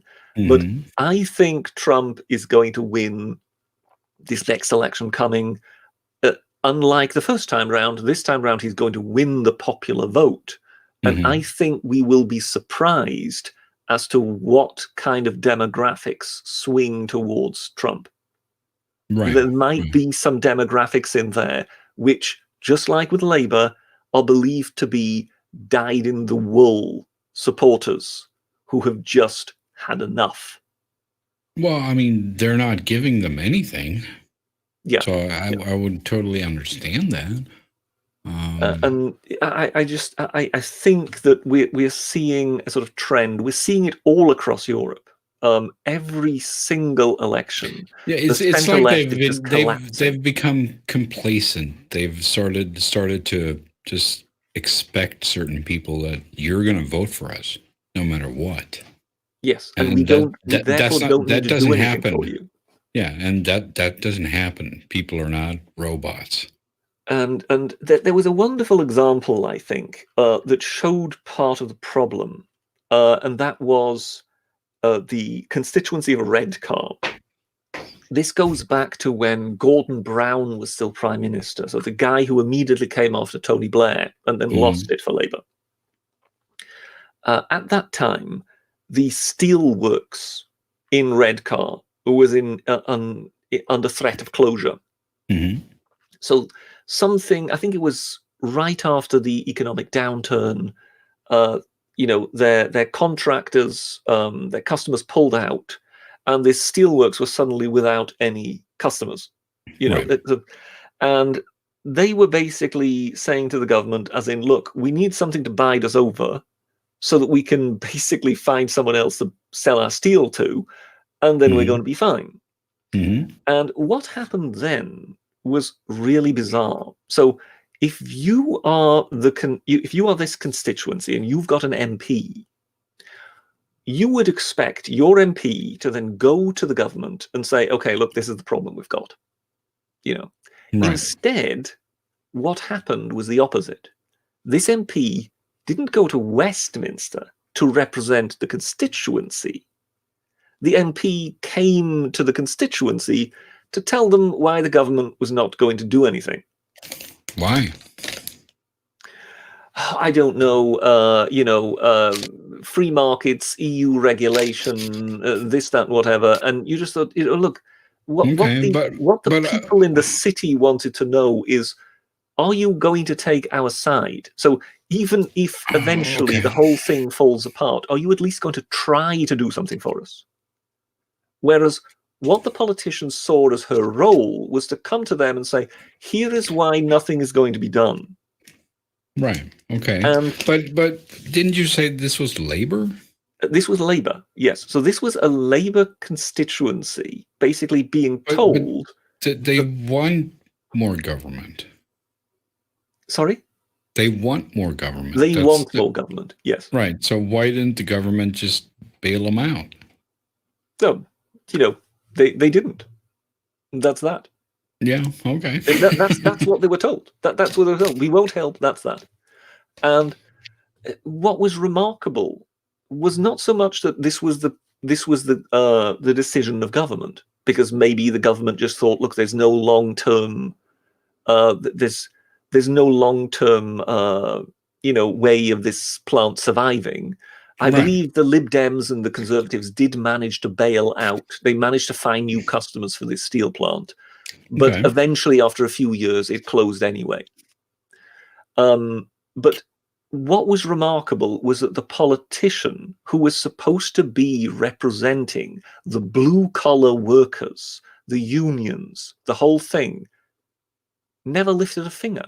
She saw her responsibility as telling them why nothing was going to be done, as opposed to actually representing them. Do you understand what I mean? So that's why it wasn't that they felt, well, everything has gone, everything has gone down the Swanee. It was these people didn't even want to put up a fight for us. They never tried. They were just PR reps. We're here to tell you this is the way it's going to be. Shut the fuck up. Go away. Precisely, and I think that made a significant impression. Right. Yes. Sorry, you're still there. My screen's just suddenly switched off, but I'm back again. No, I think that made a significant impression, particularly sort of on those working class, places with factories and whatever in them, that believed to be sort of traditional labor. That push come to shove, they're not going to do anything for you. And I was quite amazed, and they got rid of that MP. They voted her out like you've never seen before in the next election, and they went for the middle ground, which was the Lib Dems. So if you don't want to vote Tory because you see Tories as being the arch enemy, but you don't want to vote Labour, then you'll vote Lib Dem. Well, guess what? But that doesn't hold true now, does it? Well, yes. Guess what that constituency of Redcar has now done? They voted Tory. They voted outright Tory. So even though their steelwork has closed down, they credit the Conservatives of having tried to save the thing. Do you understand what I mean? Yeah. Whereas they see Labour as, you didn't do anything. You just went, oh, nothing can be done, shrug. By the way, vote for us. And that was almost a perfect illustration of where Labour has ended up. They are a middle class They're the middle class But operation. isn't that just the perfect thing? Isn't that just how it is?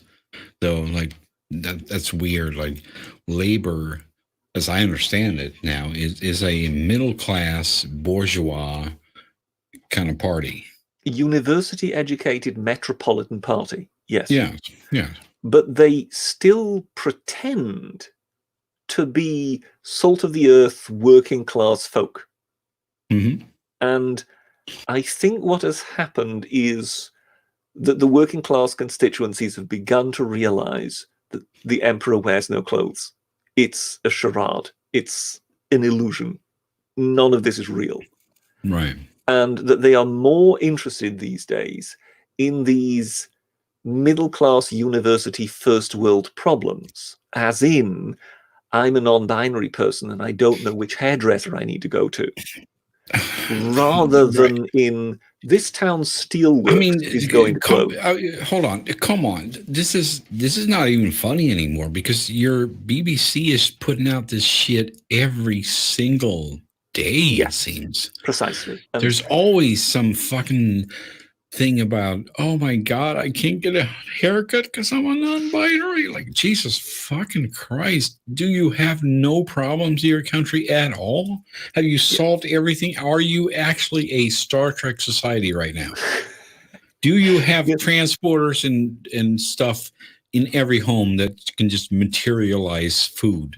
But as I say, Britain has got towns that are the equivalent of the Rust Belt in the United States of America. Mm-hmm. Now imagine you are beaming out to those towns that message, non-binary struggling to get haircut. Mm-hmm. How do you think that goes down? Nothing. It doesn't go down. It doesn't go down very well. And that's why now the Tories are openly talking about basically cutting the BBC off at the knees.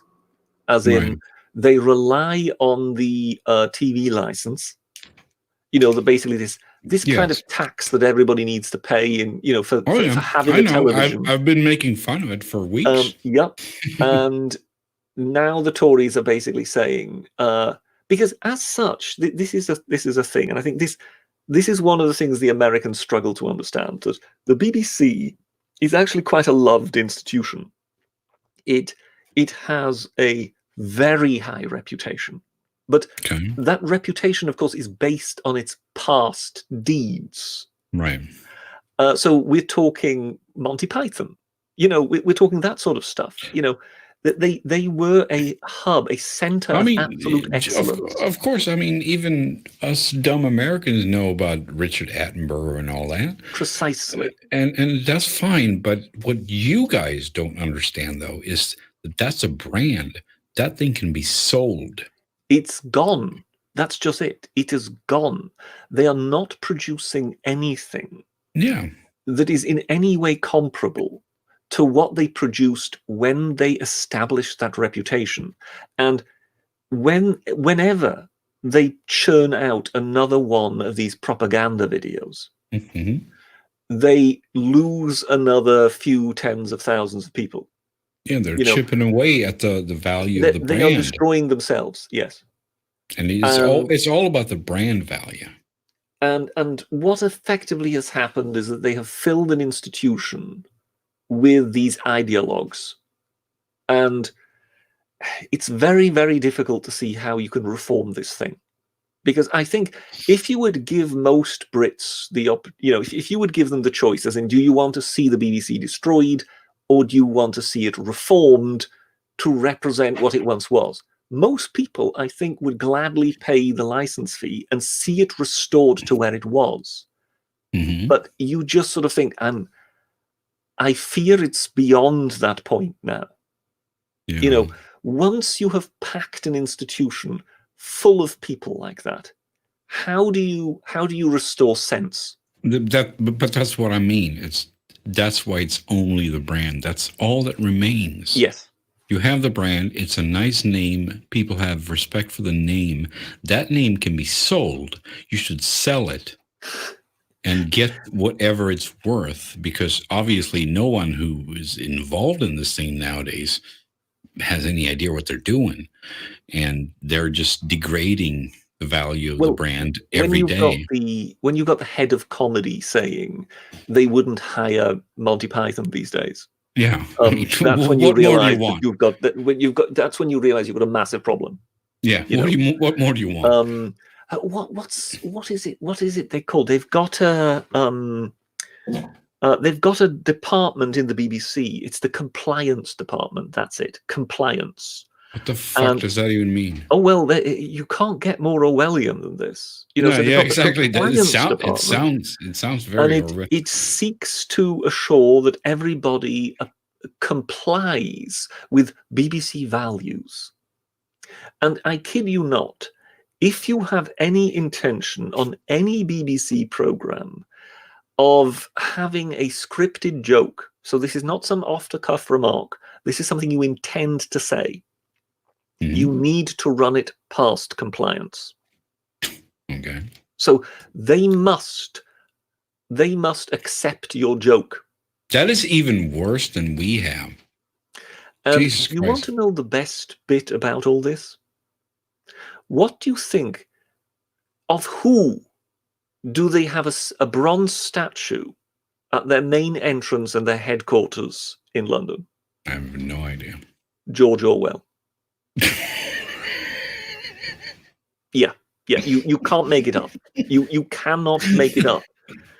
So so this is just it. One moment you pay lip service to, in a way, what George Orwell was warning about, and you accept that, this guy was a genius and whatever. And by the way, he worked for the BBC. He worked for the BBC for a while.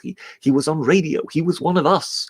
But then the next moment, you create a compliance department that must vet every joke, be it on radio or television. And then you wonder why they've not produced any comedy. When did that start?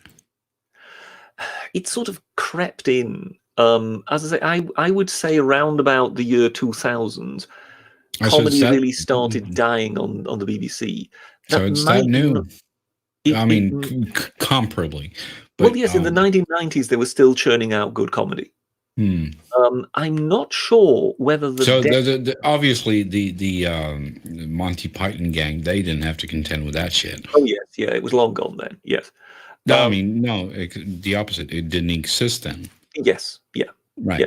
I meant, Monty Python was long gone by the time this kind of stuff happened. Now, at first, when comedy started in a way dying on television, I'm not even sure whether it was because of this sort of political interference. I think it may, in fact, have been that they made certain mistakes. They put their eggs in the wrong basket. Right. They went for a lot of sort of comedy panel shows because they thought. Can I just interject something here? Here's something I've never understood about British television. Like, you have like the canned laughter in the weirdest places. Do you know what I mean? Like you have that, like that. There's like a car show that's kind of famous, even outside of Britain, and there's a fucking laugh track on it. It's like, what the fuck are you doing? Are you fucking insane? If you have seen any of the recent Top Gears, that's probably what it's called. Strike it from your memory. You have to understand that Top Gear was created by Jeremy Clarkson and a producer. And Jeremy Clarkson is what you would call a more traditionalist right-wing person. And he started falling out with the BBC more and more and more. And it was precisely about things like that he made a joke and they objected to it. It's not politically correct. But I'm not even talking about it. I'm talking about the fact that there is a laugh track on a fucking car show. I wouldn't be surprised because... Have you ever seen Top Gear? I've not seen the new Top Gears. That's just it. No, I haven't seen the new one either. I've just seen it at some point, and I was like, What the fuck are you doing? There's a fucking canned laugh track on a car show. What is this shit? We're talking about cars. Times they may cut in because I don't understand. A lot of it was produced whereby they had how should we say that they were presenting it to a central audience. They were presenting it like that, and then they would go to their clip. So then more than likely they would keep the laughter from the audience that was watching the clip over the clip, if you know what I mean. That's the only thing I can imagine. Well, I mean, wherever that show has been shown and distributed, it has a laugh track. I love Cars. Cars is one of my personal hobbies. That I just love cars, so I look at car shows as much as I can. Not that I'm a gearhead or anything. I could not strip an engine or anything, but I love cars. And so I've seen this fucking show, and it's like it's crazy. It's bizarre. It's like, do you have a laugh track on your car show? It's like, I don't understand. It does not compute, and it's been this way for. I remember seeing it more than 10 years ago, and it still had a fucking laugh track. It more than likely was the original. I'm not sure. I'm guessing. I think that would more than likely be the original. Because I was speculating that it may be the new stuff. No. It's years and years and years of laugh track on a car show. I don't understand what you're doing.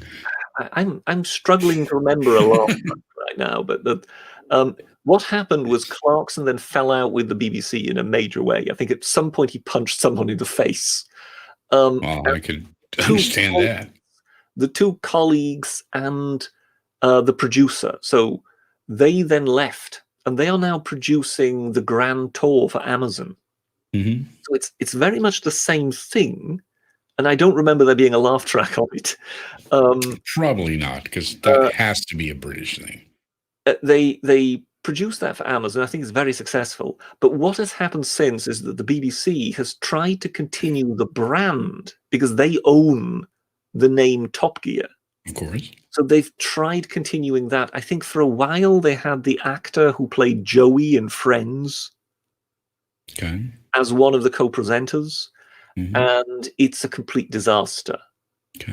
I kid you not, when they try to do the show, so as you say, it's all about cars. They tried to do a show. They hired a production team. They hired the presenters. Now, you can imagine, it's all terribly diverse. Of course. And then they suddenly realized, oh dear, we don't have anybody who knows anything about cars. No. They needed to go, because Top Gear was so successful under Clarkson, there was a they were obviously milking it for all it was worth. So there was a Top Gear magazine that was being published. There was obviously a spin-off from the TV series. Well, they went to hire some people from the Top Gear magazine crowd, so they actually would have some petrol heads to back up the whole thing. They realized, we've hired everybody to be wonderfully diverse. We haven't actually got anybody who can write on cars. Makes sense. Yeah, it just shows the flaws within the BBC laid bare perfectly. The Top Gear, of course, was one of their top earners for the BBC.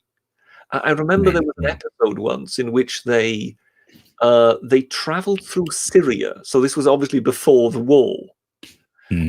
They got to some town in Syria and they were mobbed. They were mobbed because everybody recognized them. Imagine you're crossing the desert in cars in Syria. You get to some town and everybody knows who you are. That shows how successful that TV show was.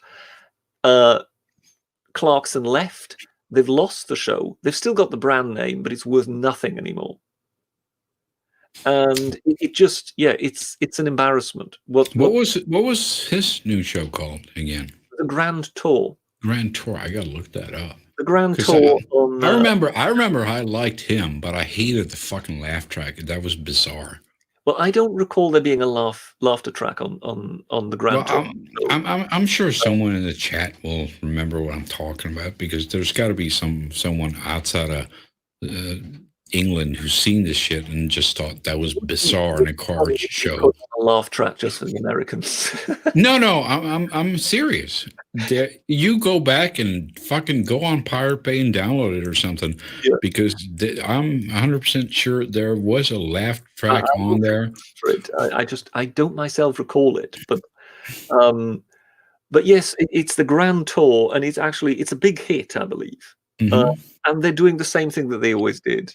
Come up with ridiculous things to do with cars. Mhm. I mean, I think some of the highlights they did when they were still working for the BBC was. Do you remember they drove to the North Pole? I don't know. I don't remember that specifically. I just remember they had a lot of fun, and the thing that was kind of interested me about it was that they always went 100% this way or 100% that way. Either it was like fucking Lamborghini, or it was like a Skoda. Yes. And it was like the doors were falling off and shit, or it was like the most super duper car ever. They didn't try like here's a Ford F-150. It was never a sort of middle of the range saloon car.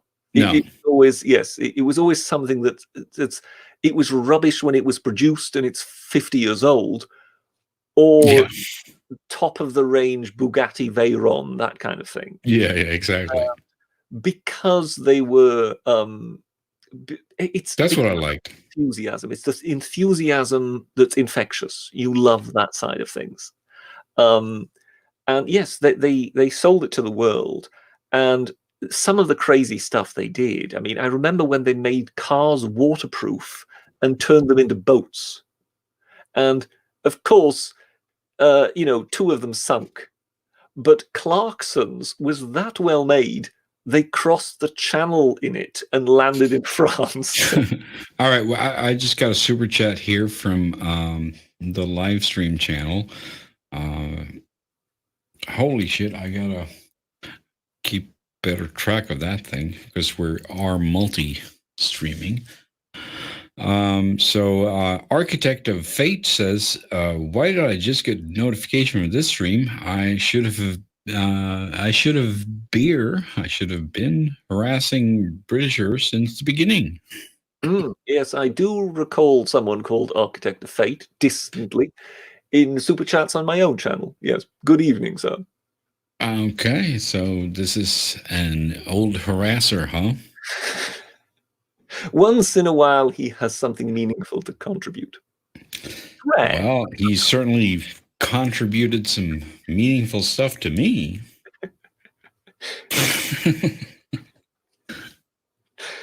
So there's that. Yeah, there is that. Yes. For that, I thank you.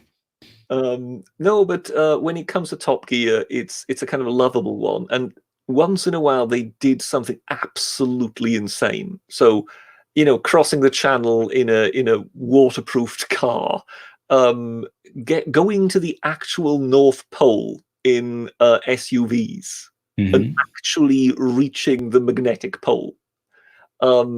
Stuff like that was pretty breathtaking. They went through, jungle and all sorts of stuff. They've been doing stuff with Grand Tour and pushing it just to the point where you just go, this is not believable. It's unbelievable that you can do this with cars.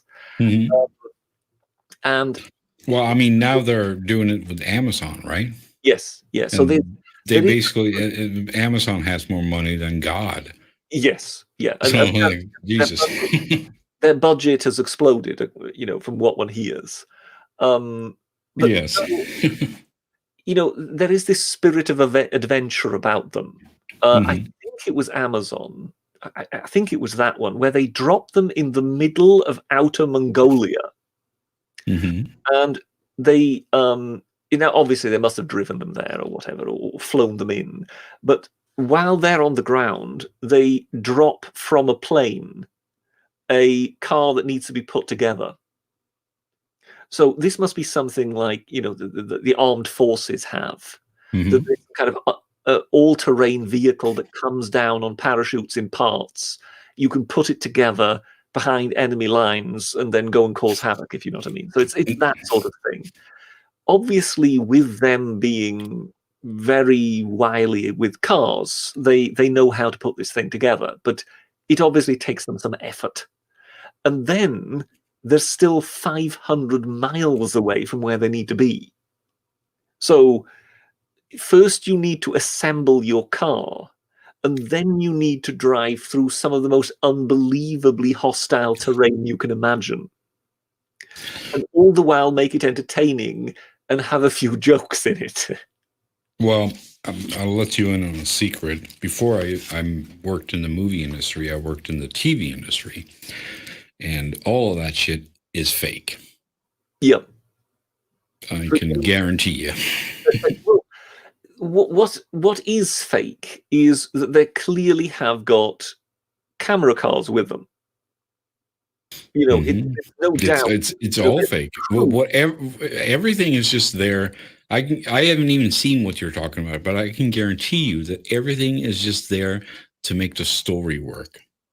I could, you know, I would not be overly disappointed to hear that, you know, that it's entirely a sham. It is. I can guarantee you. Whatever it is, because you don't spend money to have some shit maybe go wrong. You do what you have to do to get the shot. I see where you're coming from there. I just that episode in particular, when you see the state of them by the time they get to the end, there might be an element of truth to it after all. But I mean, all I can do is invite you to watch that episode and see what you make of it. I could well imagine that in the end they're all, you know, living in luxury in a tent that is off camera, if you know what I mean. Of course. Haven't you seen those Bear Grill scandals? Yes, I've heard of Bear Grylls ending up in a 5-star hotel. I mean, why would they do things that they don't have to use on camera? They don't. Never. Well, yeah, I say we'll. And I can say this from an insider's point of view. Yeah. I don't know. I honestly don't know how to answer you on this one, because it's just, if you're going to the North Pole as they did, how much more comfortable can you actually make it for them, if you understand what I mean? No, I'm just saying, you know, if they're going to go there, they can't fake the whole thing. But I'm just saying, you know, all the hardship and all that, you know, fuck that. That's just for the camera. Well, imagine that everything is dialed up to 11. Yes, it's bullshit. And if they're anywhere else, it's where there is actually civilization in some sort of close proximity. Well, you know, they're not doing anything of the things that you think they're doing. What you're saying is they may indeed be you know, dropped. There is, you obviously, we're in the social media age, so if they just dropped them off in south of Norway, someone would report that. Yeah. So they're probably going where they're saying, but you know, apart from that, there's going to be a huge crew behind them that never show up on the camera. You know, they don't hide the fact that there is a crew. You know, once in a while, actually needs to help them out. But yeah, I think what you're sort of saying is, you know, you drop them in Outer Mongolia. They have indeed got 500 miles to go, but there may in fact be 1 or 2 inhabited places between their destination and where they are, and that it isn't just wide open space. Right. You know, so I could well imagine something like that to be the case. Okay, so let me ask you this. What is your favorite car? Oh, dear God. You are speaking to somebody who took his driving test and has never driven since. Are you fucking kidding me? Well, you'll never be an American. Indeed. I have never owned a car, and I've never sort of shared the sort of fetish for cars. So it's very difficult, and it's more than likely completely meaningless if I would just point to a car and say that one, if you know what I mean. Well, I guess, but you still have to have a fetish for one. What is it? The Bentley Speed 6. I don't know what that is. They will be furiously Googling as we speak. Well, I guess I have to as well. It's one of those kind of, British Racing Blue old-timer open-top cars. Is it sort of the same age as your hat? Along those lines, yes. What we say, Bentley? Bentley Speed 6, I think that's the name of it. Bentley Speed 6. All right, let's see what that. Well, it seems like there's a new version of it. Well, whoever makes these things is apparently, well, maybe not.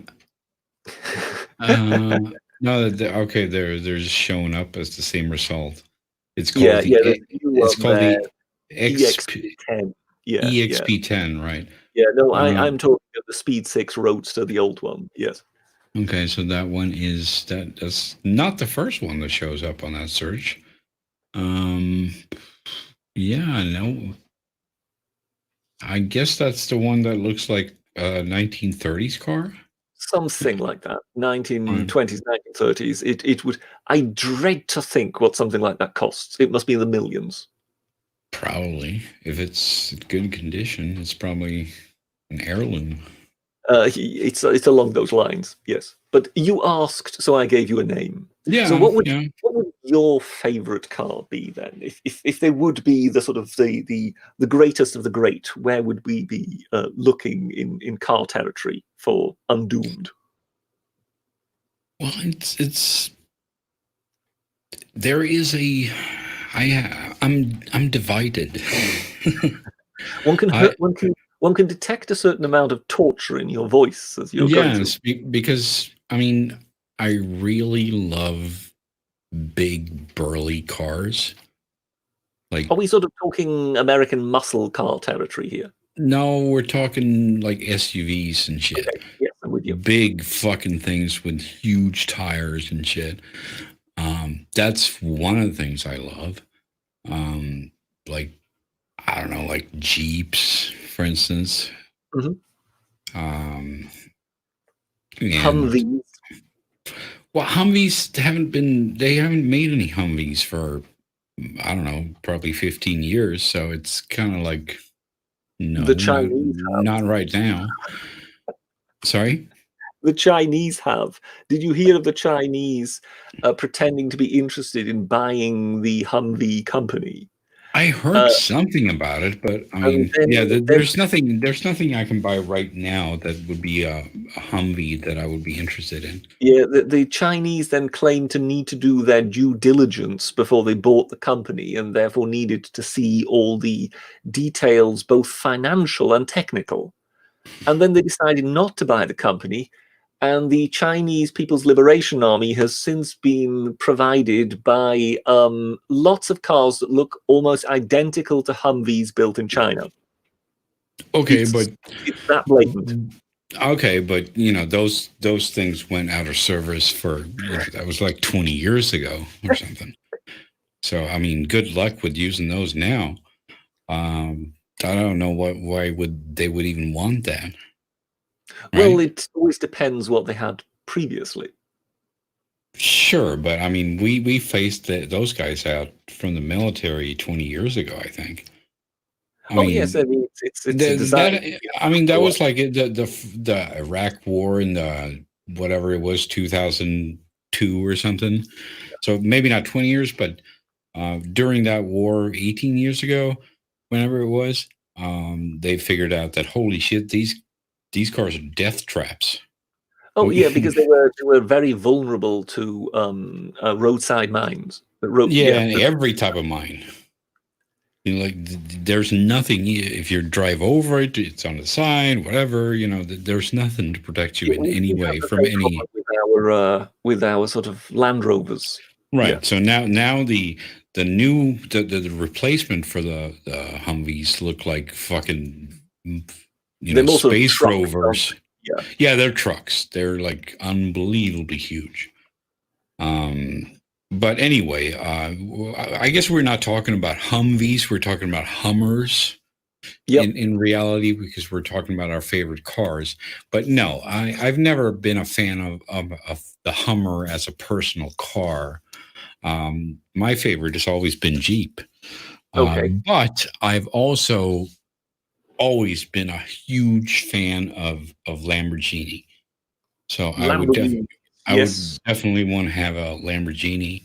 Is there a particular model here? Are we talking, what is it, the Countach or? No, that's like way in the past. Yeah. So something contemporary, like I don't know what they call nowadays, Murcielago and Yeah, no, I mean, they've always had an extremely sort of aggressive design style, haven't they? yeah. The Ferraris, they've always quite liked to sort of have a sleek look, whereas I mean, there's nothing wrong with a Ferrari. Don't get me wrong, but I think they're not as pretty. Yeah, the Lamborghinis have always had a sort of shark-like, angular, aggressive look. Yeah, they've said this themselves. The design people at Lamborghini, that they've always taken inspiration from the stealth bombers and shit. Yes. And I'm like, oh, dude, that's good, man. I'm all there with you right now. No, it's an interesting sort of story, isn't it? That Lamborghini, the actual guy, he ran a tractor company. Exactly. But he wanted to branch out, and at first he wanted to build helicopters, I believe, and he couldn't get the license. So instead, he said, "Oh well, let's try something else then. Let's do sports cars." And he never looked back. It's good thing too. So no, it's an interesting one. How some of those things can come about, because tractor company via helicopters to sports cars is not a direct route, if you know what I mean. You wouldn't think that, but I think it's just a matter of, if you've got the necessary sort of engineering mind, right, you can more than likely, if you want in the top echelons of engineers, you can more than likely lend yourself to anything. So yeah, pretty much. What's he called? Ferguson. He was the one who built the Ferguson tractor. And he first tried his hand at aircraft design. Okay. And then decided, oh, well, no, that's not the way to go. But I'll try the Ferguson tractor. And I think early on, Henry Ford wanted to employ him. And Ferguson went, no, thanks. No, I'll try and do this. I'll try and do this on my own. And he was so successful with the Ferguson tractor design that Henry Ford came back and went into partnership with him. Okay. As in, your design is so good, we'll go into partnership and we'll sell Ferguson tractors in America. And would you believe it? This is really hard to get your head around. Ferguson and Henry Ford simply had an agreement on a handshake. So they just basically shook hands on it and went, yeah, that's how we're going to do it. We're going to split it, so and so much percent, so and so much percent. That's how we're going to do it. Henry Ford dies, and his son doesn't want to honor the agreement. Big surprise. So Ferguson just goes, okay, fine, and goes off to Canada, where he sets up with Massey. And Massey Ferguson, the tractor company, is still a big thing today. And yeah, it's just bizarre that you would sort of think, well, Henry Ford had the nous to realize, okay, this is a good, this is a guy I want to work with. Shakes hand on the deal. They sell tractors together for years. And then for some bizarre reason, the son goes, well, where's your contract? And you Well, just I go, mean, the exact same thing happened to the guys who started McDonald's. yes, yes. What's that film? What's that film called? The Founder. Have you seen that film? No. We mentioned him before. What was the actor called? The first guy to play Batman in recent years. Uh, Christian Bale.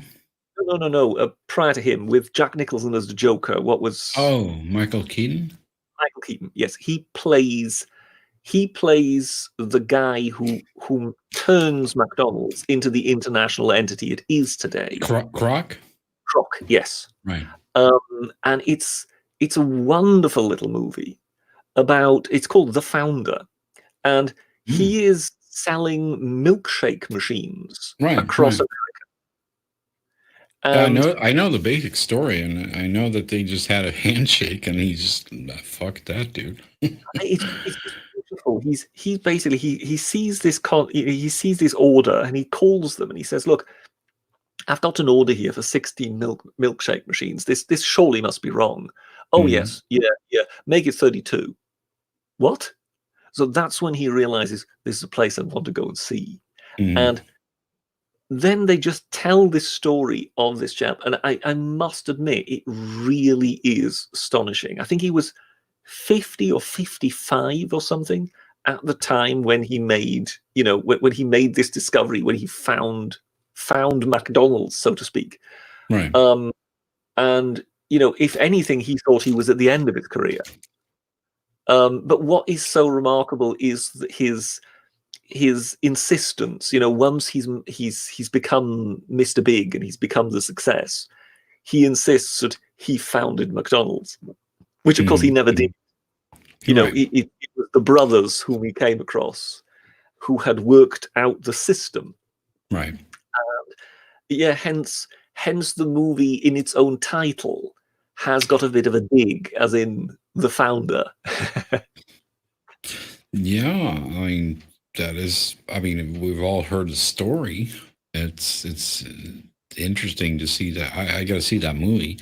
Oh, yeah, it really is. It really is a good film. I must admit, I watched it and I thought it was a very solid way of getting the story across.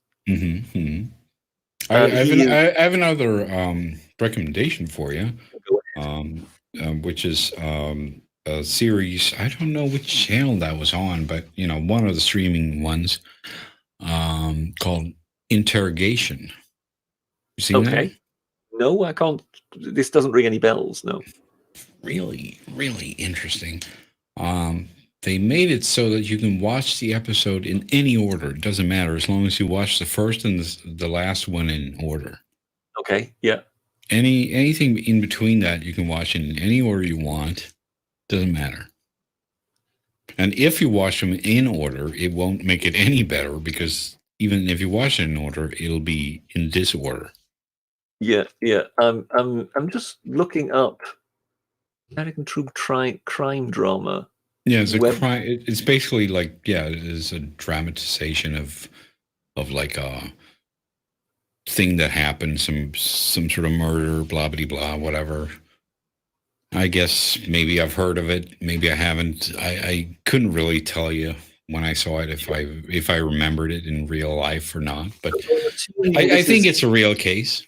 So I'm assuming this is their trying via interrogating the suspect or whatever, trying to piece together what actually happened. Right. And the thing that they say at the end of the first episode is like, when it's a cold case, you don't really go in the terms of A to B, or you don't go from, what was they called it? I had a good word for it. I don't remember, but you don't go from A to B. You just follow the evidence. So whether you watch it in this order or that order, it doesn't really matter, because that's the way it works in a cold case. You just pick up a piece of evidence and you go with that. Yeah, it's not, the evidence is not necessarily going to present itself to you in a linear manner. whereby, from the Right, beginning to the end, it's you pick up pieces of evidence and then just pieces of the puzzle, and you don't know in which sequence they actually fit together. Yes, and they could go backwards in time, or you could sort of try to extrapolate into the future with them, but you have no idea when you pick it up. So that's what they're trying to recreate. Obviously, it's still a static experience because everything has been pre-recorded, but I thought that was a interesting take.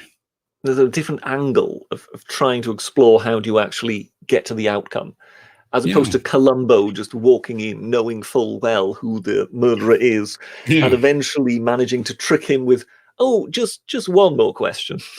Right. And it was extremely well acted with nice actors and everything. What's his face? The guy that always sort of ends up playing the bad guy, Gyllenhaal or something. Oh, Gyllenhaal. What wasn't... I remember him. I remember that name at least. Wasn't he? Didn't he play something in Persia once, where there is some kind of dagger that sends you back in? Gives you so many seconds back in time, or something like that. This rings some strange bell, but yeah. What was that? Ben Kingsley was the villain in it. Oh, that rings a bell for me too. Isn't that like a Marvel movie? I have no idea. I think is it a computer game thing? It was Prince of Persia or something like that. No, isn't that like one of the Iron Man movies? No. It definitely is kind of set in Persia or something like that. I'm just trying to find out here. Kingsley. Ben Kingsley.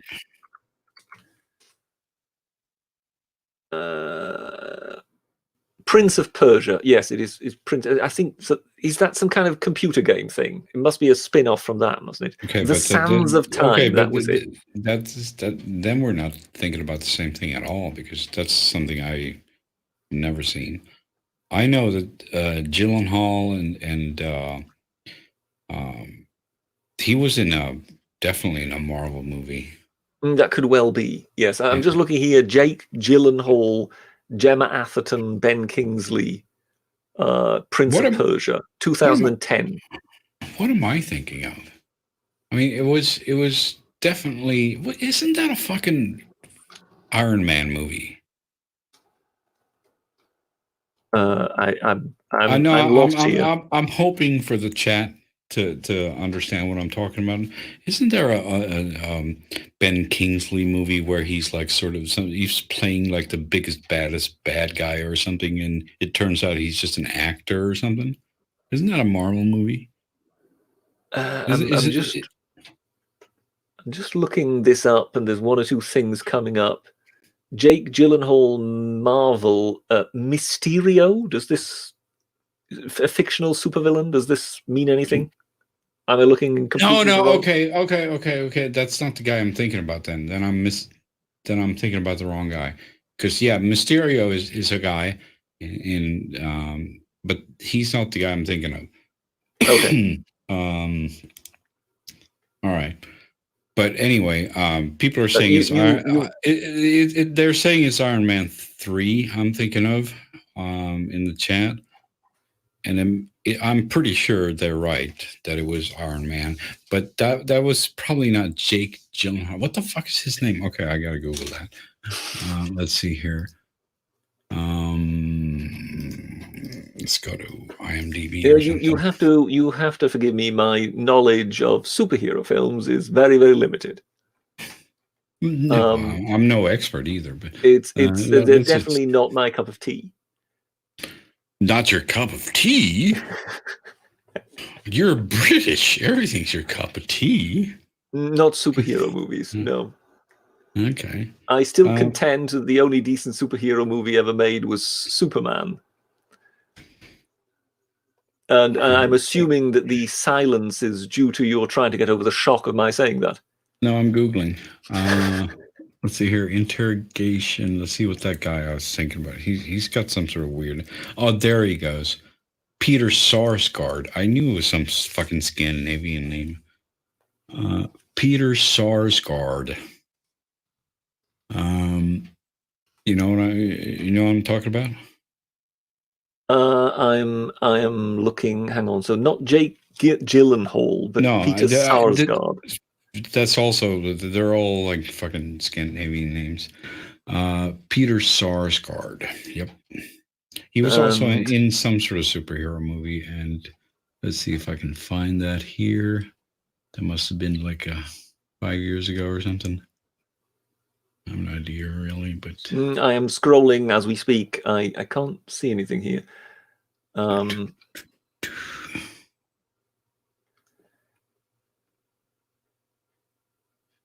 the fuck was that?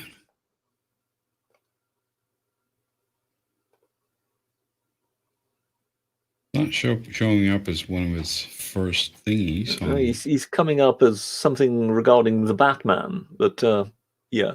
Maybe it was further back.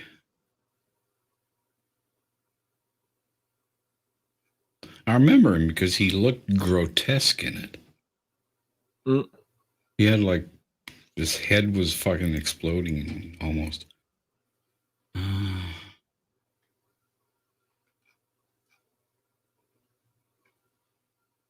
Oh, hang on. Maybe it was. Is this Green Lantern?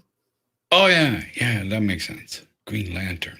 There we go. Yeah, it's when you said head almost exploding. Yeah, he seems to have some sort of bulbous skull here. Yeah, exactly. He looked fucking disgusting. But he's not much better without the makeup either. He looks like such a fucking bad guy no matter what he does. It's like, Jesus Christ, don't kill me, dude. Well, I mean, with a head that size, one could say he's a bigger target. Yeah, but he's certainly typecasted. Well, shall I be the unpopular one and suggest that we sort of slowly bring this to a close? Because I've just looked at the clock and it's 2:20. Yeah, man, that's probably time for that. So it might be a good time to slowly bring this to a close before I fall off my perch here. Yes, that's good. Because unlike some, I can't go 24 hours without sleeping. No, I don't even know how much it is now. I guess it's 36. But well, yes, there is that. So, well, that's fine. No, but I think we've pretty much slowed down anyway, and everyone's getting tired, so that's a good place to bring it to a close.